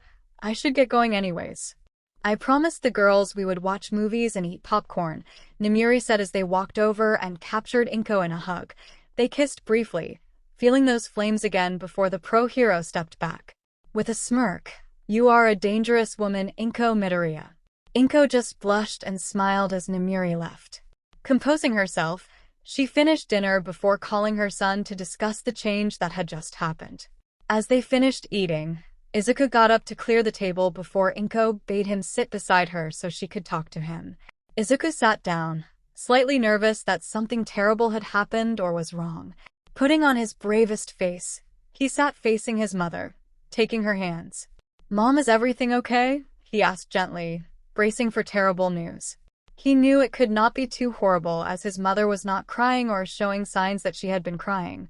"Izuku, everything is fine. However, something has occurred recently that I would like to discuss with you. Before I proceed, may I ask if you would be bothered if I were to start dating someone?" "Of course not. You deserve to be happy, Mom. What if I was to date one of your professors?" "Mother, your well-being and their accountability towards you are my only significant factors. Even if it was Nire?" Izuku didn't object, saying, "If being with Midnight brings you joy or comfort, I won't stop you." He embraced Inko, holding her close. "Mom, your happiness is what matters most. Even if you were to date Nizu, I wouldn't mind. Although that might seem strange, you get my point. Besides, I have a good impression of Professor Midnight." Inko held her son tight. "When did you get all muscly?" "Last week, I started doing hardcore steroids.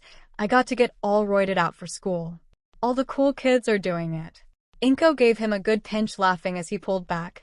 "Well, get the dishes done, Mr. Hardcore Roid Guy." "Sure thing, Mother," Izuku said, trying to make his voice as deep as possible. Inko couldn't help but laugh as she watched her son pick up the dishes while trying to flex the whole time. Her eyes tore up, and her face hurt from smiling and laughing. After Izuku had gone to bed, Inko sat in her room, feeling like a nervous teenager staring at her phone. She hit the dial button and smiled as Namire's voice filled the other end. "I was thinking we could talk to dinner tomorrow night." "Sounds good. I know just the place," Namire responded. "Nothing too fancy, but they have some amazing food, and it's quiet. Sound lovely. See you at work tomorrow." "I look forward to it." Izuku. He got a good chuckle watching his mother change her outfit 10 times, asking his opinion. She was about to try outfit 11 when Izuku took his mother's hands. "Mom, you will look beautiful in anything, and I am sure Midnight will think so too. When did you get so smooth, young man?" Talking to Midnight has also helped. Also, when many of your friends are pretty girls, sink or swim. Is that what the two of you have been talking about? "Oh no, this is about you, not me. Besides, she will be here in about 10 minutes. You better finish getting ready." Inko looked at the clock before dashing off. She paused to look at herself in the mirror, wearing a white cashmere sweater, fitted blue jeans, and calf-high brown leather boots. She quickly finished the ensemble with gold earrings, a matching necklace, and a few bracelets. She transferred the essentials into a matching clutch, and the doorbell rang. Izuku walked over and opened the door to be greeted by the smiling faces of Midnight, Haru, and Eri. He stepped back as the girls headed to the living room carrying a pizza box and some sides. He looked at Midnight. "I know that you wouldn't do anything to hurt her, but please be gentle with her. She had given up so much for me, and I have never seen her so excited and nervous." Midnight smiled at him. "I promise, Izuku." Izuku took a moment to smile as he noticed that she was wearing a white blouse with fitted jeans and black leather boots. When his mother came around the corner, the two women smiled as they noticed the similarities in the outfits. "I hope you two have a wonderful time, and Mom, don't worry about getting home early. I am sure Haru and Eri would love to spend the night." Inko smiled. "I will keep that in mind. Anything else I should know?" "Yeah, if you two get arrested, I will need a serious boost to my allowance if you want to get bailed out." He hugged his mother tight and did the same to Midnight. "Please have a good night, you two." As the door closed, Midnight smiled. 1. You look beautiful. 2. He has never hugged me like that. We talked last night, and I have to say you look amazing. So, shyly Nire took Inko's hand and walked her to the waiting car. "Now, Inko, I am going to attempt to woo you out of your boots." "Only my boots," Inko said in a flirty tone as she climbed into the car. "I guess I should have worn something nicer." Nire was in shock for a moment before she got behind the wheel. "Enko," was all she managed to say as they pulled out of the driveway. Inko tilted her head back and laughed. Eri had a fantastic time with Izuku and Haru. They had pizza and popcorn while watching a movie, and Eri even got to choose which one to watch. What made it even better was being snuggled between her two friends on the couch. After the movie, they played house, with Eri taking on the role of the mommy and Izuku and Haru as her kids. It was hilarious tucking them into bed and telling them to sleep, and Eri couldn't stop giggling throughout the game. It was a new experience for her to be in charge, and she thoroughly enjoyed it. Kitsune was in a difficult situation. She was lying in bed beside Izuku because Eri had made them do so. She tried not to focus on the situation. Her hand accidentally brushed against his. Although he didn't retract it, Kitsune knew it was inappropriate to entertain the thoughts that crossed her mind.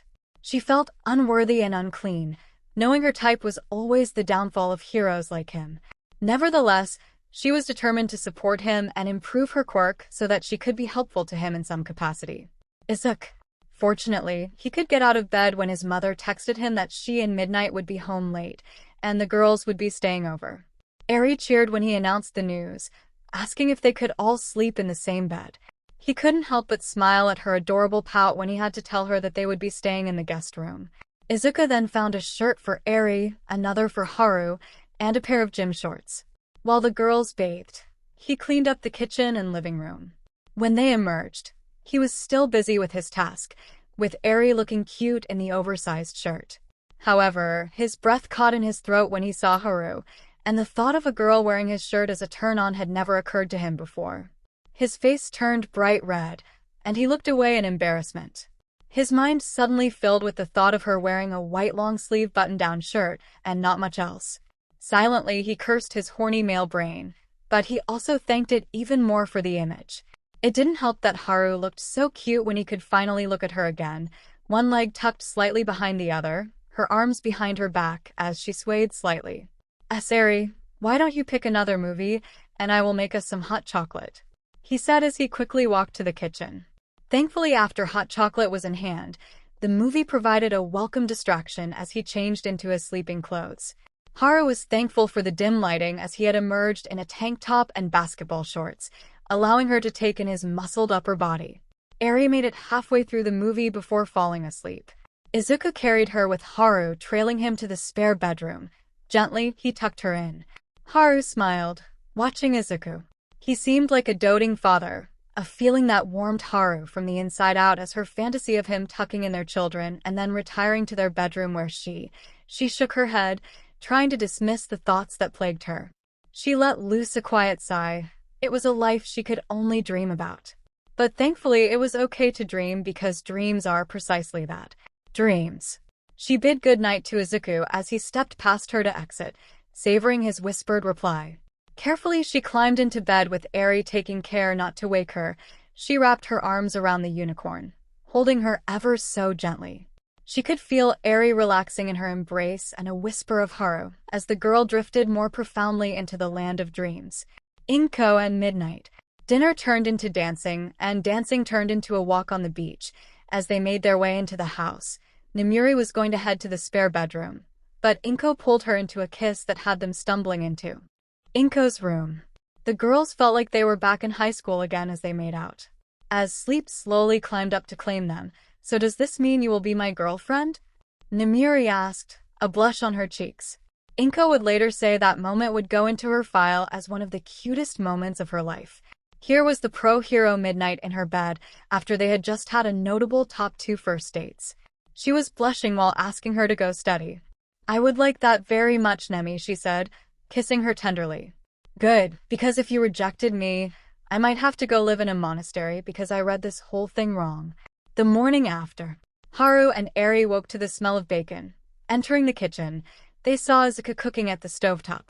Their good morning, they made him smile as he returned their greetings. His attempt to impress Eri by flipping the pancake worked tremendously well. After they were fed, they retrieved their clothes from the previous day that Izuku had laundered for them, deciding that going to his mom's room would be a mistake of epic proportions, and with the knowledge that Overhaul was on the run, they chose a trip to the park was in order. Haru ensured she had the panic button the school had given them just to be safe. Thankfully, it was not needed.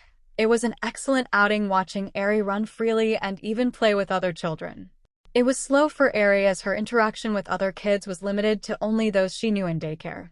It took Izuku and Haru being next to her and playing with her and the other children before Eri became lost enough in the game to run off chasing the other kids. Is it weird that I feel proud? Izuku asked Haru. No, I do too, like a proud parent almost. Eri has had such a terrible life that we always thought that would be how it would always be.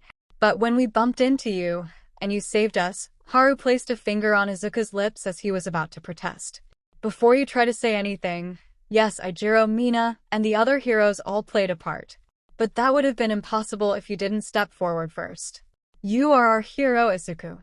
Never forget that. Thank you, Haru, was his response as they watched their unicorn run and prance in the sunlight. As lunch hour drew near, they decided to head home.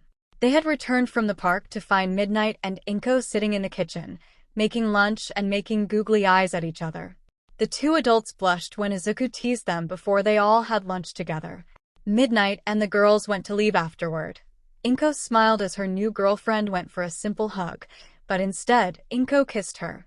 Midnight, they blushed, promising to call later as the door closed and Eri asked a million questions. So, I take it the date went well? Izuku said with a smirk as he took a drink from his water bottle. It did, honey, it did. We talked, laughed, danced, and talked some more. We decided to try and give this a go and see where it leads. You haven't stopped smiling since I came home from the park. I am glad. He leaned over and kissed his mother on the forehead. Any news from the mechanic? Yes, the parts are starting to come in, and they said it should be all fixed in about a week or two. Recovery. It didn't take much more to get everything settled for Izuku's recovery, as he left Recovery Girl's office with a spring in his step and a clean bill of health. With a smile, he took a photo and screenshot it to his friends who had supported him. As he stepped into the art class, he took a dramatic pose and yelled out, "Boom, people, I am cleared and ready to rumble," holding up his medical clearance. That is very nice, Mr. Midoriya, but this is math class. Kindly take your seat. Ectoplasm responded to the snickers of the class. Izuku sheepishly found his seat. Being able to participate in training again was practically a godsend. He felt great. The strange numbers on his back had gone up after his near-death experience. He was anxious to shake off the rust, and unfortunately for him, so was Mr. Aizawa. Izuku lay panting, drenched in sweat, and trying to remember if he had legs. He was unsure at the moment. Lifting his head, he could see them there. Moving them was out of the question. Now listen here, Izuku, you have 4 months before it is time for you to take your recommended exam, and there is no way in hell I am going to let you embarrass me out there, Aizawa said, looking down at Izuku. You are going to train harder every morning and every night. Also, the rat has a specialized lesson plan to ensure that you not only will pass the written exam but also score in the top 5. Anything less is completely unacceptable. Now get your ass up off that floor and give me 2 laps around the inner campus before you do your cooldown. Izuku struggled to his feet, happy that his legs had decided to return to him, but also cursing it because he now had to run. I thought you liked me, sir? I do. Now get to running, Aizawa said with a smile. As he was running, he saw Haru and Cassandra being put through their paces by Midnight. He did not almost run into a light post because his 2 classmates were doing yoga in skin-tight pants. No, he did not. His mind wanders, contemplating the mystery of the universe. All his friends were doubling and focusing. The entrance exam was just around the corner. Takoba Municipal Beach Park. You are doing quite well. At this rate, you should have the beach cleared by next month. Then you will be ready to inherit my quirk. All Might looked over at his successor, who returned a shaky thumbs up, which caused All Might to laugh. Now get up and give me 2 laps up and down the beach. After all, and no pain and no gain. All Might threw back his head and laughed heartily. His successor just groaned as they got up to do the run. Insert reveal here. Plus. Previous. 9 countdown and recommended exam point 1. Next. T-4 month. How blind could he have been? All the time spent searching, all the time spent wondering, and the perfect successor was right there the entire time. Time is the most precious resource. When you are young, you have all the time in the world. As the years tick by slowly, it seems to move faster and faster. Till one day, you are wondering where it all went. It shouldn't have taken nearly dying at the hands of all for one to realize he should have been preparing for this day long ago. Sir Knight, I had no right to look into his future, but still, he should have listened then to the extent of starting to look for a successor. Instead, he waited before he started looking. Everyone thinks they are immortal, will never falter, or will live forever, but no one does. All for one learned that. Even in the age of quirks, while it may slow time, no one has been able to reverse it. He had wasted time. He desperately tried to hold on to it and stretch it to cover his error.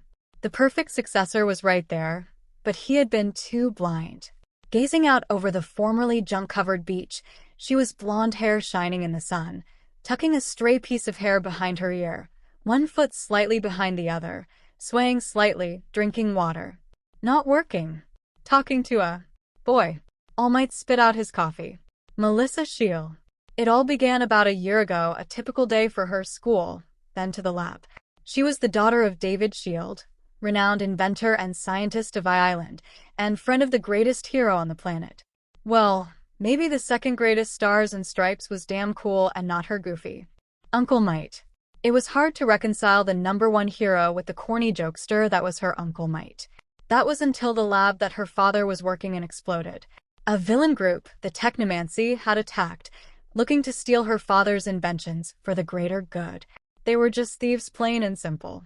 She had been working on her latest gadget, a captured weapon that would fire a tight ball of her hold'em, patent pending, that would expand on impact, securing the villain to whatever was there.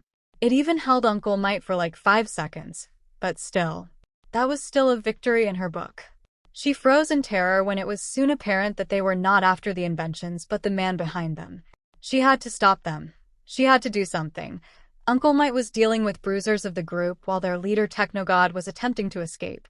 When questioned later, she could say that her feet moved independently. She managed to fire off 2 shots before he disabled her weapon. What 𝗧𝗏𝗏𝐽 was not ready for was when, knowing her gun was useless, it suddenly became a proper bat. 𝗵𝗲𝗄𝐿 loved baseball. Her Uncle Might loves baseball, and 𝗵𝗲𝗄𝐿 could swing a bat with the best of them. 𝗧𝗏𝗏𝐽's mouth could testify if they ever found all his teeth. All Might burst into sea, his niece knocking out 𝗧𝗏𝗏𝐽. It was then that it had all become so clear to the hero. That night, Uncle Might sat with her on the balcony and told her the truth about One for All, his injury, and his need to find a successor. He apologized to her for being so blind and stubborn as to recognize what was right before him. It was then that he offered her the opportunity to become his successor. She said yes immediately. Her father, on the other hand, took some time. Since then, she has been training, finishing school, and exercising more. Her move from Island was a sad yet exciting time, as this was the first time she would be away from home. It was a move necessitated by the fact that All Might couldn't be on Island all the time, neglecting his home. So every day that had trained, with the final test being her cleaning up Tacoma Municipal Beach, that was when he showed up. The boy had shown up a few times now. He would be on the run taking note of the 2 blondes cleaning up the beach. At first, they may have just been a passing wave. But then one time, she was struggling with a big piece of junk, and he had offered her his assistance. With no Uncle Might say anything, and really before she could protest, he just helped. They chatted briefly when they discovered they were both aiming for UA. This was her training. He didn't criticize or laugh. He commented on how being able to train and do community service was an excellent idea. After that, he would stop to talk to her for a bit before he would continue on his run. It just so happened that he was running late this time, and Uncle Might happened to be there. Melissa hadn't thought about it, more interested in the white-haired boy named Izuku who was standing in front of her. Melissa found his sweet nature cute, as he would stop and offer assistance or a few pointers. The fact that he was easy on the eyes certainly helped. She even noticed him sneaking a few peeks himself. So, they were talking, and he mentioned a new Indian restaurant that had opened on the boardwalk to see if she was interested. She absently twirled one of her strands of hair and was about to say how interesting the restaurant looked. "Who is your friend there, Melissa?" A voice behind her made her jump. All Might came walking from around the pile of junk, noticing that the boy seemed undisturbed as the skeletal man approached. "Sorry for interrupting your daughter's workout, sir." "No, he isn't my dad. This is my Uncle Toshi. He is training me," Melissa quickly said. "It is quite all right, young." "Midori is, sir," Izuku said with a bow. "Sorry for disturbing your training, Melissa. Hopefully, I will see you around again." "Sorry again, sir," he said as he headed off the beach. All Might noticed the dagger on his back raised and an eyebrow.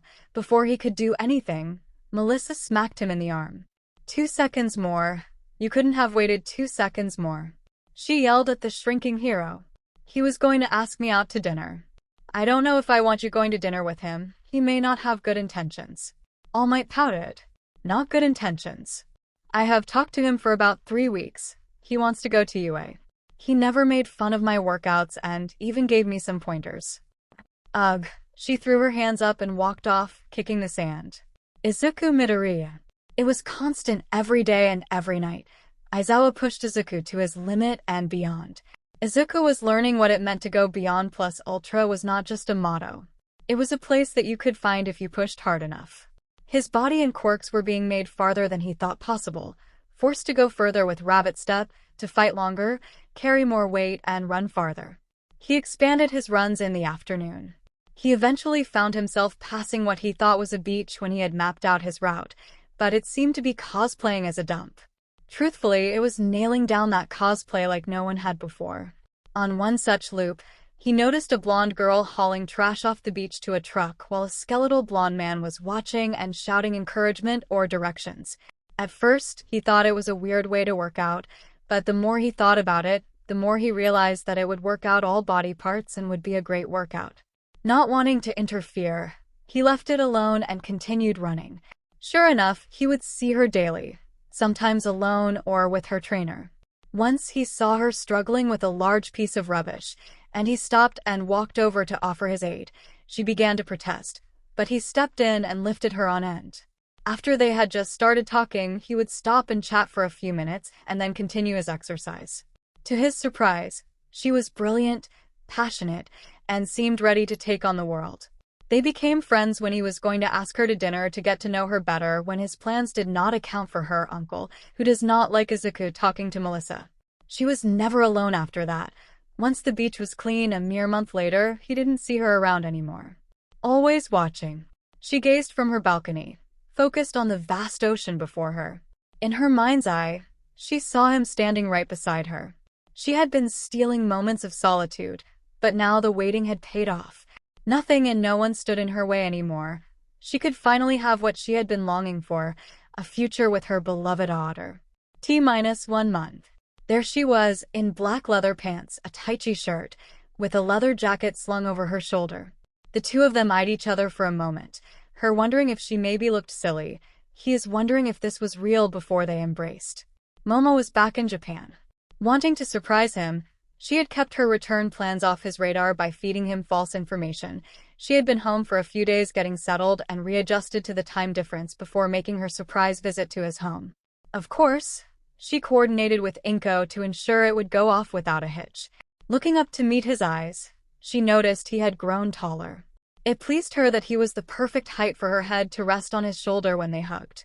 Moreover, he had gained muscle and lost the last traces of baby fat. When he lifted her into the air and wrapped his arms around her waist, she couldn't help but giggle, surprising them both. As they embraced, Izuku couldn't help but notice how fuller her figure had become. Her closeness stirred something within him, and her giggles caught him off guard. He lifted her off her feet and paused, admiring her warm gaze and delicate features. Her hands gently cupped his face, and though they had many unanswered questions, the moment felt like a fleeting dream. She was lost in thoughts of romance and yearning while he was consumed by youthful exuberance. Just as they were about to kiss, the sound of pictures being taken brought them back to reality. They turned and saw Inko standing there smiling. "Welcome back, Momo," the woman said. Flustered and blushing, the two teens smiled as Momo returned the greeting, and Izuku rubbed the back of his head. As the final exam preparations were underway, stealing moments became a challenge. Momo ensured that their study sessions remained focused. They were pleasantly surprised by the number of new friends he had made, but disappointed with the few female friends. Nonetheless, meeting Eri was an absolute delight that surpassed everything else. The heiress had a great time meeting the art class. When she heard of the art class, she was very curious to meet them, and learning of the extenuating circumstances that had landed them in such a precarious position was troubling to her. She shuddered thinking of the road they could have been sent on if not for the program. How if they had been shunned or further mistreated one day should she become a hero they could be opposing her. Itsuka and her group were pleasant and hardworking. The fact that they were the most normal students she had met endeared them to her even more, and she was pleasantly surprised to meet 3 other recommended students. The 5 of them, Momo, Setsuna, Cassandra, 𝗧𝗵𝗲, and Izuku, worked diligently together to prepare for their exams ahead of the others. Examination. Izuku had a hard time falling asleep the night before. When his alarm sounded, it seemed to be blaring much louder than usual. Rising to his feet, he walked across the hall to the shower, taking his time, letting the water wash over him, hoping it would wash away his anxiety and fears. A knock on the door from his mother brought him back to the real world. With a quick reply, he stepped out and dressed for the most important day in his life to date. Entering the kitchen, he was surprised not to see Nire around, as she and his mother's relationship seemed to be going well. Thankfully, he had not stumbled into anything risque beyond kisses and cuddles. It was endearing to see his mother happy and seemingly content.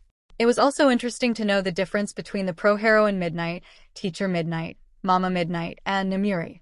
Her being over more often allowed Izuku to spend much more time with Haru and Eri, as the girls would be over more often. The 2 Midoriyas ate and babbled as they prepared for the long day ahead. Inko was preparing for an expected uptick in infirmary visits, and Izuku the exam. The only advice Nire had shared with him was that all the exams had been tailor-made for each examinee. The rest of Aizawa had filled him in on the multi-step process. It would start with an interview, a written exam, a physical exam, a second interview, and a practical exam, with their numbers being reduced at each stage. His mother drove them to UA. They hugged a little longer before they separated, so he could meet with his friends and check in. He found Momo and Setsuna already waiting, talking about various things as he approached. They all joined in on some review questions for a bit before, with a laugh. They watched as Haru and Cassandra were running up, somehow managing to be 5 minutes late despite living on campus. The check-in was easy. They were all led off to a waiting room flanked by multiple doors heading out. They took their seats and sat in quiet conversation as the rest of the examinees made their way in. It was interesting to see all the students coming in. Izuku was busying himself, seeing if you could get hints of their quirks to chase off his nervousness. Stage 1. First interview. 𝗧𝗵𝗲. The kitsune sat in the forbidding room. A simple desk with 2 steel chairs was the only decoration.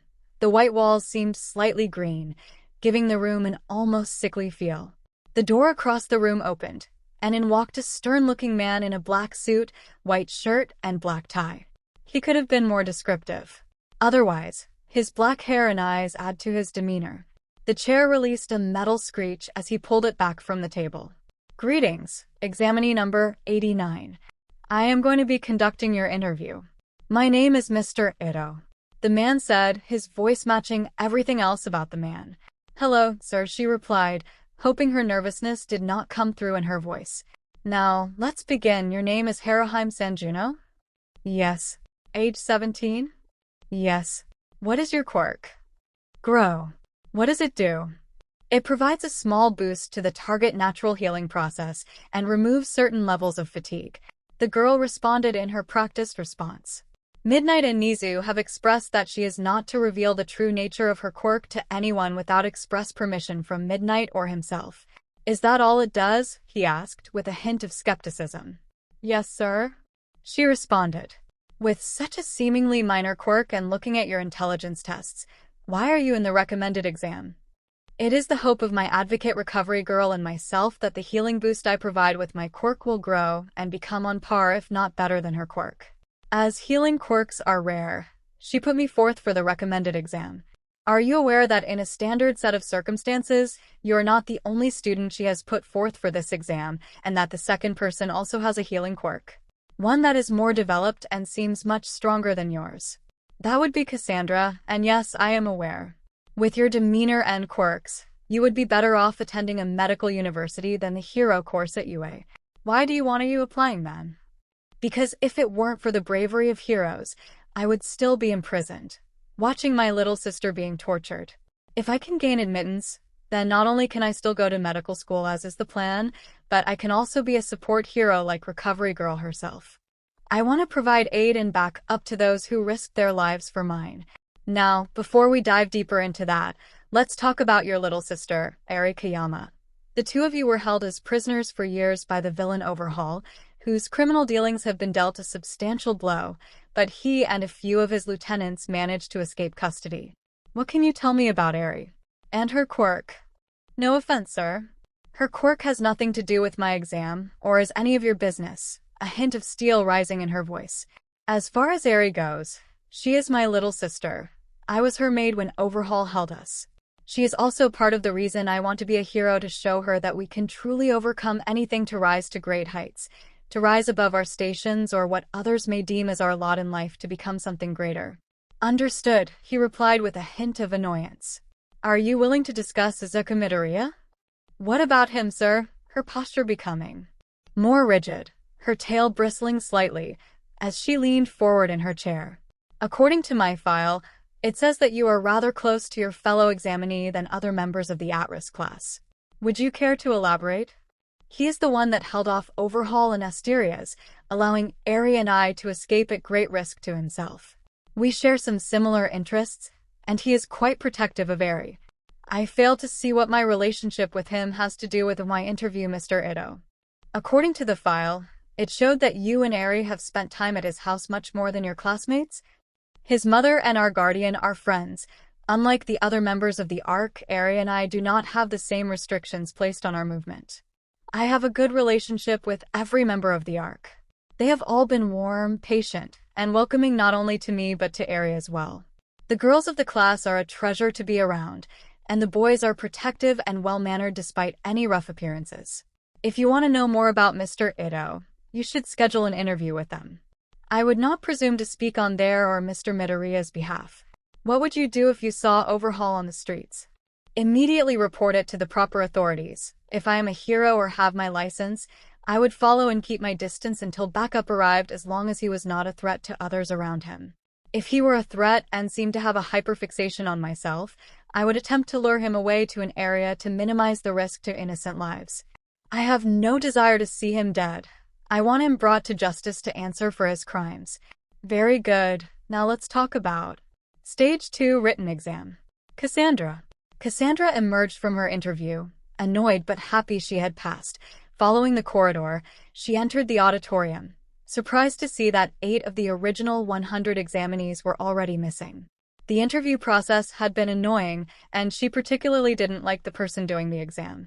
But she didn't expect to see that 8 people would not have made it past the first stage. Maybe they just froze up. Her nerves ran rampant as she took the seat, matching her examinee number, looking around, hoping to catch a glimpse of her friends, and there he was, Izuku. He turned and they saw each other. He gave a warm smile, almost like he could tell she was getting nervous.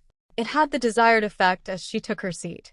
It took her a moment to locate Haru, Set, and Momo, but she felt more tension leaving her as she could pick them out. Then, ectoplasm took the stage as several duplicates moved down the aisles, handing out the test booklets. Ladies, gentlemen, and others, welcome to the written exam for UA recommended students. Each test has been tailored to the individual test taker. There are 150 questions in total, and you will have 3 hours to complete your exam. You are not allowed to leave your seat once the test begins.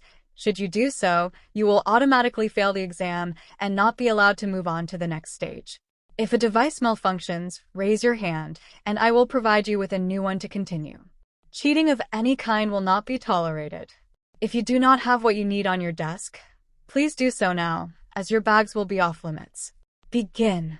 The sound of the booklet's opening was immediate. Cassandra's first portion was math, a subject she was comfortable with but not confident about.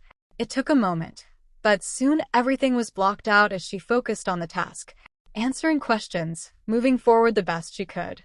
Can a person be motivated by desires that are not ultimately selfish? Yes, behavior is usually described as altruistic when it is motivated by a desire to benefit someone other than oneself for that person's sake. The poet John Keats once wrote, in his poem, Ode on a Grecian Urn, "Beauty is truth, truth beauty, that is all. You know on earth and all you need to know." By contrast, Plato in the Republic warns of poetry's power to make a falsehood seem authentic by beautifying it. What, then, is the relationship between beauty, as achieved by the artist, and truth? The truth can be beautiful, especially when it sets us free. However, some facts can be challenging to hear and ugly and heartbreaking. Beauty can help us cope with these inconvenient truths and other hardships in life. It is unrealistic to expect anyone to live by hearing only raw facts every day. We all tend to deceive ourselves in some way or another to make life a little more bearable. What part should intent play in determining the punishment for crime? For instance, if a man attempts to kill another man but fails to kill him and instead only wounds him, should he receive a lighter sentence than the man who intends to kill another man and succeeds? He should not be rewarded for failing to do so and be punished as if he had succeeded. Suppose in the course of a quirk awakening, people are seriously injured. Should the person be held responsible for the crime and allowed to continue with their life without any repercussions? Cassandra froze when her quirk awakened. She had hurt people. That was what landed her in the art class. It had been believed for a time that her quirk could only hurt people. It was after that it was found that her quirk could heal and was more powerful. That way she was given a spot in the recommendation exam. But someone had been permanently scarred by her, Daphne. The girl bore Cassandra no ill will and was her friend to this day. But there was someone else that had been caught in the awakening. Her mother. Her mother had suffered permanent damage to her knee and could no longer walk unaided. Should Cassandra be punished? She was 4 and had no idea what she was doing. What about the others in the class, like Fujin, Raijin, or Toga? What happened wasn't their fault. Should they be punished? I don't know. She sat there staring at what she had written, seconds ticking by when the silence was broken by someone screaming as they were being taken out of the room, a look of madness in their eyes. It's a cookbook, you fools. It's a cookbook. She looked at the previous answer and just moved on. If you knew this was your last day, would you do the same things you're doing? There is someone who gives me butterflies in my stomach. I wish to express my feelings to them and hear their response, even if it's just for a day. Stage 3, Physical Exam. Momo stood in the waiting room. Having completed her first interview, she had just passed the written exam. She felt prepared for the physical exam. The first part was, as expected, a medical evaluation conducted by 𝗏𝗏𝗏. Momo blushed as questions about sexual activity were posed, seeing as she had a budding relationship with the woman's son. After that part, she was surprised. 𝗏𝗏𝗏 handed her a UA gym uniform and told her to exit the room through a different door and head to the waiting room for the second part of her physical exam. When the door opened, there was a young girl who invited her into a large workout room with a sparring circle to the side. The woman left Momo alone for a moment till the American pro mass walked into the room in his hero costume. It was a white bodysuit with a purple and green stripping along the sides, arms, and legs. His hood was pulled back to show his head of white hair with matching color streaks. The man was considerably, standing 6 feet 5 inches and easily as broad as All Might, if not more so. He was known for his fierce combat but surprisingly gentle nature outside action. Welcome, examinee number 45. Today, I will put you through a series of physical fitness tests, followed by a physical combat exam without quirks. Should you pass, you will be moved to the next portion of the physical exam. Are there minimum requirements for the fitness tests? Momo asked. Yes, but I will not divulge what those are. We are interested in the best you can do, not if you can do the minimum. Now please get warmed up so we can begin. After warming up, she began the tests. 50-yard dash, pull UPS, bench press, leg press, squats, crunches, vertical jump, and long jump. He ran her through this cycle 3 times, measuring her scores. He would offer very few words of encouragement instead of leaving her mostly in her thoughts. He made sure she did a cool down and stretched out before having her walk over to the sparring circle. As she walked over, she noticed a weapons rack, and entering the ring, she saw an unknown hero standing at the edge of the ring. His suit was white and blue, alternating sides to a full mask with long blonde hair and a braid poking out. He was well built. As she stepped into the ring, he stepped forward. She couldn't see his facial expression, and his eyes were hidden behind white lenses. Greeting, examinee. You may refer to me by my hero name, Pawn. We will engage in a physical combat session. We can engage in hand-to-hand or the weapon you choose. The object will be to force your opponent to yield. Do you have any questions? No, sir, I would choose weapons. She walked over, choosing a bow staff. After testing it, she found it satisfactory and took up her position in the ring. She saw the hero choose the same weapon and take a casual stance across from her. At the sound of the bell, we will begin.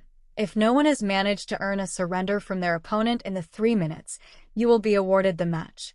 We will do this till someone scores 3 victories. I understand. Stage 4, second interview. Setsuna. After finishing her lunch, Setsuna went to her second interview feeling tired and sore. The food had been delicious, and she was glad her friends were still in the competition despite looking fatigued from the physical exam. Haru seemed mainly worn out. During lunch, there was a commotion between a boy with white and red hair and a tall guy with black hair. Eventually, the black-haired guy stormed out of the cafeteria. The heterochromatic teen returned to their meal and didn't seem bothered by the disturbance. While observing Izuku, she couldn't help but notice a girl with blue hair stealing glances at him. It seemed as though she was captivated by the white-haired boy. Izuku was a headache all on his own. For Setsuna, now he was attracting even more freaking attention. Itsuka just had to jump him naked at this point. She heard her name called and followed ectoplasm to her second interview. When she entered, she was surprised to see the president of the UA himself sitting waiting. "Welcome, Ms. Tokaage. Please have a seat. I trust you know who I am." "I would hope that anyone applying to UA would know who you are, sir," the girl responded, taking the seat offered. "Thank you for the compliment, Ms. Tokaage. Shall we begin?" "I don't see why not." "Now, Ms. Tokaage, you have performed admirably in all exam areas thus far. Your first interview went smoothly, your written exam scores were impressive, and while your physical fitness scores were decent, your combat skills were lackluster. However, I understand that the inability to use your quirk may have severely hindered your usual combat style. Why should you be allowed to join UA as a recommended student?" "Because I am already here and wouldn't want to take the written test again in the normal exam," she replied with a smile. Nizu cocked his head to the side. Set took a deep breath. "My quirk is a mutation quirk. It is hard for those with mutation quirks to break into the higher ranks, especially if their quirks make them look less human. Take Gang Orca, an exceptional hero that has to work 5 times as hard as a similar hero. Mirko is an exception but is very fetishized due to her appearance and our culture's long fascination with bunny girls. Though not readily apparent, my skin scales and these teeth are a giveaway. My quirk is functional, flashy, and very versatile in various situations. By allowing me to attend UA, you are not only allowing one of the most intelligent people to take your test, but one that has the desire and will to not only become a top hero but one to champion other mutants and those who are looked down upon for nothing within their control. You are that confident in your intelligence score?" "Yes, I will make you a bet right now." "I am listening." "You have our scores right in front of you. If I didn't place in the top 5 of those who took the written exam, I will withdraw from this exam and take the regular one. If I placed in the top 3, we could call this interview complete." Nizu smiled at the girl. "Then this interview is complete." Set smiled. "Number 2 or number 3? I am willing to bet Momo took number 1. 2, and you are correct. That girl is something else. Thank you for your time, sir. I will head out for the practical exam now." Set stood and walked out, a spring in her step. Nizu was looking forward to this year's crop of students. It was shaping up to be excellent. Stage 5, Practical Exam. Izuku left the interview and headed to the practical exam area, stopping by the locker room to get changed. He secured his dagger and stood for a moment, his eyes closed. "Almost there, Grandma, almost there." As he walked into the staging area, he was met with the sight of a young woman with striking green eyes and long blue hair styled with 2 long bangs, 2 strands on the sides, and a partly braided tail at the back. She donned a white and pale blue outfit paired with long brown boots with a light brown design. Additionally, she wore a belt that held a piece of white cloth and a dagger, along with gold bracelets and various hair accessories made of gold. In her hand was a silver bow, yet he saw no quiver. As he looked at the bow, he saw writing similar to his dagger. He had never seen something like that before. The girl turned and gave him a knowing smile like she was in on some secret, and he wasn't. Slightly confused, he extended his hand. "Hello, it's a pleasure to meet you. I am Izuku Midoriya." "Artemis Suki," the girl said. "This may sound weird, but have we met before?" "We have," she said with a beaming smile. "We have? When? Where?" he asked as his mind raced about how he could have forgotten a girl like this. The worst part is that he felt she wasn't lying. He could feel something in the back of his mind screaming to be heard, crying out for an answer. "Yup," she responded, emphasizing the P. "Once upon a dream." Greetings, examinees. As you undoubtedly have noticed, you have been paired together for the final stages of today's testing. Stage 1. You and your partner will be taken to a crime scene and will have to solve the crime with the information present and the knowledge provided by on-site personnel. Good luck, and your test begins now. The doors opened, and a detective appeared to be waiting. It was a third year dressed as a detective. Heroes, thank goodness you're here. The crime scene has already been secured, and CSI is already on the scene. Please come with me, he said as he took off a practice measured step. Both the detective and Artemis were surprised when Izuku opened a pouch and pulled out a small notepad and pencil. Glad we can be of service, detective. May I have your name and badge number, please? Izuku said, his training from Eraserhead kicked in about the investigation. I apologize, I am Detective Bullock, ID #GPD491123. The boy replied. Why did you ask for that information? Artemis inquired. When we file the after-action report, it is good to have our point of contact's name and badge number, Izuku responded. What is the situation, detective? A neighbor reported hearing what appeared to be a struggle when an officer responded for a welfare check that found the front door partially open, giving them probable cause to enter after the calls went unanswered. The resident 𝗧𝗵𝗲 was found deceased due to the body's state. After CSI declared the scene safe, we put the call into the Hero network. Izuku began to smile as certain little things clicked into his hero otaku brain. All he needed was to see a few more pieces, and he would know what they were dealing with. Why did CSI have to declare the scene safe? Izuku pressed. You just have to see it, the freakiest thing I have ever seen, Bullock replied as he popped a lollipop in his mouth, almost like a cigarette. Artemis listened to the exchange. It seemed Izuku was already formulating a hypothesis, but she couldn't figure out how with so little information. Upon arriving at the crime scene, Detective Bullock said he would wait outside as having seen it once was more than enough. Upon entering, the room was in disarray, indicative of a struggle. All the CSI people seemed hard at dusting for prints or other such work. Izuku immediately noticed a thin man in the back working diligently with what appeared to be a broken vase. The man had slick black hair and black glasses. Izuku smiled to himself as he and Artemis approached the lead technician. Welcome, Heroes Officer Mallory. At your service. The body is over here, she said, motioning them towards the bedroom. As they passed down the hall, they both noticed what appeared to be a workroom in one of the spare bedrooms. The door looked smashed in. They were led into the back bedroom, where they were introduced to Detective Renee Montoya. She welcomed the detectives and motioned to another tech that pulled the sheet back to reveal a blonde victim in his 30s, with a hideous grin that was so disturbing. Artemis recoiled, which the actors seemed to appreciate it when Izuku started to smile himself. Mallory, I assume that toxicology is being worked on as we speak, but is this the cause of death? We can't be sure, she said suspiciously, but there is evidence of massive blunt force trauma to chest and legs. There are several broken bones. Excellent, Izuku said, turning suddenly to Artemis. I know what is going on. I need you to confirm that the workroom we passed contains traces of bomb-making material while I confirm a few things. Officer Mallory, is it possible that damage was done with a large hammer or mallet, as in something comically large, he said, excitement in his voice. Yes. Thank you. He immediately returned to the main room and the man working on the vase. Excuse me, sir. What is your name? Edward Nigma, sir. Have you come to mock me too? I would never dream of it. I wondered what is so curious about this vase. The vase is out of place with all the rest of the decorations, like it didn't belong. When I noticed it, I found that the flowers were not real, he began. They were fake, and the vase is a cheap knockoff. It would be from a prop shop designed to break apart when it hit something. Izuku finished.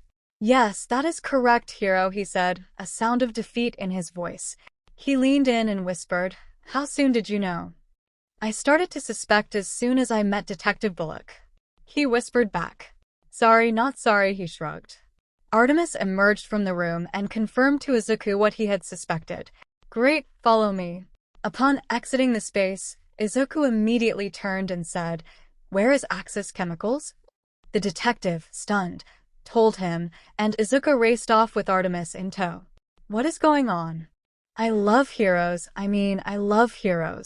My grandmother had some old pre-court comic books, and I got hooked as a child. All the clues and people we have met are from those comic books. Right now, we are going to fight. I am guessing 𝗲𝗃𝗁, and I am not sure who will be her sidekick. They are playing parts of the Joker and Harley Quinn, he said as they moved forward. We need to find noise-canceling headphones to protect ourselves from 𝗲𝗃𝗁, and there is an electronics store. How convenient. But we don't have any money. Under Article 208.35 of the Hero Justice Code, we can requisition needed items from any shop as long as we fill out the form, and we have to show how they were critical for the mission at hand for the commission to reimburse the shop. If not, it comes out of our pay. How do you know all this? I have very, and I mean very thorough teachers, he said with a dazzling smile. Do you have a plan? If they follow the script, 𝗲𝗃𝗁 will be on the catwalk over the vats, and Harley will be nearby, ready for an ambush. I am guessing your quirk has something to do with your bow? She smirked. You can say that? How good of a shot are you? I noticed you don't have any arrows. Does that mean you create them with your quirk? If so, are they lethal? Can you make them non-lethal? How many can you fire at once? Is the range limited because they are made of energy?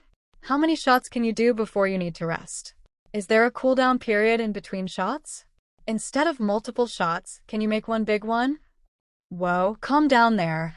That is many questions. Artemis chastised him, but an ever-present smirk on her face. Sorry, I get a little excited about quirks. I can control it for the most part, but with the exam and everything, he said sheepishly, rubbing his head. Any information you are willing to share would be helpful. Well, what about you?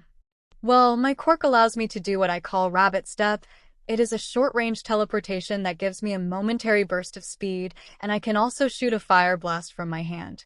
2 quirks. No, just one. Why it allows 2 such different abilities is beyond my understanding. No, I get it. Quirks are bullshit, she said with a smile. I create my arrows. I am a damn good shot. Their lethality is tied to how much energy I pour into them. Yes, I can fire multiple at once. Does that cover it? Yes, I think so. We should gain access from a higher floor so we can rush in. If we can, I want to rush her as quickly as possible. Our best bet is to take her out fast before her backup can interfere. We need to be aware of bombs. Once we remove 𝗲𝗃𝗁, we may need to split up while we turn off the bombs. The victim at the first scene was a bomb maker. Sounds like a plan. How far ahead do you think we are of the others? I have no idea if the other crimes are based on something fictional as well. Whomever Momo is paired with is probably flying through this just like us. 𝗧𝗏 is brilliant, but I don't know her reading habits. Haru reads a lot as well, and Cassandra is a wild card. She reads, but I know she doesn't like anything with death or murder. Why are all the people you listed sound like girls? Artemis asked. Because they are, he said, wincing. Look, it just happened that way. Don't look at me like that. Artemis laughed. I just have to watch myself around you, playboy, she said teasingly. Izuku blushed. Now let's move. I want to make sure we make it to the next stage. They entered the electronic shop, where the proprietors were surprised at their entrance, and even more so when Izuku requisitioned the headphones.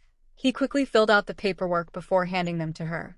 Quickly they moved to Axis Chemicals. The facility was just as Izuku imagined it would look, and he was amazed at the amount of money that would have been spent to create this whole setup. He shook his head as he could picture Nizu smiling wildly as he approved all this nonsense. For some reason, Nizu felt that someone had insulted him. Locating the central area, they could view 𝗲𝗃𝗁 from a vantage point from the building across the way. Izuku wished he could take a photo, sure to form she was dressed in the purple suit, grease paint and all. How do you want to do this, Izuku? Izuku smiled manically at her. Let's go right through the window. Are you mad? She responded. I love it. Let's do it. Joke. She sat above the chemical vats waiting to see the examinees. It was interesting when she was approached to aid in the exam process, seeing how she taught at 𝗬𝗪𝗏 Academy, but she wasn't about to turn down an invitation from UA. She read over the files on her opponents, surprised to see that hunk of man eraser head recommended one. The kid's file was thick, and his quirk was versatile. The kid had seen actual combat and had proven elusive, heavily trained and armed. The girl was an archer, Olympic level, and her quirk made her that much more dangerous. Both were in incredible shape. She made sure to keep their names in mind if case somehow they slipped through. She could snatch them up. An older heroine recommended the girl she wasn't familiar with named Apollo. Additionally, They might be willing to do a favor for her school as a form of reciprocation. Upon perusing the script, she found the scenario to be impressive. After examining the role she was asked to portray, she realized that her unique personality and mentality fit the part. Although playing a villain was not her preference, she contemplated voicing her complaints. However, there was a girl at her agency who was a perfect fit for the role of Harley Quinn. The girl's hero name was Harlequin. With a swift phone call, everything was arranged. Harlequin did have a small problem as she was mute, but her support gear had pre-recorded messages, so a quick update, and she was ready to roll. Harley was positioned above the rafters while 𝗵𝘃𝗁 was on the catwalk watching the entrances. They had rigged all the doors to alert them once one was opened. They were fully prepared. Then all hell broke loose. Izuku and Artemis. "Are you sure you can pull this off?" she said nervously as he wrapped his arm around her waist. "Oh yeah, okay, I am going to step before we hit the glass when kickoff and fine start shooting. I will rush 𝗵𝘃𝗁. You keep her at a distance and Harley off my back. She is the wild card. We don't know what her quirk is. Make sure you roll when you land, as we will have all the momentum plus the movement from rabbit step."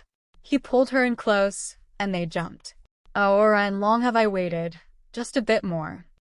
Joke. She was unprepared. Suddenly, the noise on the catwalk caught her attention as the two examinees appeared. Artemis rolled as she came up. Her bow was in front of her, and multiple arrows were launched. They seemed about to strike her teammate directly in front. When he suddenly disappeared, and 𝗵𝘃𝗁 had to backflip away to dodge the shots that went high, she realized her error as a missile of a boy collided with her back, halting her momentum violently. "Oh, hit the back, how cliché," she called out. The boy immediately grabbed her to restrain her arms. "This is why I got fired from the mattress factory for lying down on the job." "Nothing? What is going on?" She struggled to free her hand as the pain from her back slowed her down, and she could roll so that he was on his back and she was on top. "If you wanted to hold my hand, you could have just asked lover." Still, no response. Was her quirk even working? Taken by surprise, Harley dove from the rafter, pulling one of the diamond patterns that covered her costume. It came free and enlarged as she threw it at the archer. Harlequin. Quirk, Diamond Rhapsody. She can control her projectile size, density, and rigidity by removing the diamond-shaped patterns from her costume. This enables her to create barriers or bindings as per the situation. Artemis's eyes widened as she dodged past the corner of the diamond coming at her and fired off another shot. Her opponent blocked the arrows when a diamond on her forearm grew into a riot shield. Quickly, she tried to push her advantage, attempting to dive the archer backward. Artemis instead leaped sideways, planting her foot on the railing, and jumped sideways, turning and firing, hitting the Harley in the side and leg, dropping her to the ground. Artemis twisted her body again as she crashed into a lower catwalk, her body racked with pain. She quickly lined up a shot and fired, striking Harley Quinn in the temple. The girl screamed silently as Artemis's energy raced through her brain, falling unconscious. Artemis wiped the blood from her brow, struggling to her feet, and ran for the stairs to rejoin the fight against 𝗵𝘃𝗁. She noted that the boy was strong, much stronger than her, and very well trained.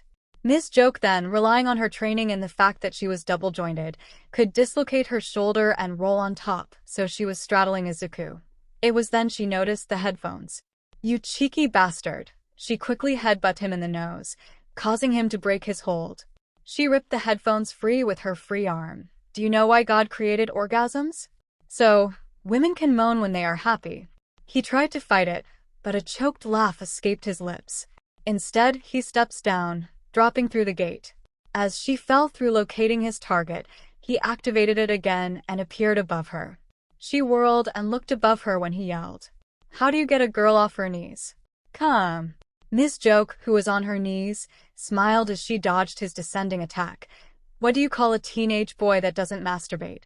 "A liar," he called back, leaping forward, a fire blast erupting over her head, forcing her to bend underneath the flame. "How many emo kids does it take to screw in a light bulb?" "None. They all sit in the dark and cry," she responded. Hearing laughter escape him as she swung to sweep his leg, she felt it make contact, but he bent with it coming down on her lower waist as she turned her legs around his head, locking in a triangle hold. "Oh, earmuffs," he responded suddenly, She felt a rush like they were falling as her body impacted hard on the decking, her head bouncing off violently. The hold broken as 𝐒𝐻 broke forward, bringing his elbow crashing into her temple. Stunned, he then rolled her over and secured her wrists. Drawing his dagger, he cut a long strip of fabric from her coat and gagged her. He moved free, letting loose all the laughter he had been holding in. That was how Artemis found him. She wondered if he had lost his mind.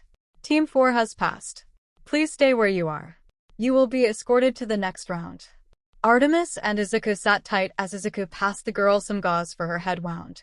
It was a shallow gash, but due to location, it looked worse than it was. Izuku smiled as Aizawa was one of the people to come to the scene. He dismissed them with a nurse and another proctor as she turned his attention to Ms. Joke, who had regained consciousness by this point and was sitting at her makeshift gag. As they were being led away, he heard his mentor, "See, I told you if he figured out who you were, he would have a counter in mind." The headphones were one thing, but he was cracking jokes. "I need you to help me walk. I swear that initial back shot dislocated something." "Fine, Emmy, but this is because we owe you for helping with the exam," he replied. "If you wanted to thank me, you could take me on a date," she quipped, ready for his regular rebuttal. But instead, she was rendered speechless by his reply. "How about coffee first? I know a place over on 36th open all night," he said. Recovery Girl looked them over, and after some gummies and a quick kiss, they were sent on their way. As they entered the waiting room, they heard the announcement. Teams 1 and 3 have passed. Please stay where you are, and you will be escorted to the next round. Teams 12, 18, 20, 28 have been eliminated. Please stay where you are. Your escort will be with you shortly. Izuku was happy when Momo entered the room, and she was relieved to see him waiting. Momo was followed by a giant beast of a man, almost literally named Otter, who grunted his greeting before taking a seat in the corner. This man was practically a giant, having to duck to enter the room, heavily muscled with rust-colored hair, eyes, and boar ears. He wore a dark blue sleeveless top with a red pectoral, collar-like part, gray pants, and brown and gray shoes. Izuku noticed some look pass between him and Artemis but said nothing. Instead, after the man took his seat, Izuku introduced Momo and Artemis as they waited for others to join them. Setsuna joined. Next, her hair was twisted above her head and flew in complete disorder with another tall boy who was very loud.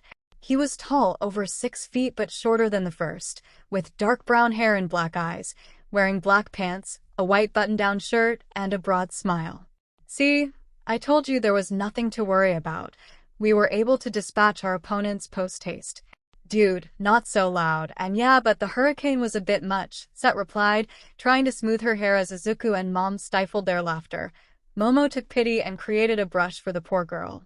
"I understand. Next time I shall make the hurricane smaller." "Haha. I am Inasa Yurashi. It is a pleasure to meet everyone."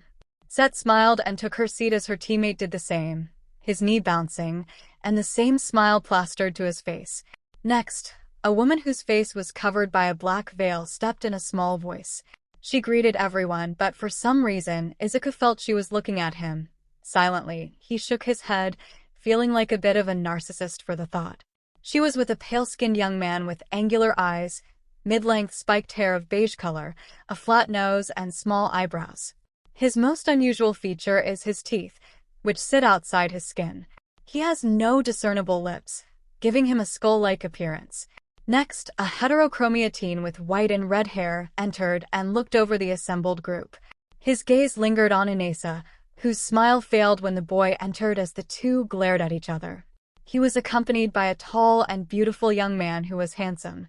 His skin is smooth and white, almost feminine, and he has a lanky look. He has well-groomed long brown hair and bluish-gray eyes like the vast sea. He was dressed in a simply-looking military-type uniform, black with a red strip, his single-button jacket in perfect shape, golden buttons crisp, gold earrings, a luxurious white cape draped across one shoulder, and a confident smirk. His eyes quickly dismissed all the males in the room, focusing solely on the women. His gaze flittered between Artemis and Momo before it fell on Momo, and her skin crawled under his watch. "I was unaware that the goddess of seduction would be present today, but you should restrain your gaze, my dear. I am here now," he said, stepping closer. Setsuna almost gagged, and Artemis rolled her eyes. As grandiose as your declaration may be, sir, I am neither this goddess you suggest, and my gaze is most restrained. There is no need to play games, lovely. We can dismiss this rabble and discuss the importance of your surrender. I will be most gentle, I assure you. Izuku went to stand, but Momo placed her hand on his knee. Sir, I know you not, and after this brief interaction, I wouldn't know you if the human race's survival depended on it. I request you never speak to me again and turn your lecherous gaze upon the floor, as you will have more success with that than with any member of the female race. A look of repulsion crossed the boy's face as he took his seat and turned his attention from the ladies as if it was some punishment. Another strange individual swept in, but not nearly with the toxicity of the most recent entrant. His clothing was all black, and he wore a solid silver mask with a hand-painted question mark. A flourish, a small handheld sign appeared in his hand with the words, 𝐒𝐻𝐢, written on it. He waved it like a hand and took his seat. A woman followed him in her hand, shimmering scales covering her body with black eyes with green slits like a snake's. Her arms were tucked into her flowing green silk blouse. She bowed to the room as she entered. A forked tongue snaked out, and she smiled. Greetings and salutations, she hissed as she took her seat. The door opened, and Nizu walked with a grin on his face. Welcome, you are the final group. The next round is simple, a one-on-one fight. Win, and you are in. Lose, you are welcome to take the regular exam. Artemis vs. 𝗲𝗲, Todoroki vs. 𝗵𝗃𝗲, 𝐎𝐻𝐢𝐳 vs. hypothetical, 𝗬𝗏𝗏 vs. Lady Viper, Hananuki vs. Urashi, and Midoriya vs. Otter. Good luck. Momo, Set, and Izuku all felt sad that Haru and Cassandra hadn't made it this far but would have to focus on the now. They were also thankful that they wouldn't be facing each other. The groups exited the room into a hall, and then were directed to different doors to do battle. Artemis vs. 𝗲𝗲. They entered the arena, and Midnight stood in the center of the room. Welcome. The rules are simple. You win by rendering your opponent unable to continue. All matches will be monitored from the booth, with no lethal attacks. Good luck. She turned and exited the room. The two took positions across the ring from each other. Are you going to keep up the act? Artemis called out. I know who you are. 𝗲𝗲 reached and pulled the veil from her head. The girl had light gray hair and eyes. A pleasure to see you again, Artemis. It has been a long time. Shall I call you 𝗬𝗏, or would you prefer? 𝗬𝗏 is fine for now. You couldn't resist, could you? See, you have given Orion the blessing of fire bolt. He just isn't complete without it. It wasn't easy ensuring that a tome would be ready for him in this day and age. I see you have positioned yourself for the chase as well. With her gone this time. How did you know? I have always seen when he returned. He shines so brightly that I could never miss it, but this time is special. The others are gathering as well. By the pricking of my thumbs, something wicked this way comes. The world called out for him this time. She called for him again. Surely you are jesting. There is no way she would do so again. Are you so blind, Artemis? Did you not see the fox? Do you not see the others? I did not. Call for Otter. He was here waiting for me. Your Orion is not yours. You had your dance. He is mine this time. Let you wait another 1,000 years for your turn. Otter has returned for me. I will not yield him to the likes of you. He is neither mine nor yours. Orion belongs to more than that and would never surrender him to the likes of you. If you are correct that she has called him back again, then there is more at stake than you and mine desire. Enough, let us dance and see who will be by his side for tomorrow at least. 𝗬𝗏 snapped. So eager to fail, allow me to indulge you. Artemis retorted. Her bow sprang to life as she quickly fired 2 arrows. 𝗬𝗏 dashed forward, her long dress falling, leaving a lithe bodysuit. With practiced grace, she danced past the arrows, blade of yellow energy forming in her hands as she closed the distance.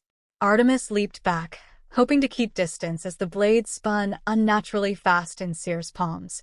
With a cross of her arms, the blades flew towards Artemis. Quickly going on the defensive, she could knock one away cleanly but not the other, barely managing to alter the trajectory enough though the spray from her left arm signaled a vicious blow. She landed as the blades like boomerangs came rebounding back. One deflected, the other she ducked under, only to meet 𝗬𝗏's knee as the blades came to her attacker's palms again. A downward slash was narrowly avoided as the spinning horizontal attack was made, landing and cutting Artemis's stomach. A sharp sting invaded her body. The wound not deep would be a constant source of distraction for the remainder of the fight. Another flick of the wrist sent a blade flying again. Artemis' foot pushed off, leaving a small divot in the floor under her as she slid under the flying blade, her bow snaking out to deflect the attack of the other. With a spring-loaded push from her strong legs, her fist found its home at the underside of 𝐬𝐴's jaw, sending the girl flying back. Twisting in the air, she aimed, her arrow flying free, hitting 𝐬𝐴 in the leg. The girl's hand came up and caught the rebounding blade. Artemis noticed it had an air of panic, like she wasn't immune to her knives. 𝐬𝐴 dropped to her knee, her face twisting into a visage of rage. The blades flew again as Artemis landed. This time Artemis spun to the right, using her bow to deflect again and dance out of the path of the other. The blades followed a set course as they circled out and made their return. With 𝐬𝐴 down to one leg at the moment, Artemis took the opportunity to read a more significant attack as she rushed in behind the returning blades. 𝐬𝐴 knew what was coming. Reluctantly, she caught one blade, letting the other fly past. As she brought eye up to see the swing of the bow, Artemis swung the ever-growing arrow like a short spear, forcing 𝐬𝐴 to twist, putting all her weight on her injured leg, driving her to the ground. Artemis saw the blade returning yet again. She quickly spun low to avoid the blade and lashed out with a kick connected with 𝐬𝐴's face, sending the girl sprawling. Artemis leaped back, the arrow in her hand, now 10 times larger than a regular arrow. "Starlight barrage," she yelled, firing the arrow into the ceiling, pushing her quirk. Another large arrowhead formed in Artemis's hand, and she stumbled, almost losing consciousness from the sudden usage of power. Moonfall, a sizable crescent blade of white and silver, flew low parallel across the ground. 𝐬𝐴's eyes widened, rolling forward. She pushed off the foot with all she could, snagging the free-flying blade as it settled into her palm. She twisted, trying to face the ceiling as the large arrow collided with the roof, and dozens upon dozens of hands rang down from the ceiling. Desperately, 𝐬𝐴 attempted to deflect the rain of arrows with her blades. It did the job, but more hit the girl, sending pain jolting through her body. Artemis was not content with this. She fired 2 shots that buried themselves in the top of the girl's shoulders. 𝐬𝐴 screamed as she had to deviate her blades as she fell to the ground, her limbs rendered useless. Artemis stalked and stood over her, arrow notched. "Be ashamed to mar your pretty face. This isn't over, Artemis." "I yield," 𝐬𝐴 called out. "Much victory, Artemis. Please cease all fighting." Artemis let the arrow dissipate as she stepped over 𝐬𝐴 and walked towards the open exit. Medical bots entered from another door to tend to 𝐬𝐴. Todoroki responded versus 𝗵𝘃𝗏. The boys stood across the room as the boy in the silver mask held up a sign. "Best of luck, smiley face." "No luck is needed," Todoroki responded. With a stomp of his foot, a wall of ice rushed forth. The other shrugged and spun in a circle, turning so thin that he seemed to disappear. As the ice hit him, he spun back in behind Todoroki like a top, hitting him in the back of the head with his sign. It struck him with a clang of metal, sending the heterochromatic teen sprawling to the ground. 𝗵𝘃𝗏 leaped forward, he brought his sign down like an axe. Todoroki's arms shot out as ice exploded again. His eyes widened, and he saw 𝗵𝘃𝗏's body thin out into a near sliver as his opponent slid past the ice. The now impossible thin sign suddenly turned flat and enlarged, breaking Todoroki's arm. He suppressed a scream and instead reached out and grabbed the sign, unleashing all the ice he could and sending it down the shaft. 𝗵𝘃𝗏 solidified inside the ice, unable to continue. Much victory, Todoroki. Todoroki, holding his broken arm, glared at his opponent. The sign read, "Sorry, not sorry, winking face." In a huff, Todoroki made his way to the exit. Momo versus 𝐒𝐻𝐼. "Destiny has brought us together again, goddess. But despite your body's desperate cries, I cannot allow you to have victory over me. But should you need proper comfort and a desire to be on top, we can arrange that afterward," he called out, adding a wink at the end. Momo's eyes narrowed in anger. How dare this man? A lesson must be taught today. A 𝗬𝗪 of fire formed in her opponent's hand as Momo formed a bow staff and rushed him.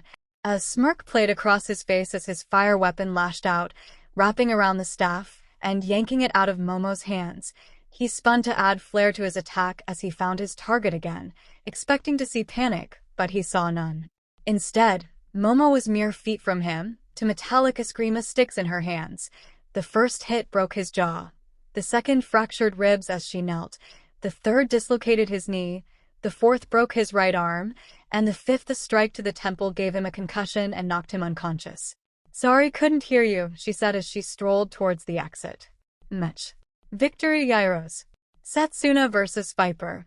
Set took her stance as her opponent slowly slid her arm out of her sleeves, revealing they were cobras. "Well, that's interesting," Set commented. "Indeed, now let us combat." Set decided to rush in, a foolish act her opponent felt until the depth of Set's plan was unveiled. As the cobras flashed near blinding speed, Set allowed them to strike, separating her biceps from her shoulders to prevent any spread of poison, and her arms at the elbows flew past and wrapped around her opponent's throat. When the vipers released their bite, her feet flew into their mouth, forcing them open and wedging themselves in their throats. Separating her head to a safe distance, her torso speared Viper's body, driving out any air the girl might have as her legs came back and struck her behind the knees. It was over in a matter of seconds as Viper choked. Unconscious. Match. Victor 𝗧𝗪𝗧𝗏. Set bowed to the girl and reassembled herself, keeping her biceps floating near in case of poison as she made her way to the exit. 𝗔𝗲 vs. Inasa Yurashi. 𝗔𝗲 immediately tried to soften the ground as his opponent seemed distracted, and he thought victory was in his grasp until Inasa raised his hand into the air. 𝗔𝗲 felt his blood run cold as a guttural yell escaped his opponent's lips. Suddenly the wind picked up and 𝗔𝗲 dove into the ground seeking shelter. But in the end, if offered none, the boy kept calling the whirlwind, and soon the floor was being ripped up and flung around the room. 𝗔𝗲 tried to escape but couldn't as he spun in the air. He could feel the centrifugal force pulling the blood from his head. He silently cursed his draw as the world faded to black. Izuku vs. Otter. Izuku took a deep breath, steadying himself. "The lady's eye has fallen upon thee, and I am here to see if you are worthy of the gaze," the behemoth of a man said across from him. "What lady?" Izuku asked. "The lady," Otter replied. He held his hand palm down out in front of him, and a sizable broad sword rose from the ground, appearing to be made of the arena stone.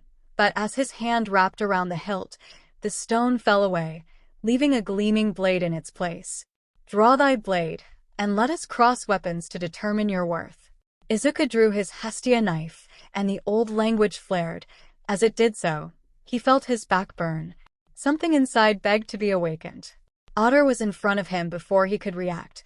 The blade's flat found its home as Izuku flew, crashing into the wall, blood spraying from his mouth. He impacted so hard he rebounded. Otter was there again. This time, the blade swung like a bat, driving him back again, and more blood fell from his mouth. Otter moved again, but on instinct, Izuku Rabbit stepped across the room, falling to his knees as Otter's strike sent cracks racing the length of the wall. His vision hazed as he blinked. Before him was not Otter but a black giant, more significant than a 10-story building. A strange forest surrounded him, blurred, unclear people around him. He knew they were his allies, but he could not see their faces. The giant was coming to kill not only him but all of them. Again, he looked, and he could see the entire art class, Momo, Itsuka, Set, Tetsu, Reiko, his teachers, and his mother, all broken near death. At the very back was his 𝗧𝗲𝗏, young and youthful. "Stand tall, Bell. You are the one that will turn back the darkness. Let them sound ring, and let hope be heard across the world." His eyes opened, no longer darkened, and he could see Otter coming. Rabbit's step was across the room again. "Are you going to do nothing but run now, little rabbit? I will not follow you to Wonderland. No, I will drag you with me," he responded. A bell chimed. Haru and Cassandra. Although it was not surprising, the girls were unable to make it to the final exam due to their insufficient combat skills. However, they were entrusted with the responsibility of tending to the injured after the exam. Haru utilized a small portion of her quirk to hasten the natural healing process of those with minor injuries, while Cassandra took care of the more severe ones. Suddenly, they heard the sound of a bell ringing. The victor. Momo, Artemis, and Set stood in shock as Inasa stared daggers at Todoroki. "I would rather walk across a blazing desert than share the halls with one like you. Your opinion means nothing, as does your goals." Todoroki spat back. He faced Mizu, the person who welcomed them, and said, "I am withdrawing my application from this university. If you accept him, then this is not the right place for me. Ladies, please be cautious around him as he is not a hero. He has inherited too much of his father's traits. I wish you good health and hope to cross paths with you again on the city streets." As he left in anger, a bell rang in the background. Izuku versus 𝗳𝗏. 𝗳𝗏 rushed forward only to be met mid-stride by Izuku, their blades colliding but neither moving. A bell rang. Izuku sidestepped a punch, throwing one of his own for it to be blocked. The giant blade came crashing down. The 𝗧𝗵𝗲 raised, deflecting the edge to the side, allowing Izuku to step inside 𝗳𝗏's guard and, with a rising strike, a shallow cut was landed across the man's chest. 𝗳𝗏's fist crashed into Izuku, sending him flying back. A bell rang, and his left fist started to glow. The rabbit stepped behind 𝗳𝗏, spinning in the air using the velocity given to him by 𝗳𝗏's strike to land a spinning kick to his opponent. He felt the blow land solid. He saw the man's head bend, then shrugged it off. 𝗳𝗏 spun his sword flying through the air. Again, it glanced off the 𝗧𝗵𝗲 knife as Izuku slashed at the man's leg, getting kicked back for his effort. As Izuku's gaze followed his strike, he noticed that the ground beneath 𝗳𝗏 had cracked where it wasn't before. Izuku's keen mind raced. The kick should have caused more damage than even a monster as giant as 𝗳𝗏 could shrug off. All might he was not. He must somehow be redirecting the force of my blows into the earth. The bell rang.